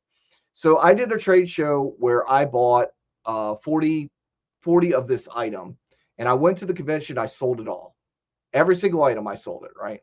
I go back to the convention the next year. I bring 40 more units. The next year, I go back to the convention, same convention, and I figure, oh my God, this thing that I had was really popular. I'm going to order another 40 because I'm going to go back to that convention. I'm going to sell the same thing. Guess what? I didn't sell any. The next year, I didn't sell any. You know why? Because I saturated the market. So what I noticed was everybody that I sold that item to the previous year was carrying it. So I could count my 40 books because it was the same people, the same clients, the same people that bought from me last year. I didn't bring them something new. I brought them the same thing. They had already bought it the previous year. So you can saturate the market. So this is one of those things, one of those concepts I want kind of to be in the back of your head. Yeah. Yeah, that's wonderful. Johnny's down so bad. Johnny's not down. Johnny's not down at all, guys. Well, the haters don't know what they're talking about. So did we fill in time? Well, we do have another 10 minutes. And we got another 10 minutes. Then we've got the Solid Hex Whale, Nerd Girl, and RG3 coming up. I think we'll have a Charlie from Cultivate Crypto, and that'll be an interesting panel to see. But I think that it is a good segue because from what I know, some of the biggest whales in PulseChain, they have the same attitude that you have, Johnny, which is they create value in the real world outside of crypto. And they have an ideological alliance with true crypto, with some of the ideas that Richard's put out there, some of the ideas that the community has put out there. And these guys have such excess productivity and excess wealth that they're able to come into crypto and use it as a signal for what they believe in.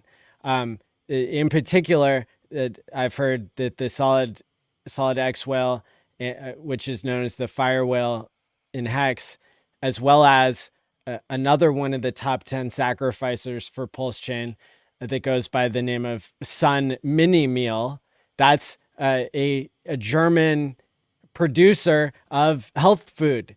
And it's somebody who makes so many millions of dollars per year that they are able to be a top sacrificer.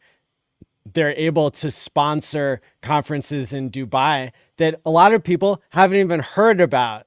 This particular whale who has already started making moves to get the word out about PulseChain. And so we saw that happen in Dubai 2 or 3 weeks ago, where the Sun Mini Meal whale dropped, I think, lots of hundreds of thousands of dollars to like make a splash at Token 2049, which is the biggest crypto conference in the world. And so, yeah, then we have the God Whale, who is smashing the buy button along with the OA back, for the 4th day of the Hex conference, right before the Bitcoin ETF got approved. So there are like, countless whales, and we're just learning about more and more that have this same philosophy that you do, Johnny, that like creating value in the real world is one of the ways that people who are in crypto can approve that, that this is more than just it's more than just like a revolving door type of thing. It's more than just a gambling casino. It's something special is being built here. Yeah, I mean, the thing with, Pulse was built so that Hex could be optimized and be able to use the way it's meant to be, right?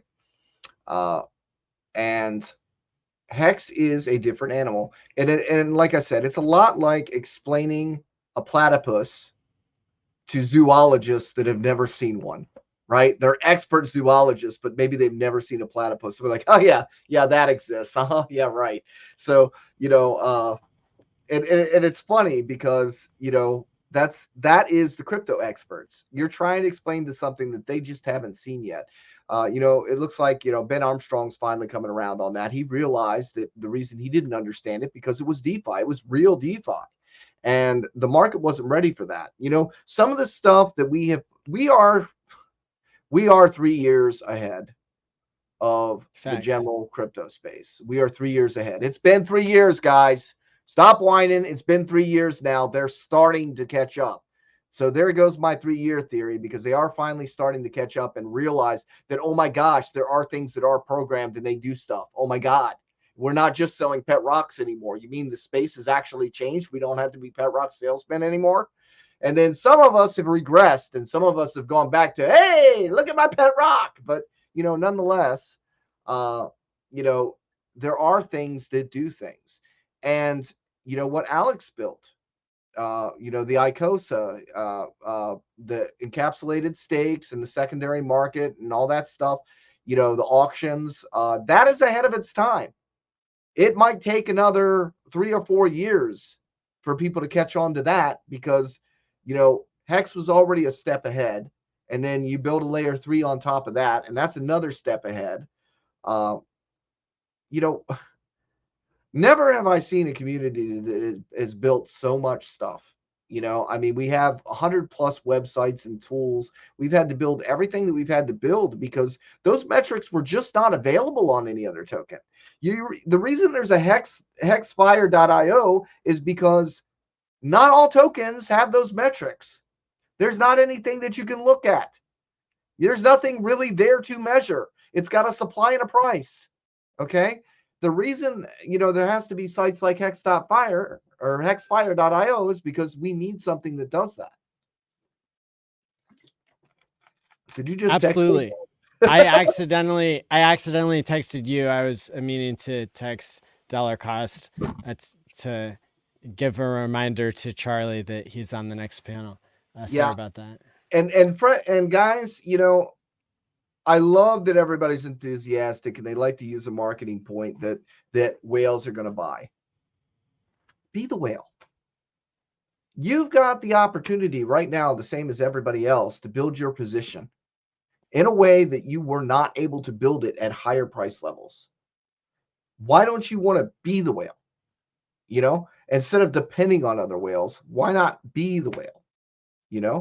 1 million hex was absolutely unattainable, a few years back. Forget it. The average person wasn't getting that. Okay. So look at the prices now. Be in a position. So this is where I want to lead you guys. All right. What's important is that you have a position that you are comfortable with leaving alone. Whatever that position is, whatever that is in relation to your income. If you have the staying power, when you have the ability to walk away and say, you know what, that money's gone, I'll worry about it later. And then that's going to give you your peace of mind. And that's going to let you accept the worst and hope for the best. Okay. If you can just say, this is my throwaway money. This money is thrown away. I will come back and check on it later. That puts you in a position where you don't need to sell. And then just go about your normal life. Okay. If you want to add a little bit here and a little bit there to your position and build your position, fine. But you need to be in a position where you don't need to sell, because if you have to sell, if you're in a position where you have to sell, that's going to destroy you, because you will be in a position where you end up locking in losses, and there's not anything anybody can do about that, because only you can make that decision on whether or not you press that button. So it's very important, be in a position where you don't need to sell and you can afford to wait. If you can afford to wait, you will win. If you can't afford to wait, you have more in than you probably should. Beautiful. Well, Johnny, I really appreciate you coming to the rescue last minute and helping to fill in this spot. You are always very positive and thoughtful. And I know I've learned a lot from you. So thanks for helping out tonight. And check out, like I said, Maddie's done the time pays me thing. That is one of those other options to where you put yourself in a position where you make a commitment to yourself to put your money in the future. Nobody wants to do what's healthy, guys. Everybody wants a candy bar. Nobody wants to eat their broccoli. Okay, I get that. But the application that Maddie's putting out there is something that allows you to feed that money back to you so you can ration yourself. Ration yourself. So you don't have access. You are not compelled to hit that tap out button. You're not compelled to pick up that number and go, oh, okay, I got all this foam distributor. Can you come buy this stuff? I need you to take it off my hand. I want to park a car in there. Okay, you don't want to do that. That's right. No parking cars around here. Right. Yeah, and I gifted Lamont Black a 20-year hex stake that can't be emergency unstaked and pays him every week in Deci using Time Pays Me. So that was fun too. Well, thanks, Johnny, for being on, and really appreciate you. I'm going to play, let's see, about 45 seconds of music, and then we'll have the next panel appear. Thanks, Johnny. Take care, peace. Let's talk about the highest appreciating asset class today. It's crypto, not stocks and bonds. Boy, this ain't for play. My word plays to educate the children around my way, so they can get out the hood. No, I don't want to stay. Education's critical in my life, pivotal. Could have been in jail or dead. Yeah, it's just that simple. But back to investing. Here, take some notes.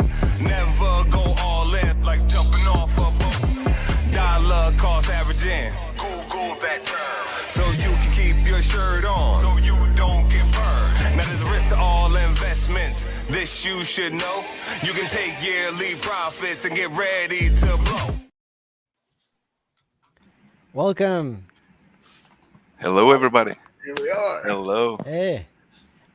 This is one of the most anticipated panels of the conference, so I want to thank all the speakers who are here. We have Captain RG3, we have Fire Whale Pumpologist, we have Charlie of CultivateCrypto.com, and Nerd Girl 007. Thank you all for being here tonight. Thanks for having us. Thanks for having us, Maddie. Great job. Oh, thank you. So a Nerd Girl has offered to chair this segment, and I'll let you guys take it away for the next hour. Thanks. Okay, thanks, Matt. Cool. So my idea for this panel was for us to talk about how our mindsets have shifted since this started, since all of this Hex, Pulse, and all of this started. So in the beginning, almost everyone was very, very maximalist, or at the very least maximalish, and in Richard Hart products, and maybe some Bitcoin and some Ethereum, because obviously we needed ETH at that time to stake and unstake, and Bitcoin was still kind of acceptable at that time. I was very much like, no, maximalism is bad and everyone should have a diversity of assets. And I know that my perspective has shifted.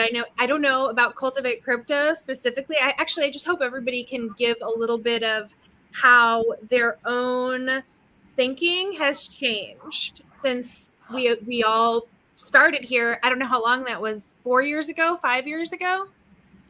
Yeah, I think I've done the whole 180, right? Going from being kind of just drinking the Kool-Aid with the anti-hex juice, that was being put out there by the Bitcoin maximalists mostly back in 2020. But the best thing that I did in the last bull market was buy some hex about the summer of 2020. I was like, what if I'm wrong? Because DCC, Dollar Cost Crypto, Miguel has been, talking about it since day one. And I'm like, well, you know what? I'm going to listen. I'm going to buy a little bit and see what happens. And the market always decides, what is right and what's wrong. So, Hex was one of the best positions that I had in the last bull market. So, I would say the price converted me. Price converted you, and I hope the PulseChain does the same. Never being part of crypto mindset and part of like the DCC. You were never a strict maximalist of any kind, right? No. Okay. We're basically like, what do you call it? Coin agnostic. We say, hey, if you can make money, why not, right? So. That's where we usually start. I mean, for me with crypto, I always come in with a giant grain of salt because 99% of projects stink. Yep. And so, I'm really careful where I allocate my capital. But with what we saw with Hex, I mean, we could see the same thing again, if not better, with PulseChain. So, that's what I'm excited for, is, basically what we got going forward. Okay, awesome. Captain, can you tell us how your thinking has shifted? Well, where did you start and where are you now? Well, I started jaded in crypto, being in since 2014, watching the pump and dump rooms, watching the scam coins, watching the no wallet for this crypto and ICO into this and all this other bull garbage and mining, protocols. And I was about to leave when Richard came around and said he was going to make a DeFi protocol that was going to be, your keys, your coins, inflation proof and yield generating, and you don't have to give up your keys. And I was like, okay, well, let's see what this guy does. And when he did it, I was like, I'm all in on this one, because this is what I thought could save crypto. So now I haven't changed my perspective on this one bit. My strategies have. My tactics have. My strategy is the same. My strategy is still, I want to bring as much adoption to the crypto space as possible, because that's what we need. We need mass adoption. We need the real world getting into this, not just the crypto bros. It's time for us to flip this over, or we're going to lose it. So now my tactics are, we always talked about Metcalfe's law, networking effect. Let's grow this thing. One tell one, let's grow it. Well, there's also a thing called Reed's law. And Reed's law is about groups and subgroups within the network, growing a network exponentially, even beyond Metcalfe's mathematics. And that's what we're seeing here in PulseChain. We are seeing, and because there are new groups that are growing and forming and doing well, they're all doing really well. They're button heads because we were a big one family, one tent, one ideal kind of, space. And the one guy that was kind of preaching that message hasn't been around for a while. Right. And so everybody's just kind of taking on their own, like, well, no, this is the message. Well, no, this is the message. Well, no, this is the message. And so we get these groups of people around each other, and then you get strong leaders within those groups. And, we get what we have today. And it's kind of a shit show, but it's going to change. These groups are strong. They've got good projects. They've got good strategies themselves and tactics. And so I'm leaning into all of these projects, all these people and all these leaders. I'm hoping that they're going to do well, and hoping that this is going to create a Reed's law effect versus just a Metcalfe effect. And PulseChain is going to explode. And that's with all of us continuously helping. I'm going to try and be that glue that just tries to bind everybody together. I'm not talking about kumbaya. I'm talking about give everybody a chance and shut the hell up and quit being assholes to one another and let people go out and fail or do whatever, and quit poking each other in the eye. Go do your thing and quit worrying about everybody else. And I think that's what's going to make this thing explode. Okay. All right. So let's give Firewhale a chance to talk. I know, Firewhale, that you started out very much Richard Hart maximalist. So tell us what has happened and how that perspective has changed over the course of these years. Exactly. So first of all, hi everyone. Hi RG3, Nerd Girl, and Cultivate Crypto. You guys are legends of this community, along with ALLin as well. That is always gathering the community. And I had the opportunity to speak with Johnny Chaos on the backstage, and he was telling me about how Discord Syndicate was the place where he started his X journey, and that was because RG3 allowed this to happen for people to hang out and learn more about this amazing community. So I totally agree with RG3 in the way that I was a maxi myself, and I still consider myself to be a maxi. Back when X was launched, I already was in crypto for around 3 to 4 years, and I lost a lot of money in multiple ICOs during the 2017 ICO craze. At that time, I lost, I think, around 25K in total. I was still working a regular job, and I never stopped believing in crypto. I knew the the potential and the mission of crypto was bigger than what these projects allowed me to have. And I just kept doing my own research and trying to find trustable people, you know. And that's pretty much when I found Richard Hart. Just, I would say, like 6 months to a year before he launched X, you know. Um, it was like such a project for me and such an opportunity that I felt like I want to be part of it and I want to go hard on it. And so I did. I invested more than 50% of all my crypto portfolio that I had at that moment, you know. And I truly believed in his skill set and what he wanted to create for the people. And here we are. But then, you know, he decided to launch PulseChain to fix the problem with fees and the problems with especially the SV load function, where you need to end your stakes, you know, and the longer the stake turns, the higher the price you will pay. And I remember like guys like Hodl Dog, which by the way I love Hodl Dog. He had like a staking ladder for Hex, and he was one of these guys that got like very negative. Um, he got like very negative behaviors for the high fees on Ethereum, and he could no longer like maybe finish some of his stakes. So that's one of the main reasons why Richard created PulseChain. But at the same time, I feel like by creating PulseChain, it was a call to action to all the community to start building on top of PulseChain, you know. So that's why, like, I think it's important for people to understand that it's healthy, and I think everyone in this community should be a maxi. But at the same time, if they can somehow bring some value to the community, you know, by being a maxi of themselves, they can be a maxi of themselves and maxi of Richard. The same way that I believe Richard is trying to build the best products, the best layer one, the best DEX, and so on. But he also supports Vitalik quite a bit, you know.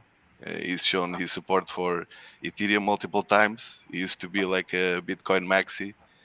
He decided to leave Bitcoin mostly because of the spaghetti code that you couldn't build on top of it by then, and also there were like few three-letter agencies perhaps that were taking control of the Bitcoin.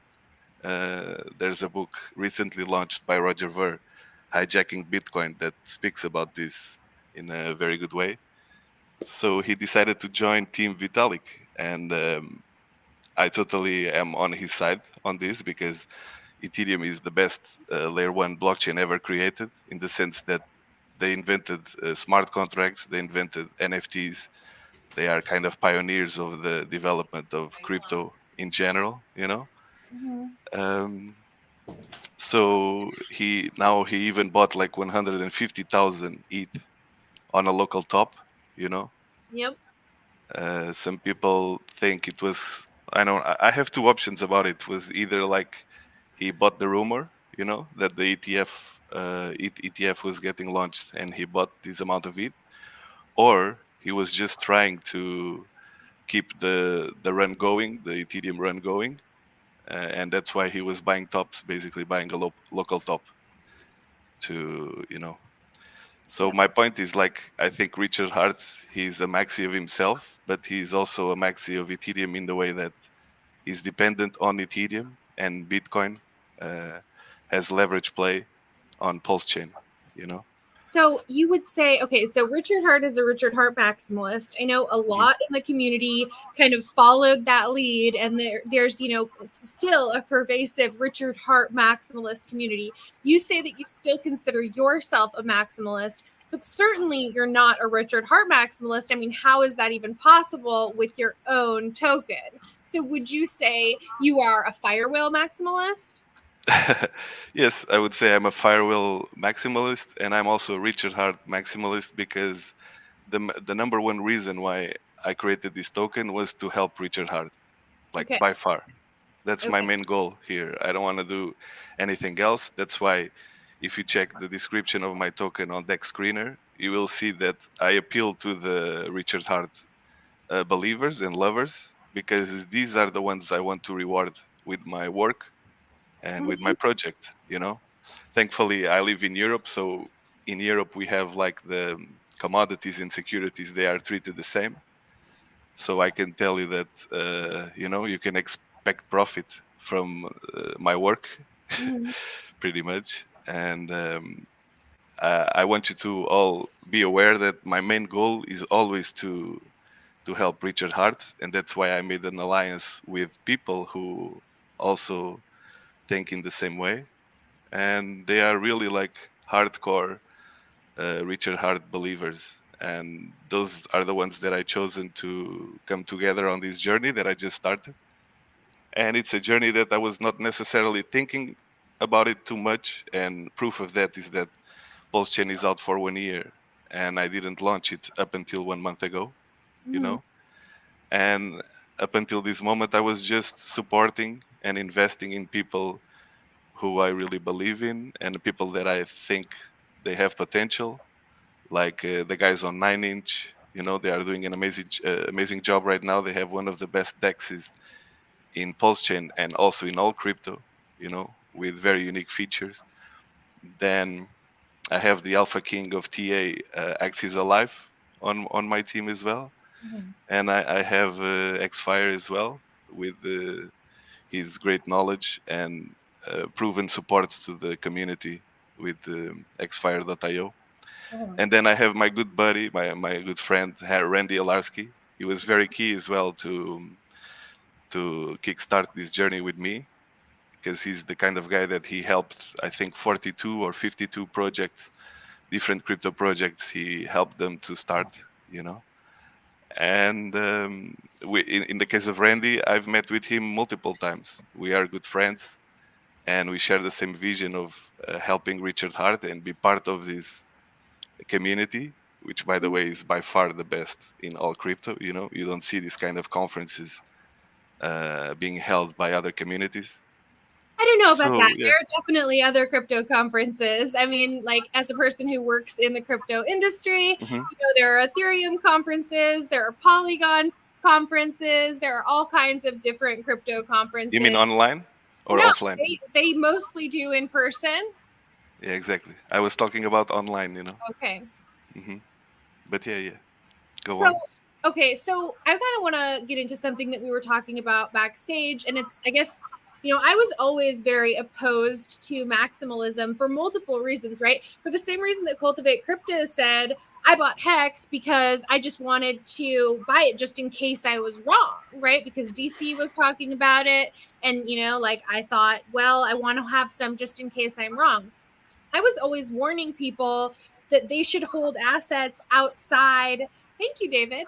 That they should hold assets outside of the Richard Hart ecosystem in case they were wrong about the price performance. And we're kind of seeing that play out right now, right? Like, PulseChain is working, the Hex contract works, but the prices are, you know, not performing, not up with the rest of the market.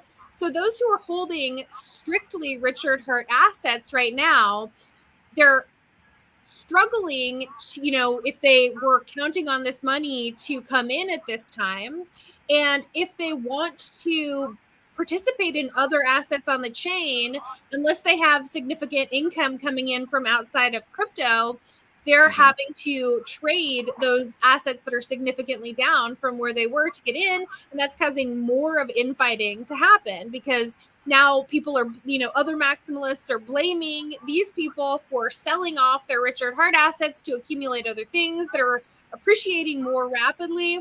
And I was kind of hoping, Cultivate Crypto, that you could speak to that a little bit. Well, yeah, I think when you put money in the market, right, you shouldn't expect, you know, like a return, like a paycheck, right? So I think when you get into a position, you're like, okay, why am I a Richard Hart maximalist for these projects, right? Because he knows how to make them perform the best than compared to any other projects out there, really. And yeah, so like, you want your money to go where it's treated best, but at the same time, you know, like if you have a little Ethereum and stuff like that, like that's great. You know, you want a balanced position so that you can basically ride the market. Yeah. So would you say, like, when you're getting into new assets, are you taking from assets that are down significantly, or are you pulling profits from things that are up? So in that way, would you say it's wise to hold things inside of different ecosystems?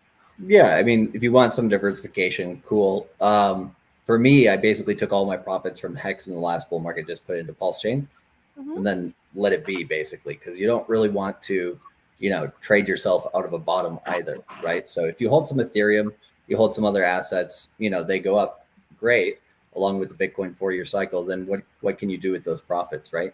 You can buy more PulseChain, buy more PulseX, anything that you want in this ecosystem. So yeah, I think it's really important for people in the community to stay positive about the price action, because, like, yeah, the bull market, you can see some of the projects like Cardano in the last cycle, they did over 100x, but they didn't get going until, you know, halfway through the cycle. So, you know, everything good takes time, and, you know, there's a lot of building going on. So, you know, I don't really like to see people trade the ecosystem as much as just dollar cost average into it, really.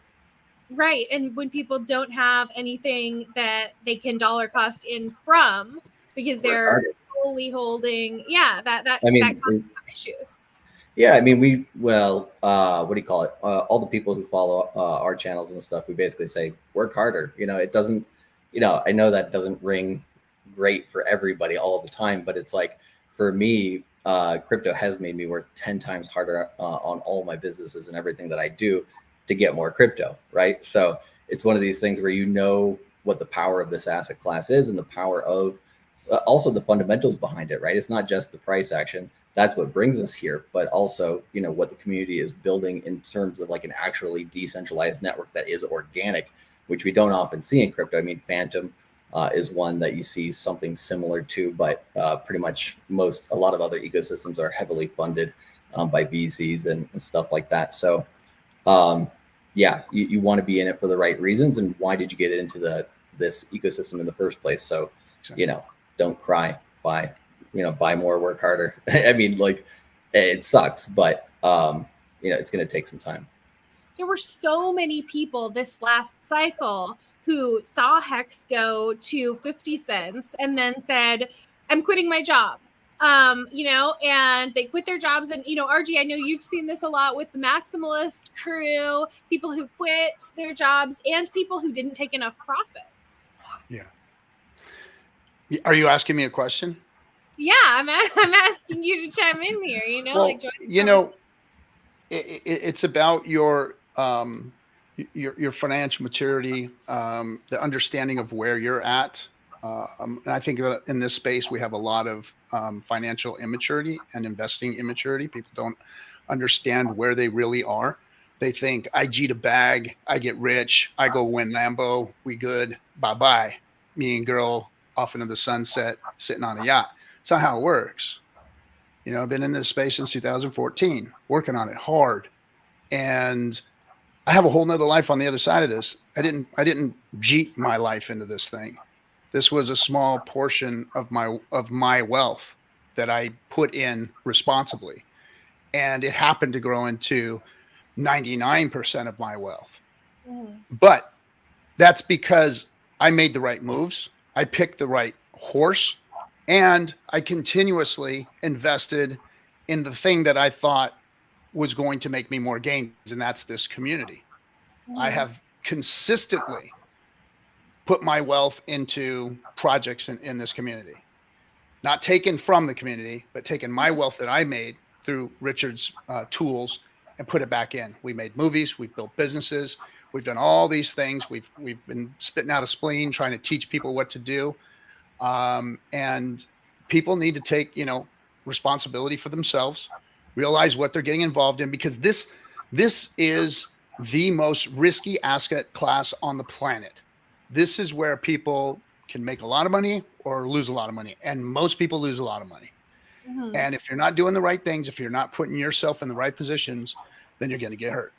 And you need to be sure that you're taking all the precautions and putting yourself in the right position. Now, Richard has given us a lot of tools to make money. He gave us PulseChain. He taught us liquidity. If you don't know liquidity by now, if you don't understand what PulseX is for and what these DEXs now are for on PulseChain, then you missed Richard's message. You need to go back and watch all of his old streams again and watch what he taught us about liquidity and how to make more money in this space. Not just by waiting on your hex bags, but also getting involved in everything else that's out here. Now, if you don't know what you're doing, make sure you get yourself damn well good and educated, or else you're going to get hurt in there too. So we have a lot of tools available to us to go out and actually get involved in the system. There's validating. There's all kinds of things that you can do now to make passive income in crypto that Richard has given to us. And now we're starting to see that with the projects that are coming on board. Our project that is also honoring Richard's tenants and helping to pump the system, helping to put value back into the system, helping to bring another Reed's Law networking effect, another group here into the system.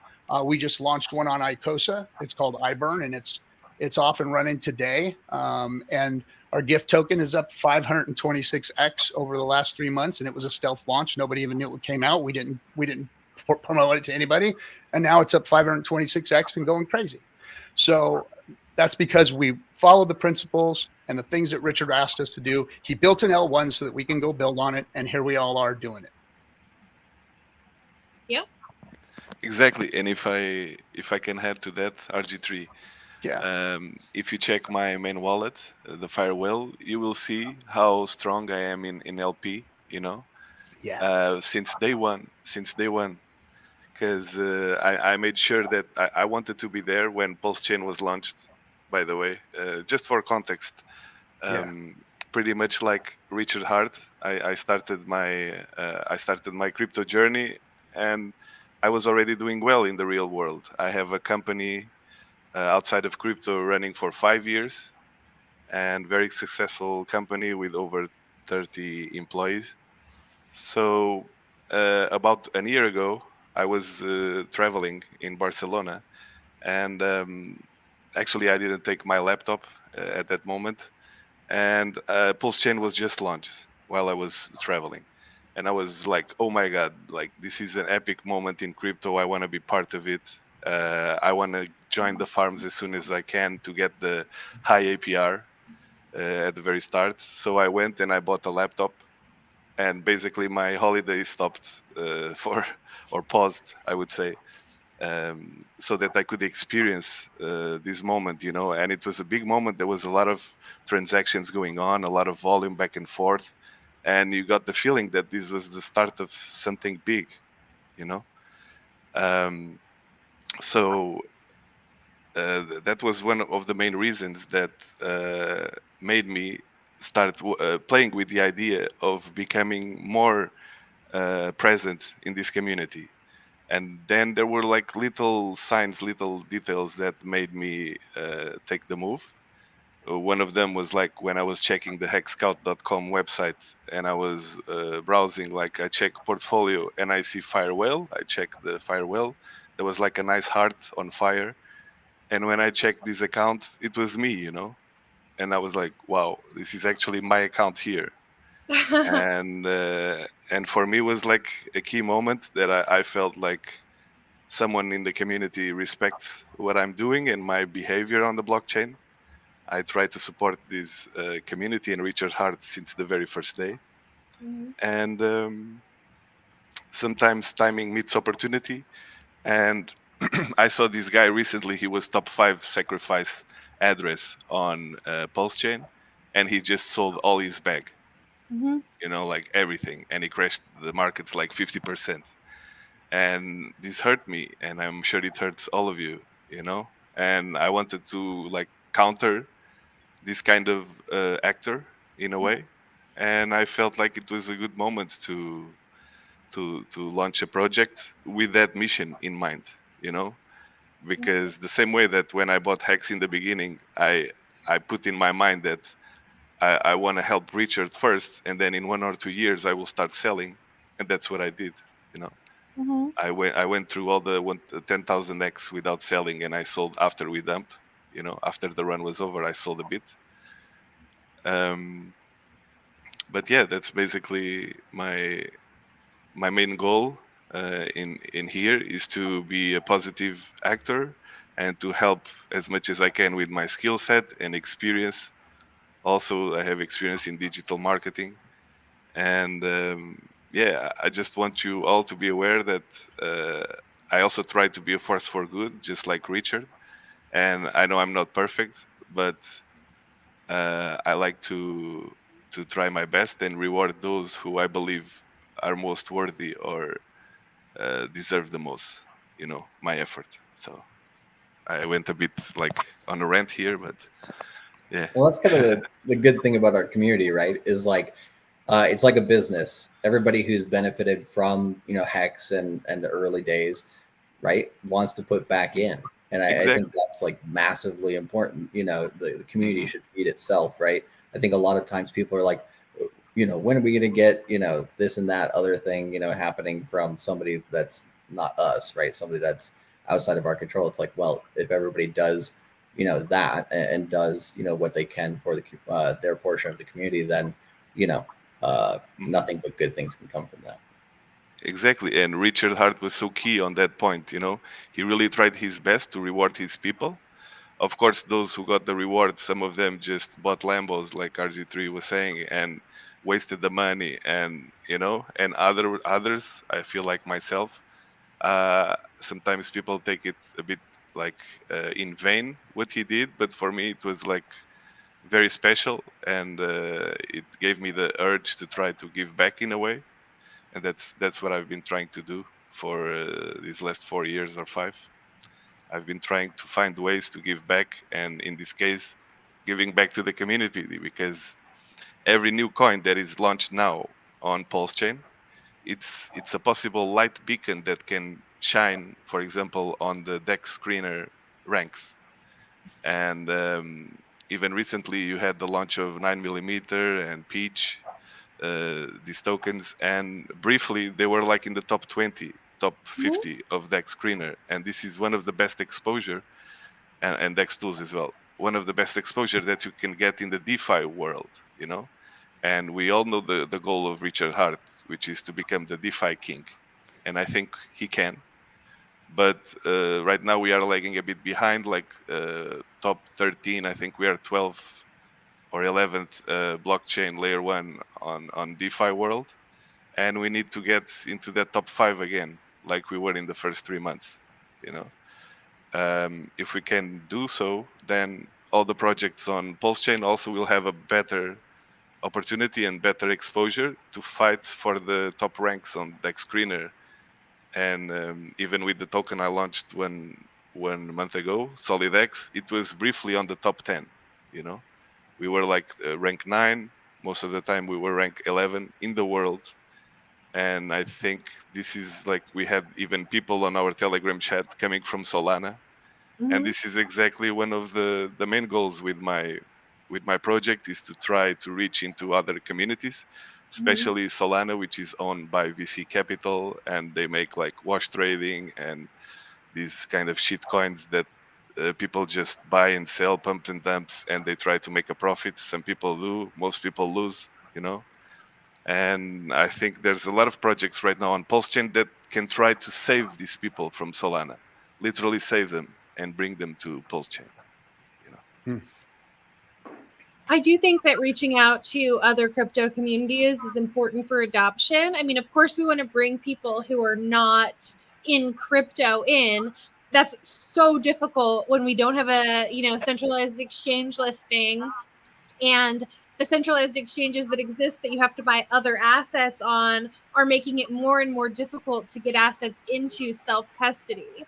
So, really right now, to grow the PulseChain ecosystem, the most effective way of doing that is to get people who are already in crypto, who already have assets in their custody, to bridge over. And what I find when I talk to people from other crypto communities is that a lot of them are not interested in interacting with us at all. For numerous reasons, right? For one, because of the ongoing SEC inquiries, and for another, because our community is perceived as extremely toxic. which I don't think is really the case. You know, I think a lot of people misunderstand the Hex community. It's one of those things where it's like, yeah, maybe, you know, the rest of the crypto community kind of had a beef with Richard as well, right? They really don't give him a fair chance, basically. And he's probably saying the best things out there to save most people, especially people who are new to crypto, and actually everybody who's still in crypto, to do best practices and, you know, avoid centralized exchanges, which that alone, you know, probably saved, you know, tens of thousands of people's bags last bull market. So I think, you know, when you're talking to people outside the community, you need to really appeal to, you know, what the community is building, the organic aspect of it, but then also for new people that are coming into the space, like they just want, you know, to come in and be like, hey, can I make money here? And it's like, yep, we've had a track record of that, and, you know, Pulse is off its lows. So I think, you know, if you talk to people about, you know, kind of the vision for what PulseChain is long term, they're willing to basically go and learn anything in DeFi.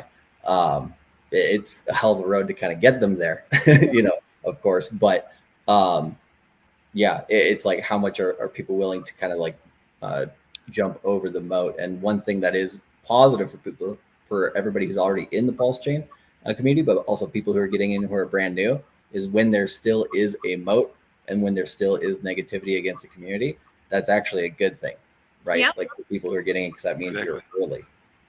Yeah, that is when the most opportunity exists. That's what I tell people when they, you know, when they're getting into crypto, people from outside of the crypto world, they're like, well, why is it so hard for me to get these assets? I have to go through, you know, all of these different steps. I have to buy on this exchange, and then I have to move it to this, and then I have to bridge it over. Like, why isn't it easy? And I say, well, you know, the thing is, it'll be easy in a year from now or 6 months from now. But once it's easy, the profits will, you know, there will still be profits to be made, but the rate of return will be lower.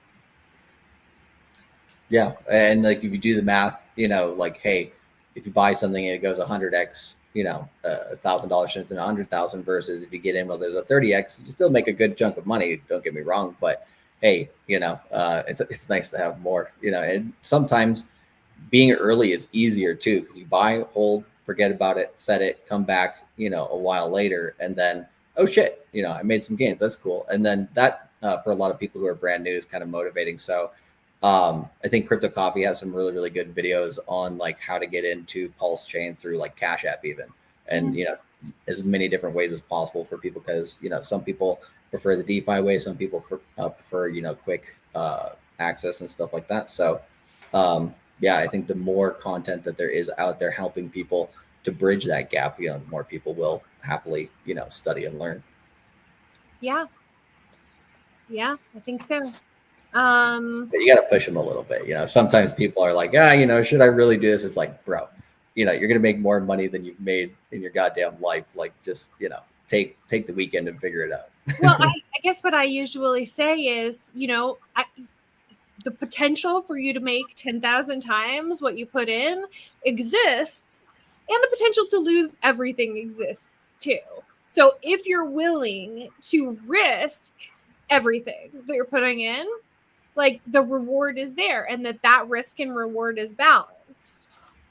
Yeah, you don't, like, I forget who said it earlier, you don't have to hit it all in one shot, right? Yeah. You can turn, you know, a few thousand into 100,000 in one bull market, learn how to do this thing and learn what, you know, cycles are, learn how this whole market works, and how, you know, really, I think with what PulseChain is doing for Hexicans is actually teaching them how, you know, it's important to be in the fold with the rest of the crypto communities as well, in order to actually get liquidity flowing and stuff like that. But yeah, just kind of have to, you know, the more people just get educated, the more, like, first you got to start with price, you got to start with X's, get their interest, get them to do a little action, and then, you know, lead them down the path of, you know, where ultimately we all are already. But that's why we're here. Yeah, it's about education. We've got to, you know, you just said, Nerd Girl, that you know, it's the barrier to entry is extremely difficult, and it is, and especially in our space. I mean, here we are at the cutting edge of DeFi. Like the tools that we are putting out right now are things that crypto, it's blowing their mind. They don't even know what we're doing over here. Like the stuff that's coming out today that's just, moonshotting isn't moonshotting because people are just aping into them. It's because of the systems that are at play here, because of what we all learned. Richard taught us all very well what to do. He opened the book and said, guys, look, this is what's going on. This is what you need to look at. And he gave us the tools, and we're building it. All of these communities are building really cool stuff. DeFi has never seen this before. So it's cutting edge. It's very difficult. So getting people in and starting to educate them first on what they're getting into, that there's two different cryptos, that there is a centralized crypto that is growing, burgeoning, and building and getting ready to get stuffed down everybody's throat. Let's face it, we all know Bitcoin just got stolen. It belongs to BlackRock now. It belongs to the institutions. Didn't just get stolen. It got stolen years ago. We're just now kind of finding out about waking up to that reality. Yeah, and then they've been shoving this stuff down our throats, and most of us knew in 2017 that it was over with. We knew that was it. That they had pumped that thing, they had dumped that thing, and it was their toy to play with. And I was out of here. Now we have DeFi, and they are coming for it. They do not want this to exist. Right. And I'll tell you what, for those of you who are the smart ones, for those of you who are in this space that do understand crypto and programming languages and all of these things, Richard said something. He said the people that get rich in this space are holders and founders. He said founders. That means he has given you all the ability to be founders of your own tokens by creating PulseChain. He didn't say one coin to rule the world. He promotes his stuff. Hex, in my opinion, is the greatest asset that we have ever seen in crypto. Still is, still will be, as far as I'm concerned. Everything else built around it is built to prop it up. PulseChain was built to prop up Hex.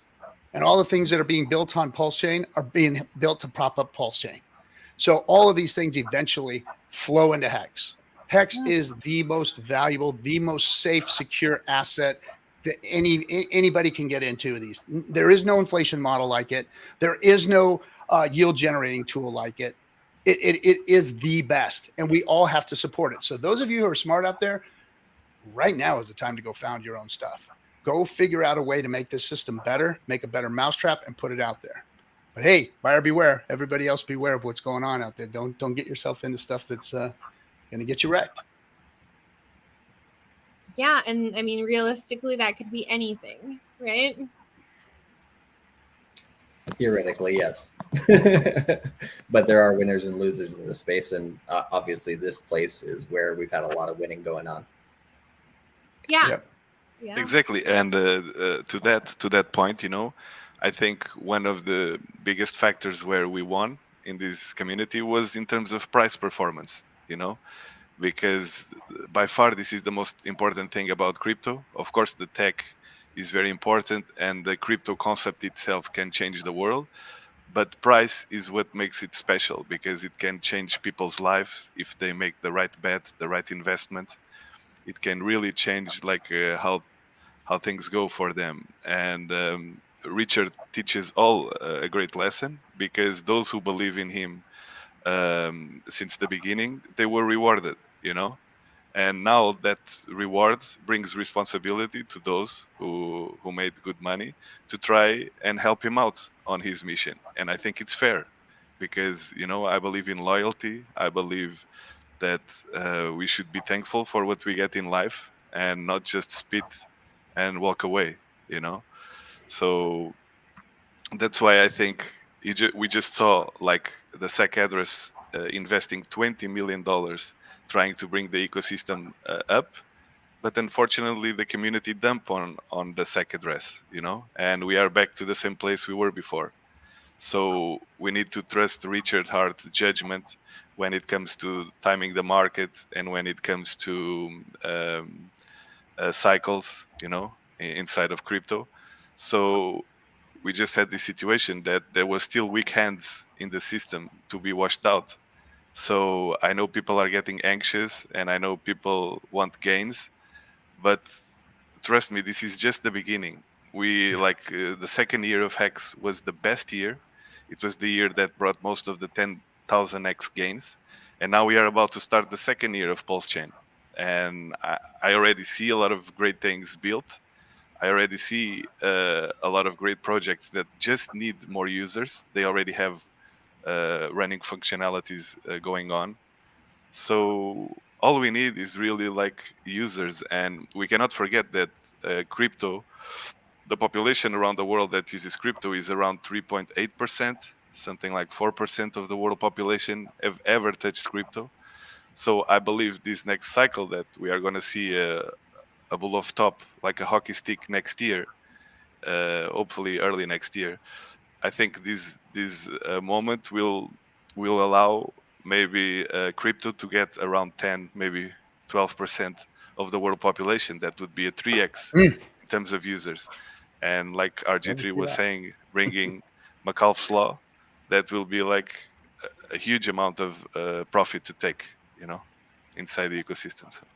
Yeah, I think that's also why it's so important to get people who are brand new into crypto, like into PulseChain first, as well as like kind of their first exposure to crypto, because they do tend to be, stronger hodlers over the long term, because liquidity in crypto is kind of cheap, right? We get like, I kind of call them like liquidity pool locusts, right? People come in from one chain to another just to take advantage of it and then leave, like he was saying there. So, if you really want to incentivize people to come and stay, right? Come in, buy cheap. Well, things are boring. You have time to learn how this stuff works, how DeFi actually works. And you get an education in crypto while you're getting into this community. If you go buy Ethereum, are you getting an education in DeFi? Well, not unless you take it off into MetaMask and stuff like that, right? So, I think the groundwork that different people in the community do, just, getting the word out there, whether it's putting pamphlets out there, holding conferences, or just, telling your friends about it. I think sometimes people are like, should I tell my friends about it? Really, like, it's going to be kind of hard for them to get in, but then also like, the price hasn't moved that much yet, but I don't know. It's like, no, like if you got into this ecosystem and you had a thesis for why your money is here, right? You should also have, the confidence basically to teach other people, hey, come over here. There's a lot of resources. There's this awesome show, we call Discourse Syndicate, which will help you really understand what the community is about, and all this different stuff. Just, start watching it, start getting into it. You just lead people into it bit by bit. And those people are the hardest to get in, but they're the most loyal and they stay. And once if PulseChain is the thing they make the most money on, and it's the first thing they make money on crypto, like the chances of them leaving the community is highly difficult, unless, it gets lower. Yeah, exactly. There are people who, can only last in crypto one cycle because it is quite the volatility ride, right, for a lot of people. But a lot about crypto is really emotional control. Correct. Yeah. And so, and also teaching people that mindset as well, being like, hey, here's what to expect. And I think Richard actually did a very good job of that last cycle, being like, hey, we go up, lots of X, right? And then we go down 50, 80%, good time to buy more. And then we go up again, right? So, I think people need to kind of just remind themselves of those principles and best practices. We used to have Richard, here to basically keep the chant going for everybody in the community. But I think that's why we have these conferences, because, we need to reiterate those things that we've all learned. Exactly. But he'll come back, I'm positive that he will come back, because if you think about it, this man, Richard Hart, he was preparing for this moment all his life. Yep. We all remember how many times he was speaking about securities, how many times he was speaking about SEC. And for me, when I saw this, I think it was 8th of January, when he announced that he was going to fight the SEC into court with 11 of the best lawyers in the world, which one of them already won a case to Elon Musk against the SEC with Elon Musk, And that's when I realized that, yep, he's ready, he's ready. He's going to do it. This is what he was like. In a way, he was hoping for this battle, I think, or he knew it was coming. So for me, that gives me a lot of confidence. It's a positive for us. I don't think this has been a negative. Now, yes, it's hurt. you know, but that's which does not kill us makes us stronger. Exactly. I've always had that mentality here. You know, everything that we've went through, all of the FUD, all of the people. I mean, look, Cultivate Crypto and his guys came at us hard in the beginning, you know, and we fought it off, and now look at him. Look at him. He's and we're good friends too. I mean, I bet you I've onboarded probably more people in this community than 99% of people in this community. Exactly. And through that, and that's through because that, I'm excited about it, right? Like the fight itself, you know, brought attention. You know, the argument itself brought attention. The argument itself made the Hexicans stronger. It made them angry at first, and it made them stronger. It made them more convicted to do what they're doing. When people get convicted and people get on that hill and they start charging it, that's when they become warriors. That's what this community has done. And that's why I'm happy for all the trouble that we went through, for all the hardships that we went through. I love living in this. I love being the underdog. Nothing, I would not change anything because it has made this community what it is. But one thing I would like to kind of change the subject on and just kind of bring to the forefront here is our mindset in this community right now. This bear market has been brutal, and it's been extremely brutal to, you know, certain people where we've had, you name it, everything has come at us during this bear market. It's been long, elongated bear market, especially in this ecosystem. But there's something that we have to remember, and that's abundance. There is a world of abundance. There is so much money and energy and people that want and will end up getting involved in this. We just have to change our mindset and start bringing that in. We have to stop this mentality of lack, this mentality of there's not enough. There is not enough of us. There's not enough financial energy to pump our coins. Quit talking about other stuff. Quit building other cryptos. Stop. You guys have to quit that. There is so much money that's not in here yet. This little bit that's in crypto is a pittance compared to what's in the world. There are companies out there that are bigger than crypto. There is so much that can come in here. We have to start thinking of the mindset of abundance, that it's coming. Everybody needs to be that way. And the more and more we do that, the more and more people are going to come. We keep this stupid little trying to hold on to every little penny that's left in here at the bottom of a bear market. You will fail. You have to change your mindset. There is so much out there, and we got to go get it. That's why I'm doing the PulseChain tour. I don't care if there's 10 people in that room or there's 100 people in that room. I'm going to be just as fired the freaking hell up every time I do my presentation to tell people about DeFi and what we've got here and how important it is for us to go out and teach people about it and save and try and save it because they're attacking it. So everybody's got to go out and do their thing and have a fire in your belly and think about abundance and not this theory of lack out there that there's not enough. There is plenty, guys. Plenty. Yeah, RG3, I totally agree with your mindset. But sometimes we also need to realize that for the people that are just trying to survive and struggling to survive, it's hard for them to get this abundance mindset. You know, so the real moment arrives when the people start to making some money and they start living the good life.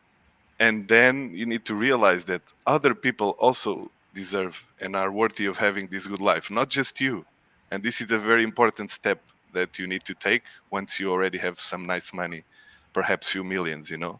I think this is the moment when you need to show your character and say like, listen, I'll be dead in 25 years. I will die. I will not take anything together with me. I will only take the good experience that I had with the people around me. And I believe in humanity, you know. People deserve to be happy and people deserve a better life. And we live in an era right now where the elite, they take a big share of the economical energy around the world. And perhaps it's not the best way to go around things in this life, you know. And we have great thought leaders like Richard Hart that are teasing us with ideas like creating a new country like Mexico with new morals, new values, new fundamentals, and a lot of abundance in the mindset. And I think we are, you know, in this digital revolution, we are slowly taking the power and control of the elite towards the people. I think this is the movement that Bitcoin started, and it's up to us to build on. And I want to add to that. I want to add to that real quick. So I hear you about the people that are beat up because I feel for them too, because I've been beat up in my life. I've been under the bridge. I lived under the bridge with nothing. I wondering whether I was going to eat ketchup packets that night. But you know what? That's when you get up off your ass. Right now, if you're down and you're hurting and you hate this, you get up off your ass. What do you do when you get your ass beat? Do you roll up in a ball and piss yourself, or do you get up and fight? That's what I'm talking about. It's time to get up and fight and get positive and think about abundance and go out and build this damn thing. It's going to take all of us, and it's going to take a positive attitude, and it's going to take all of us together to go and save DeFi, because they're coming after it, guys. They're coming after it. Richard's doing his part. We've been doing our part. Coffee wrote an amicus brief. We all put it out there. We got 45,000 signatures on it. We're working. Keep going. Keep doing it. Don't get down. Don't let it beat you up. We're all going to make it, guys. We're all going to make it. We're all going to make it. 100% RG3. Yes. Wise words, my friend. Yeah, and I think there's a lot of people who don't understand what's possible in crypto, right? When they first come into the space. Yes. There's some people who've, been beaten up in other ecosystems, and they're like, ah, shit, should I give this another try? Or there's other people that, what do you call it? They've never been in crypto, and they're like, sounds like a freaking scam, like an MLM, all this stuff. And like, how does this work? And is it really going to work? And like, I've actually seen people who have actually learned quite a lot in crypto, but they've been born in the bear market, right? And so they have to take a pretty big leap of faith as kind of value investors at the moment to be getting into the space and being like, okay, there's people here who, survived the last market, who've seen the ups and downs. I can see it on the chart, right? So, okay, it's possible. All right. And I think that's where people need to really start, is just that abundance is possible, because we're so, I think, used and conditioned in society in general, just to say like, everything is scarce. I mean, that's kind of how we've been, since nomadic days, but we're literally going from an industrial age to a digital age where we have money printers. It's the first time in human history we've actually had our own money printers. It's kind of like, when you started being able to print your own books back with, the printing press and all that stuff. Or it's like, when we made fire, and all of a sudden you can, do different things. And it's like crypto is that freedom for humanity to basically break those shackles. Yes. And we need, organic communities who are built out of nothing, not just these VC coins, who, try to take over Bitcoin with Andreessen Horowitz and BlackRock and these large companies, right? So we need the common person in crypto to succeed just as much, because otherwise, if you don't have that bottom up stuff coming, then you're never gonna, have anything that's different from the traditional system. So I kind of see PulseChain as that beacon of hope that the rest of crypto doesn't know they need yet. Exactly. 100%. I have wondered, right, like with the SEC case, the next hearing being in October, and us, getting closer and closer to the end of this bull market in crypto, right? Within PulseChain, we're having some periods of exponential growth, right? Like tokens are performing well, but the core assets have not appreciated relative with the rest of the market. So I wonder, with the case potentially ending in October or at some point next year, if that extends the larger crypto bull market. And that's really what I think a lot of people are hoping for. I think people forget like how quickly the gains were made last cycle as well. Yep. Right? If you go from summer of 2020 or even September of 2020 to September of 2021, that's a wild fucking year, right? That price was on fire.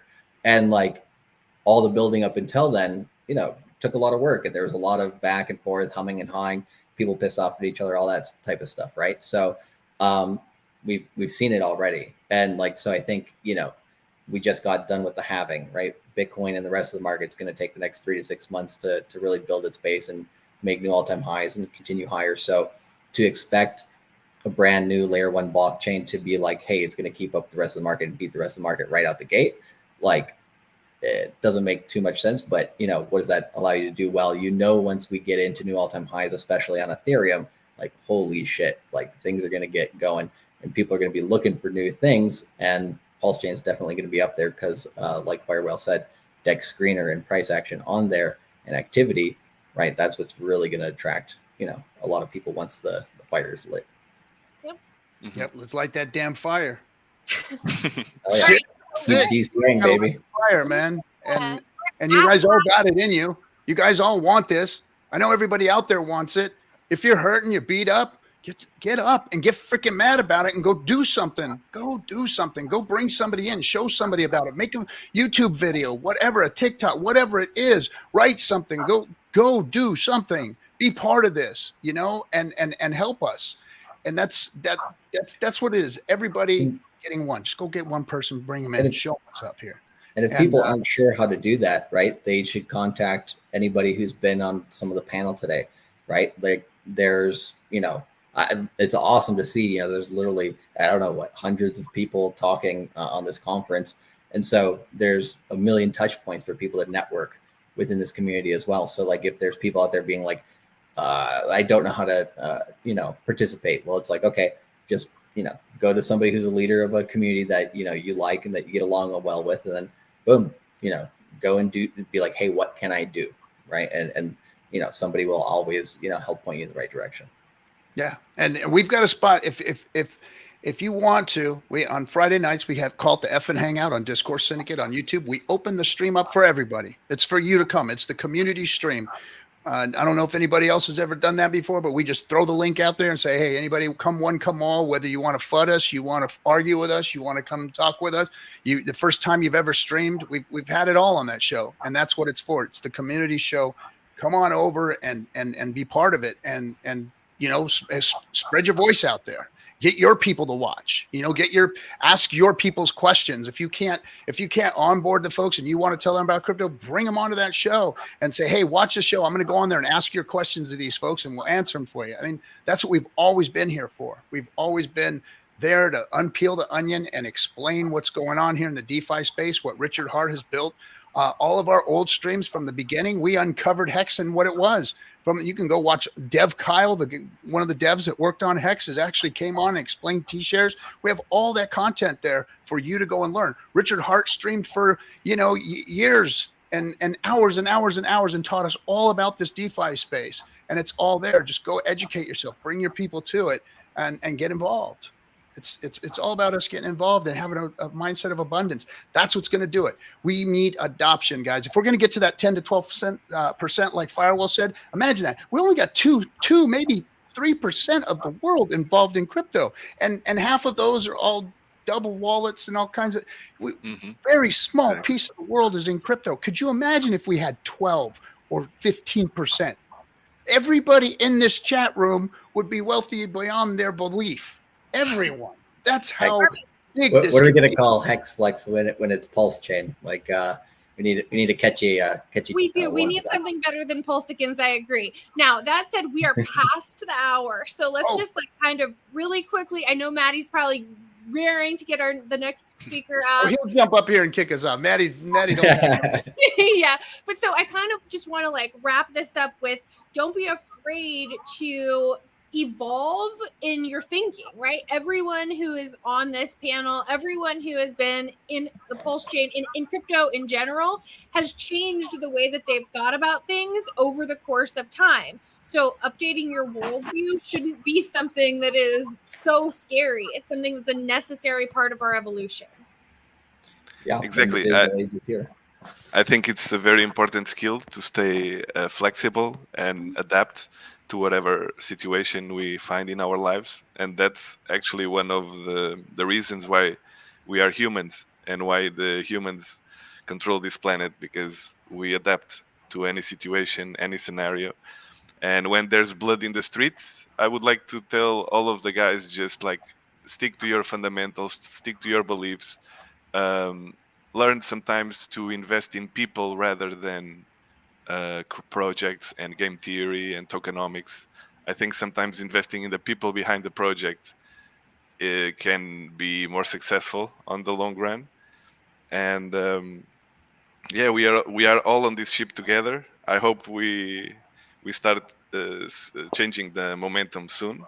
But I'm very confident with the people that I see on this community, and I think those who dive into crypto and try to find the truth of things about crypto, they will naturally gravitate into PulseChain and our own ecosystem, just like I did. You know, I was checking out the crypto world, tried to find the truth, a lot of bullshit going on, and that's when I found Richard Hart. and I stayed, you know. And now I'm diversifying a bit because I grow my portfolio, but I'm diversifying inside of the community, inside of PulseChain, not so much outside, you know. So, yeah. Right on. All right. All right, my last words. Crypto pirates, misfits, underdogs, all of you out there, get your asses in here. Let's go. Let's fucking go. Let's go. The pirate commander in the house. Maddie. Remember, it's the misfits that change the world, guys. Awesome panel. This was definitely fire. Let's go around the room and hear where people can find more of your content. Nerd Girl? On X, I'm NerdGirl007 with no vowels. Captain? Captain RG3 on all the socials, and you can see us at Discourse Syndicate on the YouTubes. Friday Night Hangout is for you to come and show yourself to the community. Awesome. Charlie? The best place to find me is on YouTube, Cultivate Crypto. I also partner with Dollar Cost Crypto, so go and subscribe to both channels.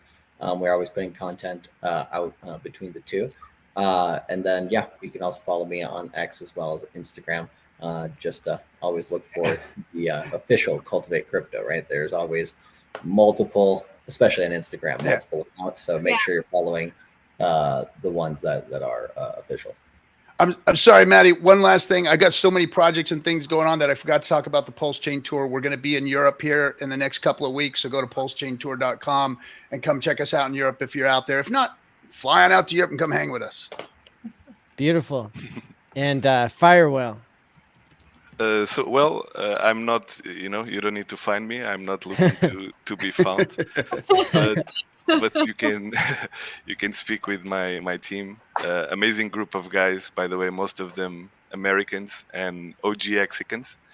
They joined my project very early on. So you can find them on Twitter at solidex_PLS. Awesome. Well, thank all of you for speaking, and really appreciate what you do for the community. We're going to have 1 minute of music to transition to our next speakers. Thanks. Thanks for everything, Maddie. Good job, buddy. Peace. Bye. Now the world gon' see things will never be the same ever since we launched our own thing on our own chain. Bar Hex for 4 years, trying to DCA. Got PulseChain, PulseChain, trying to DCA. Now the world gon' see Rich already changed the game, which is why the hell you see me DCAing in the PulseChain. Bar Hex for 4 years, trying to DCA. Got PulseChain, PulseChain, trying to DCA. Now the world gon' see things will never be the same ever since we launched our own thing on our own chain. Bar Hex for 4 years, trying to DCA. Got PulseChain, PulseChain, trying to DCA. Now the world gon' see Rich already changed the game, which is why the hell you see me DCAing in the PulseChain. Bar Hex for 4 years, trying to DCA. Got PulseChain, PulseChain, trying to DCA. Now the world gon' see things will never be the same ever since we launched our own thing on our own chain. Bar Hex for 4 years, trying to DCA. Got PulseChain, PulseChain, trying to DCA. Now the world gon' see Rich already changed the game, which is why the hell you see me DCAing in the PulseChain. Bar Hex for 4 years, trying to DCA. Got PulseChain, PulseChain, trying to DCA. Now the world gon' see things will never be the same ever since we launched our own thing on our own chain. What's up, guys? We're live. Good to see you, We're live. Awesome. Well, so we got a panel here of all wild cards, including myself here. So really excited for that. We have Pulse Ray Vision, for the artist formerly known as Hex Ray Vision there. We've got Zenith from DGen Roundtable. We have Okeechobee.pls.fyi. We have Fast Abdul of twofucks.io, PHUX, of course. We have Top Gun Hexadian. Welcome. Thank you. Hey, thanks, man. Glad to be here. Yeah, thanks for having us. Yeah. So maybe we can go around the room and, you guys can tell us one idea of what you want to bring to the table on the 1-year launch anniversary of PulseChain. Pulse Ray Vision, what do you got? I just want this damn bear market to be over. That's all I really care about at this point. 1 year of pain and growth and sticking to it, and now it's time for the rewards. That's what I'm thinking about. Let's go. Zenith? Okay, this might be a little tinfoil hat theory, but I think that the downside of where we're at right now is actually an upside, which is that when the SEC released the allegations against Richard Hart, we saw the massive dip. And theoretically, that has been holding us down. However, if it's been holding us down, when Richard Hart beats it, and I'm sure he will, it's just going to boost us to the absolute moon. So I have no doubt about that. And other than that, this chain honestly has possibly the most builders out of any other chains. There's a ton of people building projects right now, and like shout out to the Gifford Tech team. They literally just released a project today that looks like it's working perfectly. So shout out to everybody building projects. I think we're very far from the chain with the most builders, but there's no other chain with as many YouTubers that interface with builders. And so that's why we have such a large presence. And whether it's on Twitter, which is the financial information hub of the world, or whether it's on YouTube, which is also an important information, dissemination place, we're crushing it. There's no other group that had 220 people get together like we did for the Hex Conference world record. So that's fair. I might be a little out over my skis on this one, but like I'm on a panel with 3 people that have built projects right now. I'm looking at Pulse Red Vision, Fast Abdul, and Matty ALLin. Like, I apologize to Top Gun and Okeechobee. I don't know you guys super well, but if you have projects, please correct me if I'm wrong. I would like to be wrong on this one. Okeechobee. Yeah, I recently dropped a song called Pulse, the PulseChain Anthem, along with the animation music video. Was that you, brother? It was played. Yeah, we included his music on day one, and then the bug eating overlords at Google decided to restrict it. And really? Yeah.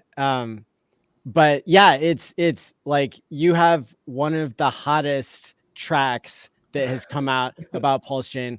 I'm a huge fan of your song and your music video, and I wish I could play it more on the conference. Oh, I didn't know you got restricted. Dang. Yeah, I actually, funny enough, I wrote it 2 years ago on Mother's Day. So this is kind of full circle moment for me. Yeah. Oh. And I just recently dropped the animation music video for it. And I'm like, I'm gonna share it here in the live stream chat. I'm just gonna share a link to it so people can check it out because it's definitely fire. Thanks. Yeah, I mean, what I want to bring forward for PulseChain after this 1 year is just to make some noise. Like, PulseChain still has a long way to go, and to bring as many people in as possible now is just the better for everyone. So yeah, definitely want to make some noise through music and just creating content in general. Awesome. Yeah. That reminds me of the early Hex Conference days, where that's when we got all the great songs that were created by multiple different artists in the space. And so, yeah, it's really exciting to see you creating new content here in this cycle. Definitely. Now, Fast Abdul, what's going on with you? Mostly what I'm bringing to the stream tonight is this hat. Happy birthday to the PulseChain. I'm here for that. But, on a heavier note, I think it's time to get serious about the PulseChain. And, I think that's something that people need to look at this as something real. It's going to be big. If you've been sleeping on it, today's the day. We're going to get serious. All right. And that hat screams seriousness to me. What is that? Yeah. One of your many costumes. Yeah. Love it. And then, of course, Top Gun Hexadian was the guy who literally had his cell phone, he had a tub of ice underneath it so that it wouldn't melt, because he was hosting the Twitter Spaces back when Twitter Spaces was so new and PulseChain was launching, and you were holding it down with KDP and myself to get the word out about PulseChain. So what's been going on with you, man? Well, I'm glad less and less people are using MetaMask, and it's been about 1 year since I had to fix a stuck transaction for anyone on Twitter Spaces. I'm glad about that.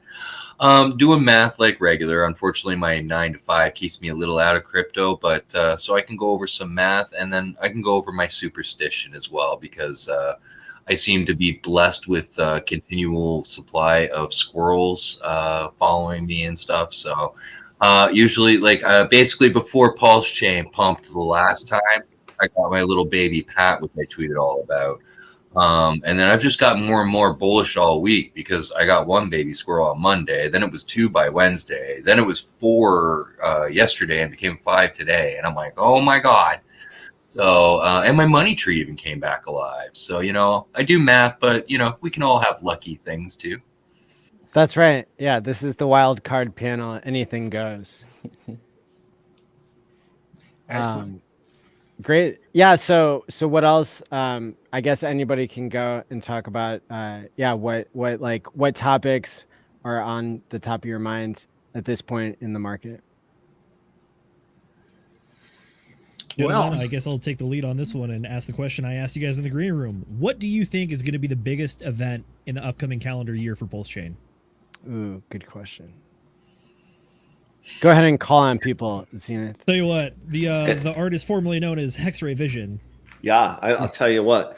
Anything to do with the SEC, inside trading, the information like they have with Ripple and all their other coins, watch the chart. Watch where this volume is coming from, because they're for sure going to inside trade the Richard Hart information. So that's what I think is going to affect Pulse more than anything this year. Fair enough. Mr. Okeechobee, what you got? I mean, it's got to be the Richard Hart case, because I keep hearing a lot of big monies trying to get into PulseChain, but they're kind of wary because of the case going on. So once that's out of the air, I think we can get a lot more people comfortable getting into PulseChain and not have to worry about the SEC coming after them. That's all right. Fast Abdul, it's your turn, but you can't shout 2 fucks at the top of your lungs. I know as much as we want to. Okay, deal. Honestly, I I tend towards the court case thing, but I think the truth is, in all seriousness, that it will be new technology that we don't have yet. So we have a lot of very sharp, very aggressive teams on the Pulse chain that are, basically brought all the good stuff from Ethereum over, and they're making new things. They're putting it together in different ways. There's a lot of opportunity, and I think there's going to be some sort of new technology that we don't know about yet. I can't tell you what it is. Maybe it's AI. Maybe it's something else. Maybe it has NFTs in it. I don't know, but something beyond just the meme sphere. But it could also just be the one meme to rule them all, whatever that might be. That's going to pull in the normies, the Ethereum people, the Solana people onto the Pulse chain. The unknown unknown. I like it. I think you could be right on that one. I mean, I pitched builders at the beginning, so unknown technology that could exist. I might agree with that one. All right, Top Gun, what you got, brother? Really? Everybody talks about the sex so much. Everybody's watching that. I think really that's not actually going to be the big news event of the year. Like, I'm a little more on Fast Abdul's side that the new narrative hasn't quite been painted yet.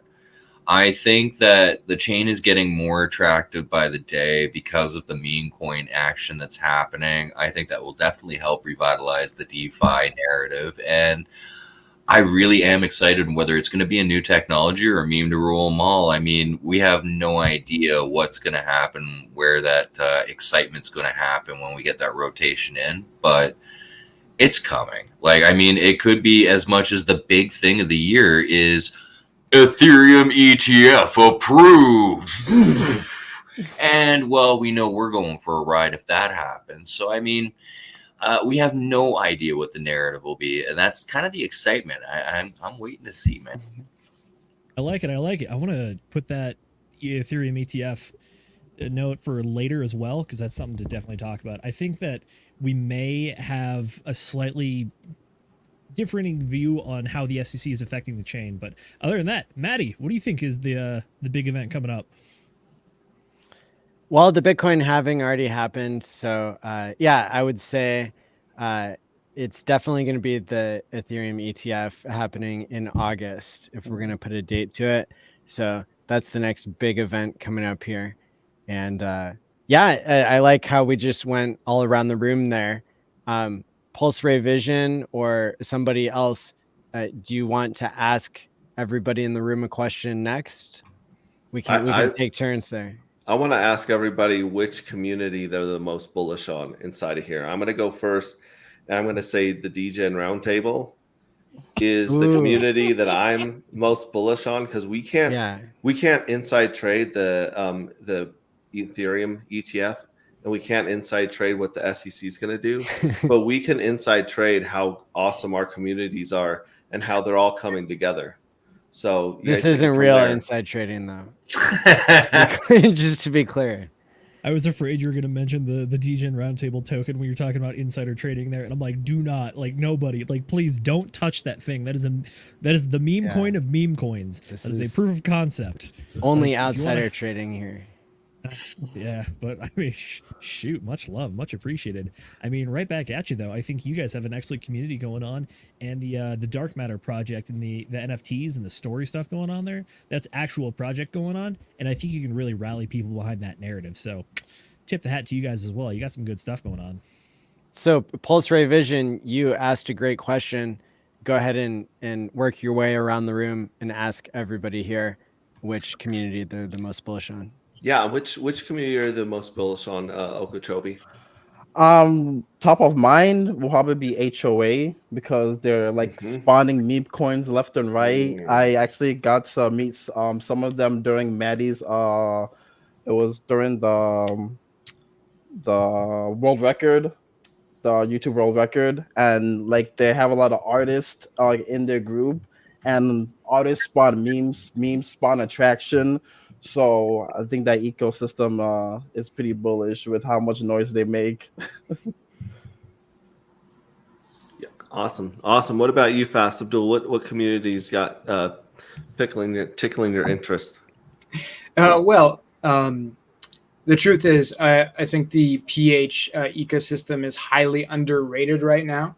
I know I might, I'm pushing 50, so maybe I have a bit more of a boomer perspective on it. But you have like with Two Fucks, which is a separate team from the other PH products, but in the same ecosystem, you have a fork of Convex, you have a fork of Fiat, a fork of Aave rather, and a fork of GMX, along with a fork of Balancer. Like these are all the biggest things on Ethereum that are all somewhat connected to each other. I think there will be a time, perhaps now is meme time. Eventually it will be utility time, and those things are ready and waiting, and they will be a big deal. Can I follow up with another question on that, Fast Abdul, before we go on to Top Gun? Go for it, man. When you look at your ecosystem and your community, what would you say are the underlying values and the message that you guys are pushing forward? Well, I think the big thing is utility, right? Like these are tools that everyone needs in some cases, and there's a range. Obviously, something like a GMX fork is a little bit more degen when you can do leveraged bets basically against the chain. But when you look at things like a Balancer fork or Two Fucks, which is like the convex layer on top of it, these are utilities that the chain needs to work properly to have proper balanced stable coins, to have yield that is more sustainable than come and go fly by night yield farms.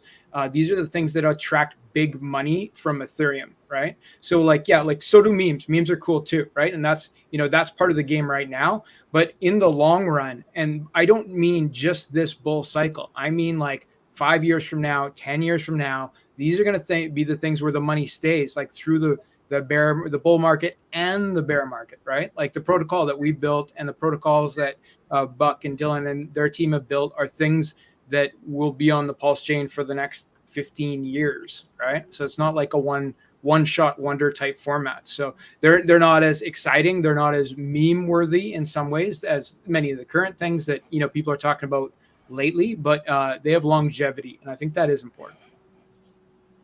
Sorry to get all serious. No, it's good. It's because if the community has something to rally around, like the utility, the professionalism, and the business, and the finance and DeFi. Put the finance and DeFi. I really appreciate that. That's huge. What about you? What about you, Top Gun?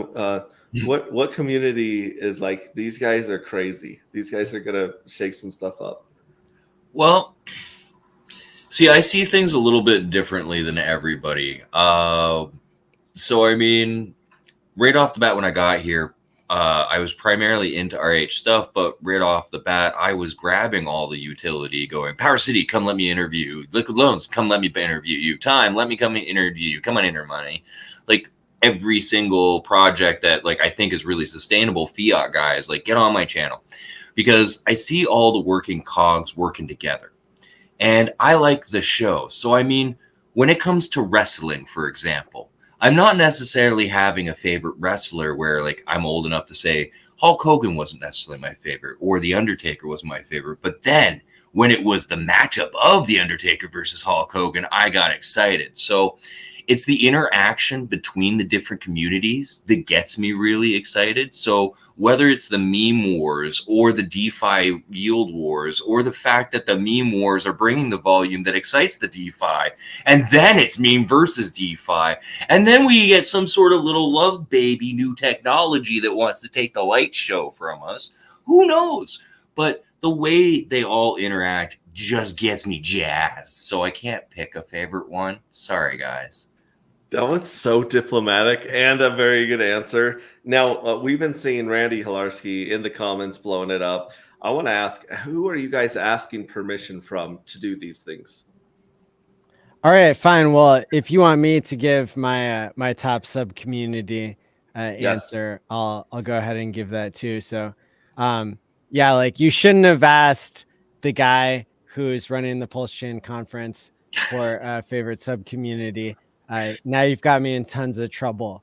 But what I can tell you is that there's a 14-way tie, and it's between Time Pays Me, Hex, HOA, 9-inch, PDI, Solid Hex Index, Pateus, Love.io, Liquid Loans, PulseX Inc., Pulse Domains, eHex, and Future Us Win. And how many of those people are asking permission to do their thing? 0. That's right. 0 permissions. And that's part, Randy's token Nope is part of the Solid Hex Index. So there you go. Top Gun Hexadian, do you want to ask everybody on the panel a question? Oh my, on the spot like that. All right.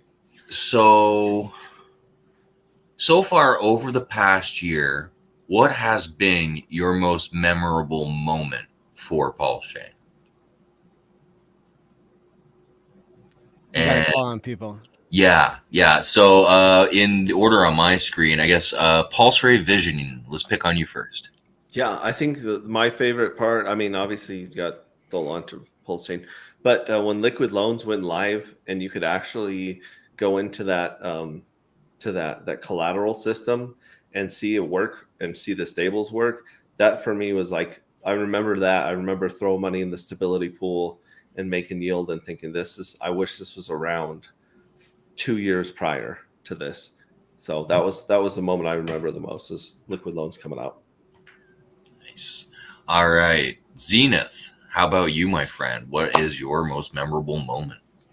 The most memorable moment for me was definitely PulseChain Tour Las Vegas. Good old March 6th through the 9th, doing the whole 369 thing. That for me was a moment where I really saw the community come together and really show up and show out. I went to another PulseChain Tour conference in Arizona in October, and it's definitely a lot smaller, more like, I guess, like close-knit feel, but I had a great time talking with everybody there. Vegas was out of this world, out of your mind, 3 days of nonstop go, fun and wild. And on top of that, the actual conference day itself had a tremendous line of speakers, everybody in the space that was just presenting their absolute best and just trying to give people as much knowledge and as much alpha as they possibly could. On top of that, we also had the Pitch Fest, where you saw a bunch of people building, and then I'm totally going to get flack for this. I can't remember the name of the team. The guys who did the single-sided staking on PulseChain, they ended up winning the Pitch Fest, but they have a phenomenal idea with their idea of single-sided staking, where all you have to stake is Pulse. Pulse Farms. Was it Pulse Farms? I believe so. They're on forgenfts.com. You mean the Rocket Pool fork one, right? I think it's the Rocket Pool Pulse fork, Farm. but also shout out to Pulse Farms as well. Yeah. I'm drawing a blank. I apologize so much. Oh, Project Pi. Yeah, that's it. Nailed it. Yeah, so Project Pi, guys, And then we kind of had a surprise superstar show up, and that was Ben Armstrong. Ben Armstrong showing up and interacting with the community was the most fun thing for me to watch in person, because Charlie and Miguel are my crypto rich dads. They are the guys that brought me into the space. I remember we were at Topgolf. I was hanging out with Charlie, talking to him about some ideas, and then Ben Armstrong is walking by, and Charlie was like, "Hey, hold on one sec. I got to talk to this guy." He's like, "Yeah, sure." And then Charlie introduces himself to him, and I'm like, "Oh, yeah, Charlie's a big deal." And then Ben Armstrong is like, "Yeah, how's it going? I'm sorry, who are you again?" And we were just like, "Oh, yeah, I guess he is new to this space. Well, we'll bring him on the ground floor." So it was just fun watching him interact with the community. Awesome dude. And then he also personally sponsored the Pitch Fest as well. So it's just, I say Vegas because it was this culmination of everything that we see online but happen in person. It was the people coming together, shaking hands, kissing babies, and hanging out with each other. It was people putting their best foot forward when it came to the technical stuff. And then at the same time, it was the community giving back to itself, which is everyone pitched in, everyone, I mean, chips and change for sponsoring the event, sponsoring some of the projects that were going on, and just helping keep the party go. So that's why it was the best event for me, in my opinion. Right on, man. Right on. Love that answer. All right. Okay, Cabal. Kobe. Man, I'm mispronouncing that name. Sorry. No, What's it's Okeechobee. Man, I can't. Or What's Oko for short. memorable moment in Pulse? No, it's all good. My probably favorite moment so far was probably Mintra launching, because I originally got into crypto in general in 2021 because of NFTs. As an artist and creative, when I found out about NFTs, I was like, "Oh wow, this is it. This is what I've been waiting for." Because of censorship resistance, I'm like, why not put out NFTs? Because if you're building a brand and a business, like that's the way to go into the future as we're going more digital.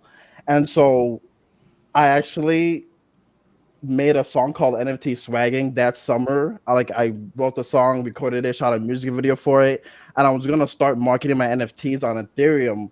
But then I jumped into the crypto mindset course from Charlie and Miguel. Shout out Charlie and Miguel. That same year, and I was like, "Oh wow, crypto is way bigger than just NFTs. There's a lot going on here." And then literally soon after that, the PulseChain Sacrifice was launching, and I just got warped into the whole community, through just absorbing all the knowledge everyone was dishing out. And 2 years later, PulseChain launches, Mintra finally launches, and I'll finally be able to launch my NFTs on Mintra. And my NFTs are kind of special because they're drawings going all the way back to elementary school, which I pretty much I scanned them all, and then I uploaded them. I don't know if you can see them. And then I uploaded them to the NFT marketplace, and then just getting ready to market myself as a brand. And I was talking about this earlier, censorship resistance, where all these social media platforms can ban you, can censor you, can demonetize you. On the blockchain, no one can ban you. Richard Hart can't push a button and say, "No, you can't participate." This is where freedom lies. And as a creative, freedom of speech is important, freedom of expression. And that's why I'm focused on how I can build my brand and my business on PulseChain, especially a fresh community that's about to be thriving in the next couple of years. Love it. All right, love that answer. And Fast Abdul, your most memorable moment over the last year? Yeah, no, good point. The actual launch of the PulseChain, the first 3 to 4 days, when everything was just brand new, nobody knew, especially the first 2 days when nobody knew what the hell was going on, and you pretty much had to be on the sacrifice list to be able to participate at all, or you had to have copied hex, or you had to have some sort of insider information just about to even make it work. That was pretty exciting, and just the amount of stuff I learned in the first week of just going through the block explorer, it's like a treasure hunt, right? Trying to find out which copied tokens were worth something and what routes I could trade them from here to here, and whether I could access a forked version of Uniswap to take something from this pool and then redeploy it into this pool, and that sort of that treasure hunt that continues to this day. Probably now it's maybe twice a week I do some sort of arbitrage with a random P copy I pick up off of a sushi swap fork, but like but in those days it was like I could do it for 12 hours a day, right? Like just pressing the button, finding weird things, selling them for slightly more, and doing it again and again, and it was really fun. I had a lot of fun in those first 5 to 7 days where it was just chaos basically. Enjoyable. No, that's awesome. Love that answer. Maddie, do I ask you too? Am I allowed to pick on you? What's your favorite moment over the last year? Well, there have been a lot of really cool moments in the past year. There have been times when the price was up a lot compared to the all-time lows. There was a time, when PulseChain launched, when we've done meetups all throughout the past year. That's been a huge highlight. But probably the coolest moment for me was when we set the world record for the most YouTubers live, having 220 people coordinated, and I couldn't have done that on my own. It took lots of people's help. And so, days before we set this world record, the community was infighting. There weren't that many people signed up, maybe like 80 people were signed up. And so the last minute push really made all the difference. And that was really cool to see. Right on.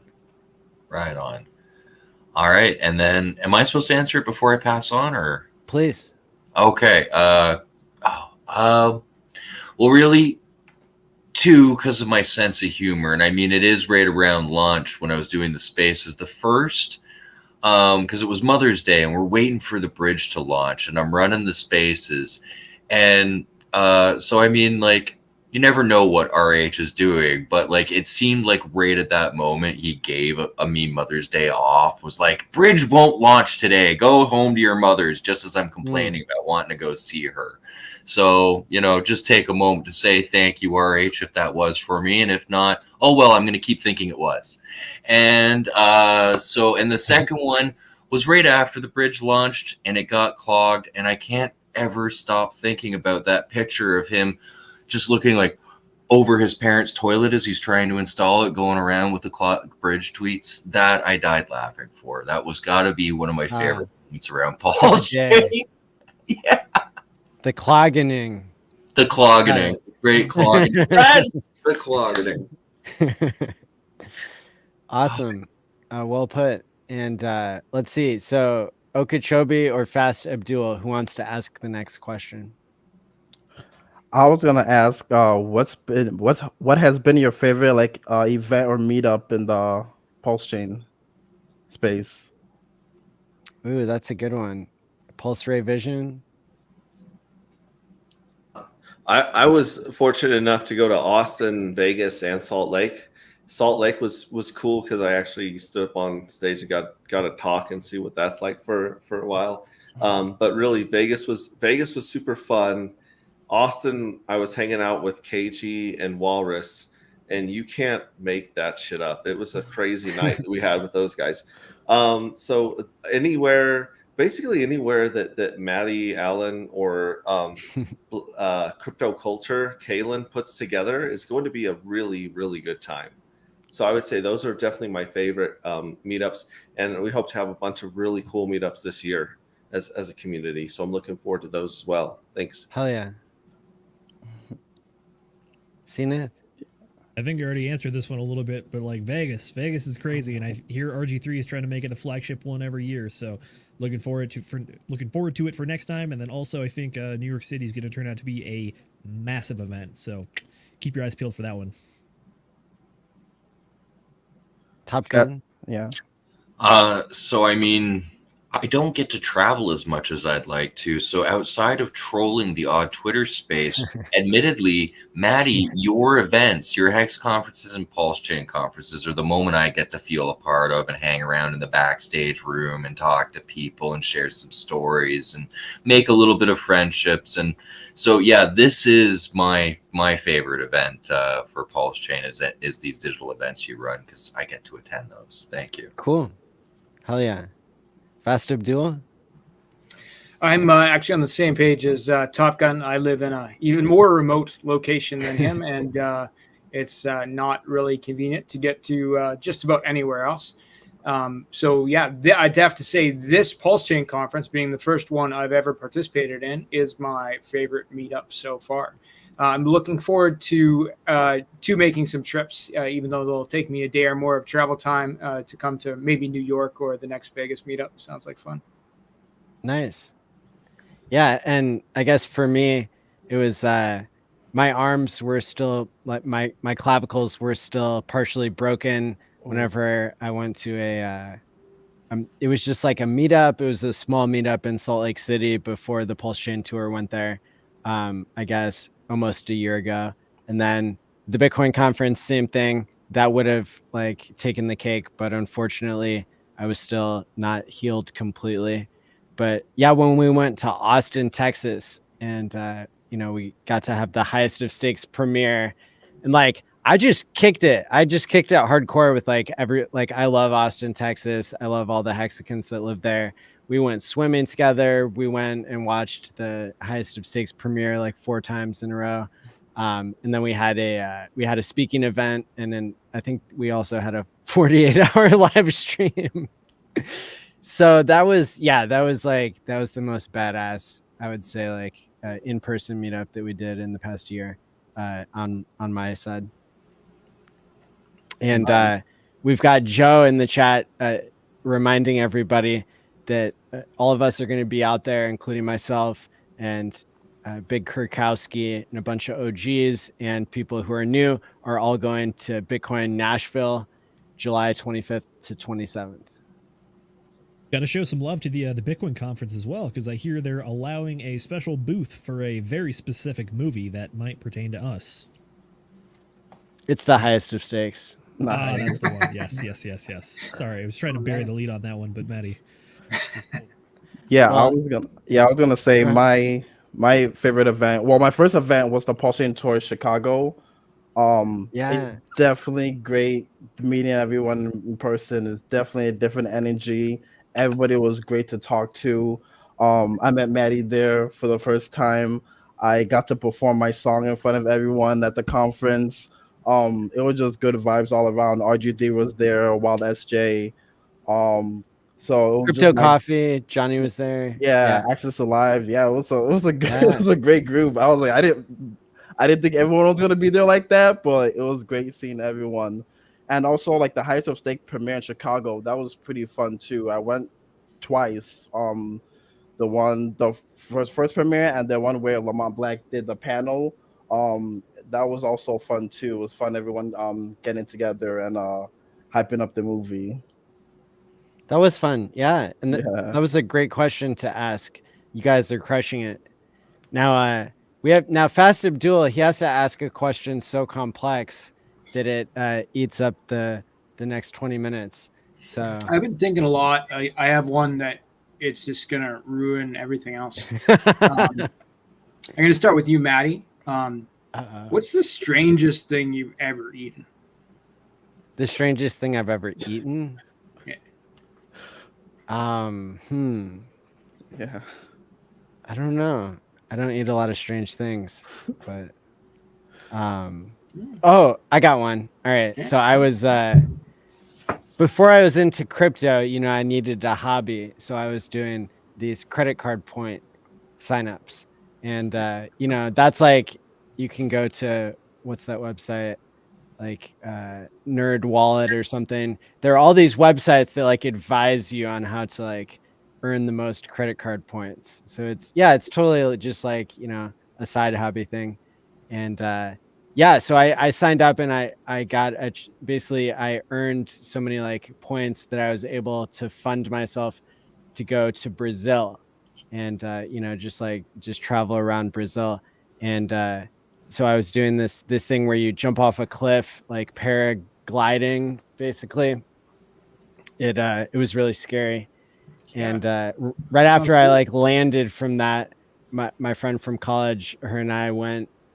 She was from Brazil, and she took me to this Brazilian churrascaria where I ate a rabbit's heart. Wow, it's kind of strange. Yeah. How was it? It was just okay. not needs more flavor. It was just okay. Very interesting. Okay, well, thank you. Now, Mr. Pulse Ray Vision, can you top that, sir? Oh no, not at all. The funniest thing is Silver's Rayleigh. It says the worst thing they ate was a 90% dip. That's pretty damn funny. The weirdest thing I've eaten is like, cow tongue, octopus, that kind of thing. That's not that weird, I guess. So Cow tongue's kind of weird. Like, where would you eat cow tongue? Like, how would well, that you was like at a Mexican taco shop. So they serve cow tongues in some of the tacos. I did have beluga caviar at a festival off some guy's hand once. That was delicious. First time I tried it.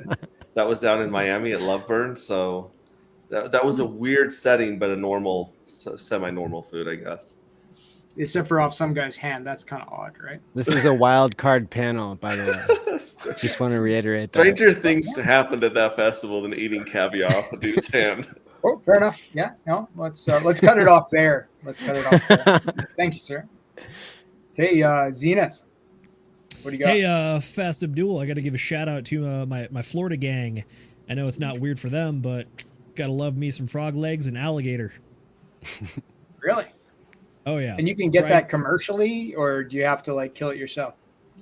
Well, it's more fun to do it yourself. I can guarantee you that much. Frog gigging is some of the most fun you can have in the dark. Just grab yourself a flashlight and some pointy stick, and you're good to go. Okay. Well, but yes, you can get all that at the restaurant too. Fried gator, you can find it pretty much anywhere in Florida. Really? Okay. Wow. Well, Yep. That's new to me. Excellent. I'll have to try that next time down in Florida. Cool. Okay, Mr. Okeechobee. Weirdest thing I've ever ate.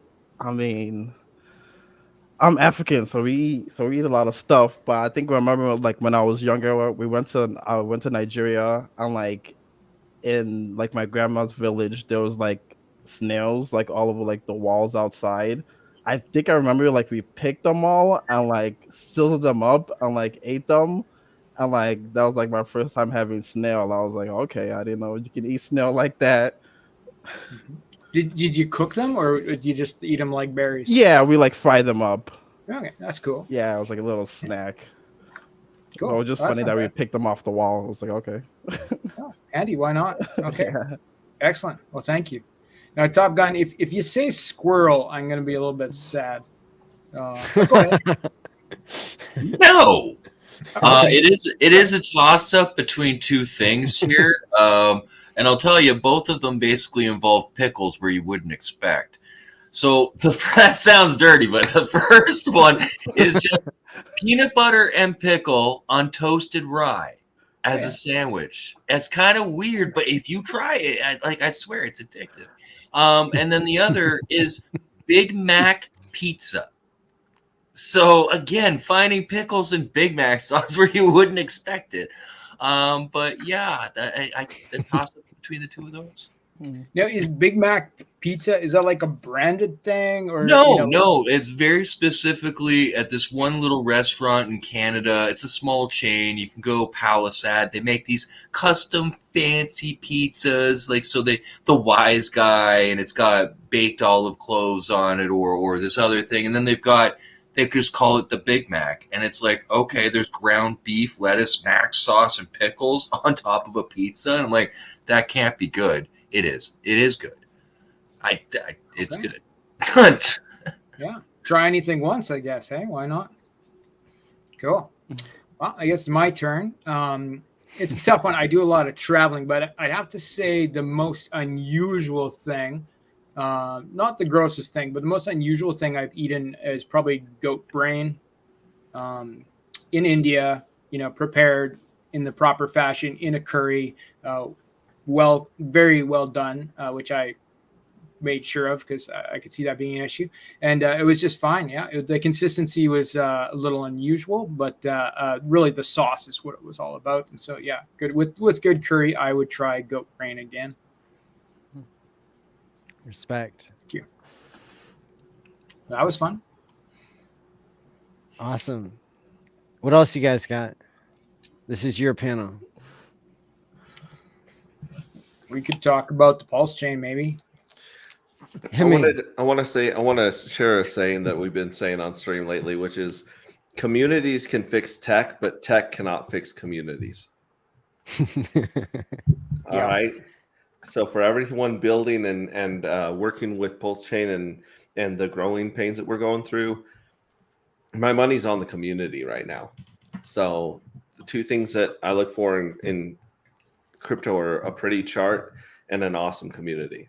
So I know it's a little bit preachy, but I wanted to bring that up at this panel because it seems like the right kind of builders and the right kind of ethos with these guys. Appreciate that.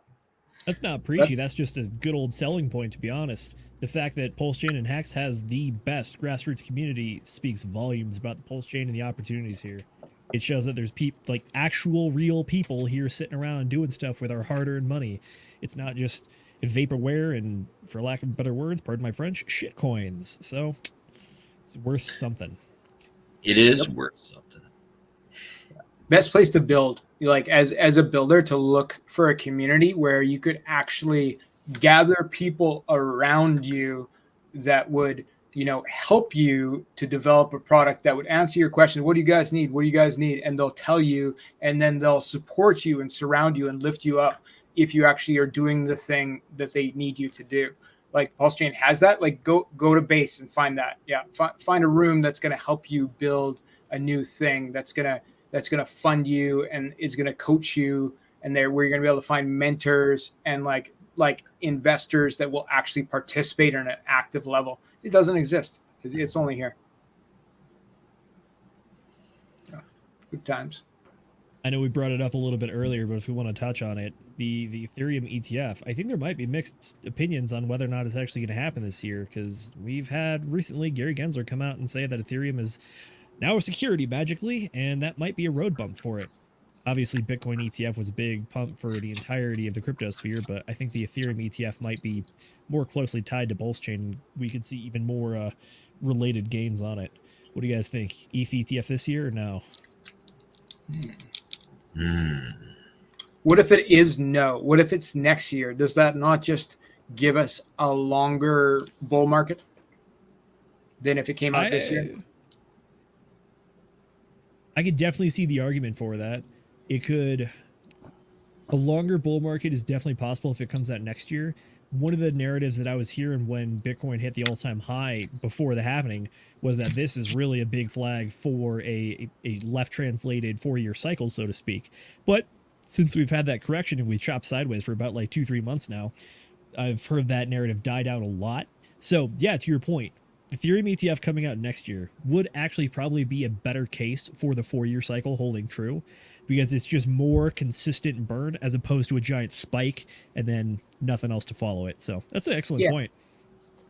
Like even if it wouldn't necessarily be a 4-year cycle if it was just next year, right? Like, because when would we say it was like a 4 years into the bull market? Like when did the bull market start? Like in January? Like I think that's a stretch even. Well, for 4-year cycle stuff, it really depends on how you measure it. And in my opinion, there's 2 ways to measure it. One is top to top and the other is bottom to bottom. I think top to top is a lot clearer to see on the chart and maybe see in person. But at the same time, trying to call tops and call bottoms is very hard, unless apparently your name is Richard Hart. So. Yep. No. I mean, yeah, it was GBTC at 11K is where I thought the bottom was, and that's where it was. Yeah, and why like, didn't you tell us, Maddie? You should have called me. Oh, I did. Your Telegram settings, they were too good, and sorry. We appreciate that because of security. I think that BlackRock, they don't get a lot of ETFs unapproved, and they're shooting for August. So yeah, is that going to happen in August? Probably, but. Yeah, I think like this time is not different, right? Because that's always the meme. It's like this time's different, and people will tell you, like what you want to hear.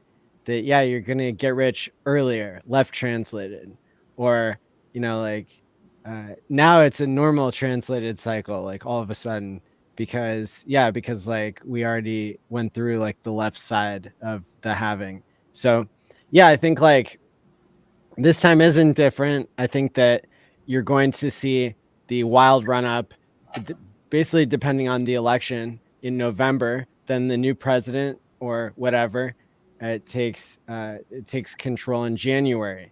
And so just like you saw, 2021 was a really good year. You might see that at the beginning of 2025 and the middle of 2025 is really good because Satoshi didn't plan the 4-year cycle, based on just anything. It was planned around the U.S. election cycle, and maybe he still haunts us today.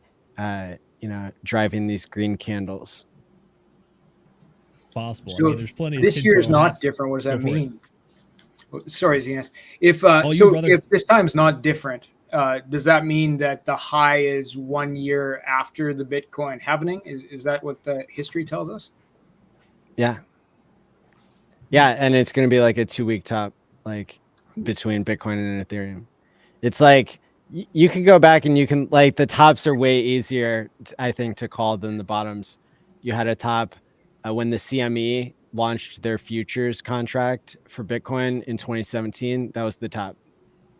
In 2021, it was the day Coinbase listed publicly for $100 billion on the day. Sure, there might have been like smaller, big events that happened, but I mean, those were basically the biggest events where mainstream crypto was, or where Wall Street was meeting crypto. And so I think like the Bitcoin ETF, like that was really good, but I don't think we're done yet. I think that was too early, but it kind of also follows the cycle of you get a run up before the halving and then you get a bigger run up after the halving. So hey, if this time is different, then the joke's on us. But at the end of the day, this is the third time where you could have done really well by paying attention to, I guess, where Main Street is versus where Wall Street is versus Crypto Street.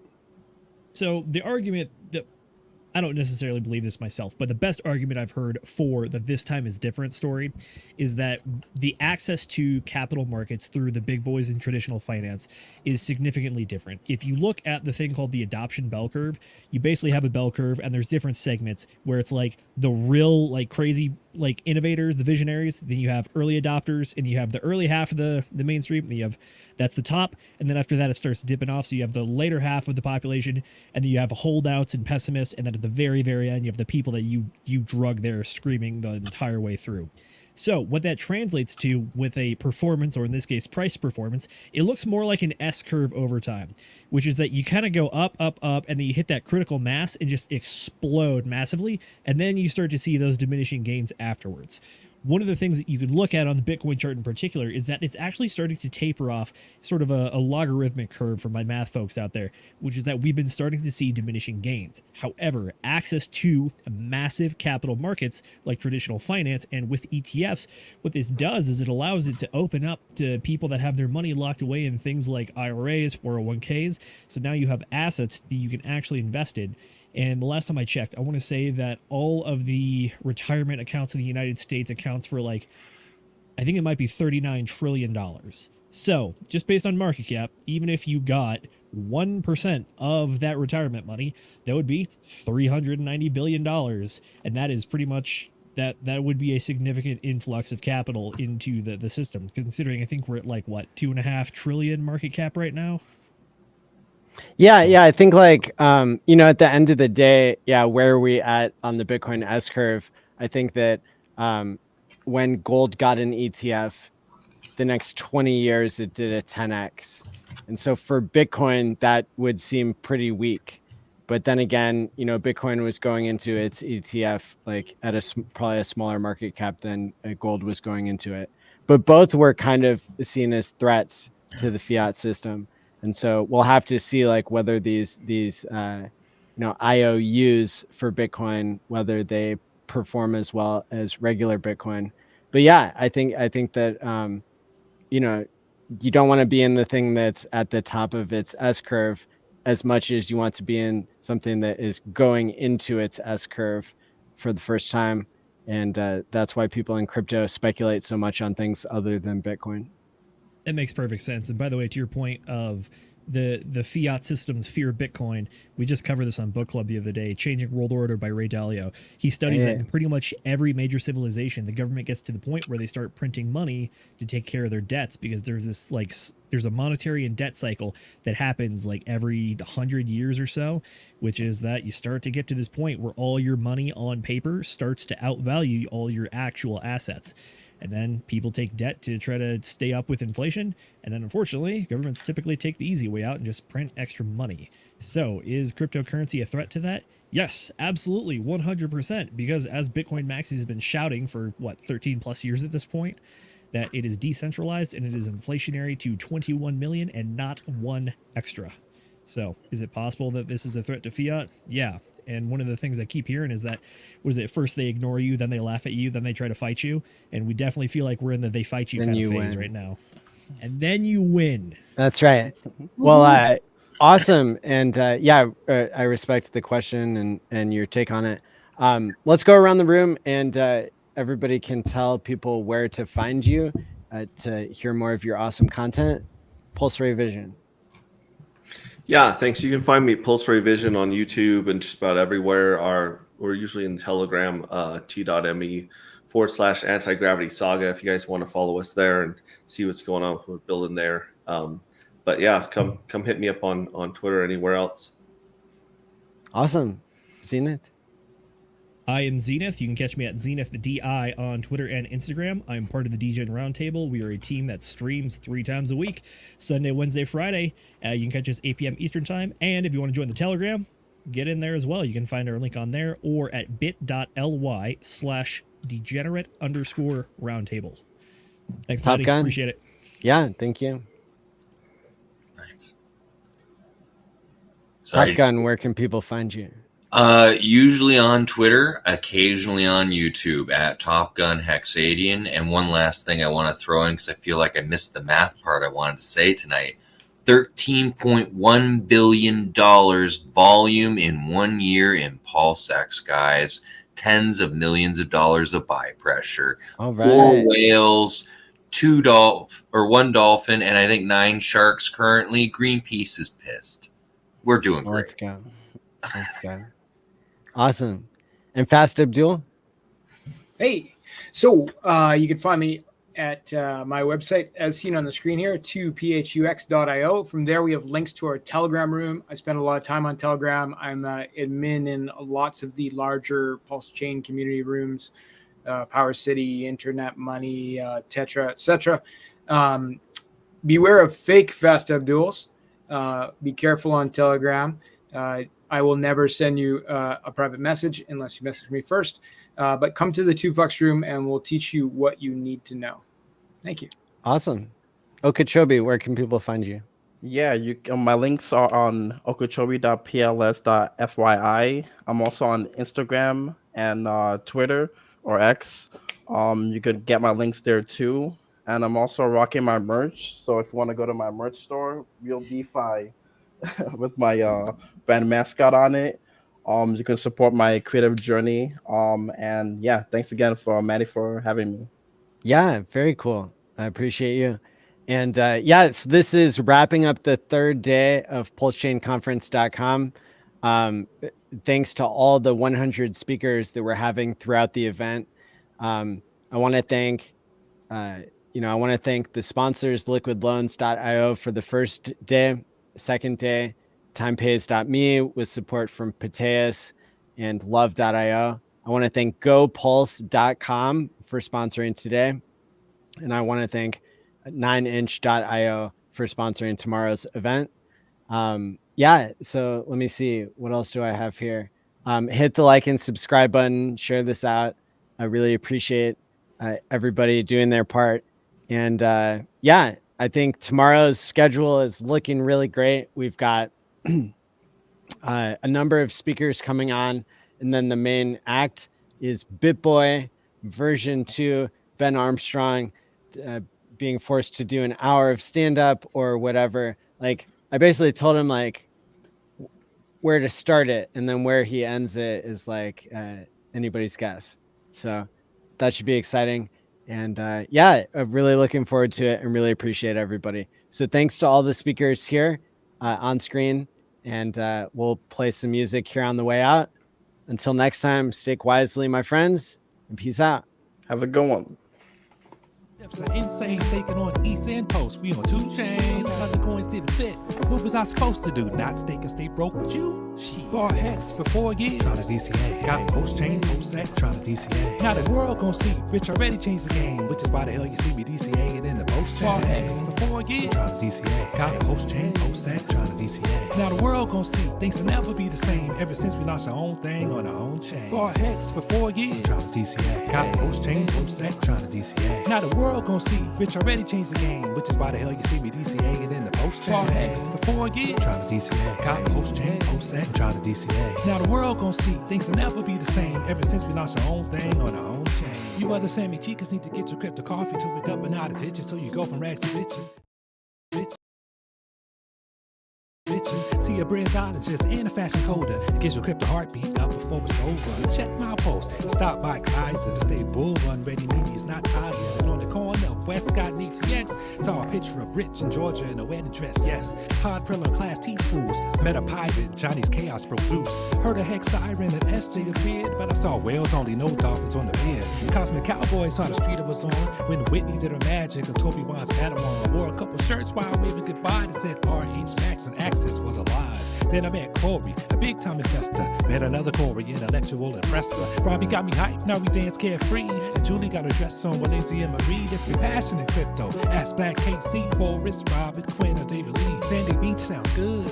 A Black Hexagon winning like some Hexagon or DJ from Poly. Bar Hex for 4 years. Trying to DCA. Got PulseChain, PulseX, trying to DCA. Now the world gon' see. Rich already changed the game, which is why the hell you see me DCA in the PulseChain. Bar Hex for 4 years. Trying to DCA. PulseChain, PulseX, trying to DCA. Now the world gon' see. Things will never be the same ever since we launched our own thing on our own chain. Bar Hex for 4 years. Trying to DCA. Got PulseChain, PulseX, trying to DCA. Now the world gon' see. Rich already changed the game, which is why the hell you see me DCA it in the PulseChain. Bar Hex for 4 years. Trying to DCA. Got PulseChain, PulseX, trying to DCA. Now the world gon' see. Things will never be the same ever since we launched our own thing on our own chain. Bar Hex for 4 years. Trying to DCA. Got PulseChain, PulseX, trying to DCA. Now the world gon' see. Rich already changed the game, which is why the hell you see me DCA it in the PulseChain. Bar Hex for 4 years. Trying to DCA. Got PulseChain, PulseX, trying to DCA. Now the world gon' see. Things will never be the same ever since we launched our own thing on our own chain. Bar Hex for 4 years. Trying to DCA. Got PulseChain, PulseX, trying to DCA. Now the world gon' see. Rich already changed the game, which is why the hell you see me DCA it in the PulseChain. Bar Hex for 4 years. Trying to DCA. Got PulseChain, PulseX, trying to DCA. Now the world gon' see. Things will never be the same ever since we launched our own thing on our own chain.